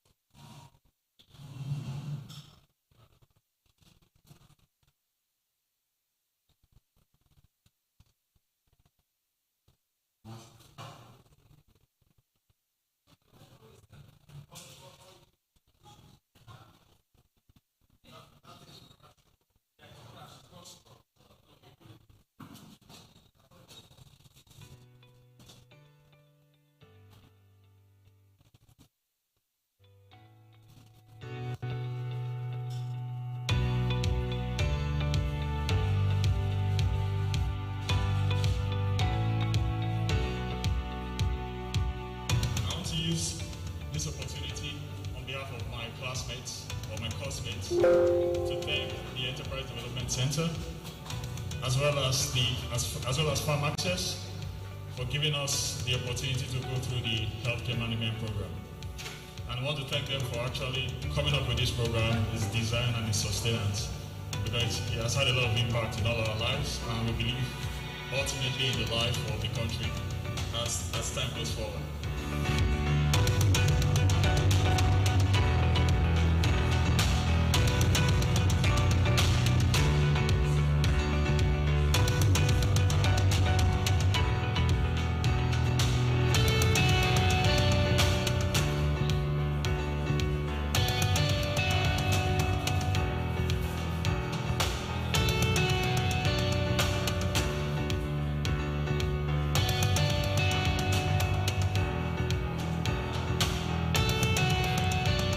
Please, can we move forward for the photo shoot? Julia, please, your attention is needed there. Particularly in the era of COVID, change management process is one of the things that has to, be a key part of any business process at this time, particularly in the health sector where, unfortunately there's a lot, well, maybe fortunately I should say, there's a lot of focus and light on healthcare sector, and so change management process has to be one of the key modules that one has to embody in whatever sector you're in and in whatever space So for me, Dr. personally, Winter, as Dr. a Gafar, medical director, Mrs. I'm Alawade, using a lot of the things I've learned in class Kemi, to be able to change processes in my organization without disrupting function, and at the end of the day, improving service delivery. Serrano, please can you move forward? Dr. Taye. Quality healthcare is a luxury that a large portion of Nigeria's population can't afford.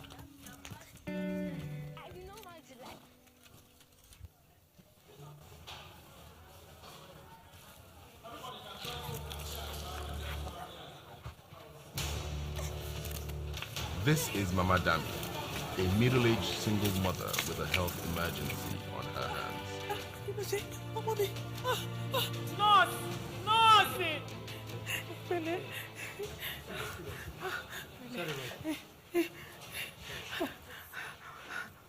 At the hospital, she learns that because she has no insurance, she may not get the medical attention that she now desperately needs. Just give her something, at least to stop the pain.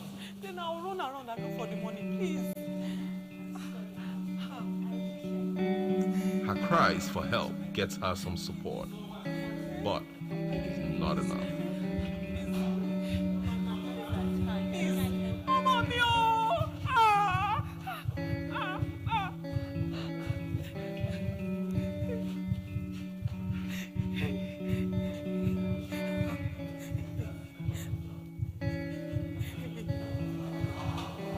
This is the story of millions of Nigerians who die every year because they cannot afford quality health care.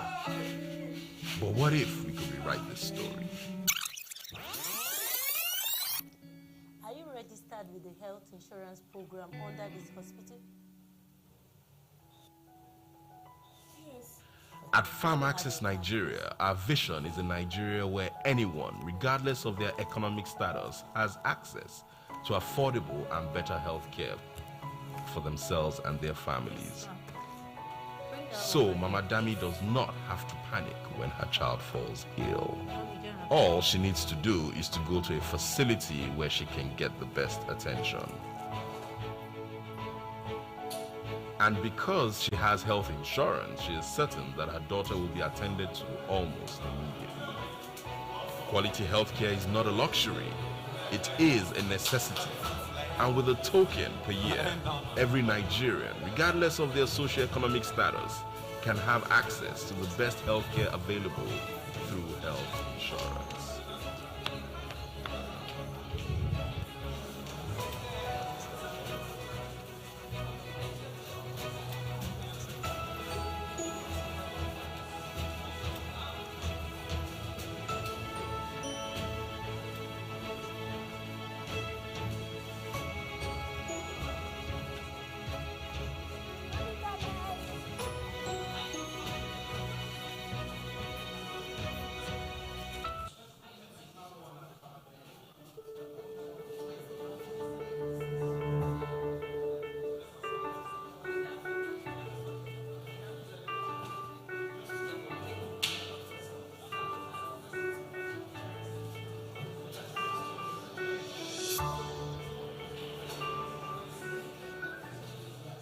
I'm Dr. Olaiwola Bello, the medical director of Sugal Hospital.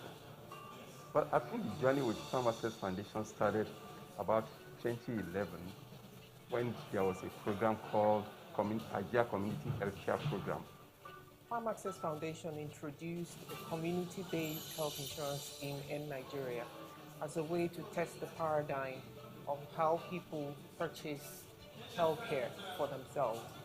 And at the time, we started with the Lagos market women and the farming community in Shongakwara State. Sobo was selected as one of the providers on that scheme. And at the time, to be honest, one of our efforts was to make sure that the quality of service within each of the provider hospitals was improved. And so we introduced safe care to all the providers that were going to be providing care in that program. So that's how Subo was introduced to Farm Access. So what the required of us were basic safe care standards that we needed to put in place, and we were able to put that in place within 6 months of our first encounter with a pharmacist. If not for safe care, I'm very sure I wouldn't be where we are today. We won't be where we are today. It's been very interesting, and it actually opened us to what quality is all about in medical practice. So Farm Access Foundation, really, our focus is to improve access, quality healthcare services. And we found that over the years that it's not just about improving healthcare financing from the patient side, but it must at the same time simultaneously improve the quality of care from the side of the hospitals. As Farm Access, we teamed up with JCI, which is Joint Commission International, the accrediting body for healthcare facilities based out of the United States, as well as COSASA, which is the counterpart in South Africa, to come up with a set of standards, especially for resource-restricted countries such as Nigeria, that allows hospitals to improve their quality without, spending way too much money, but just the basic quality improvement as a stepping stone to international accreditation. So basically, it's not a fail or pass process, but rather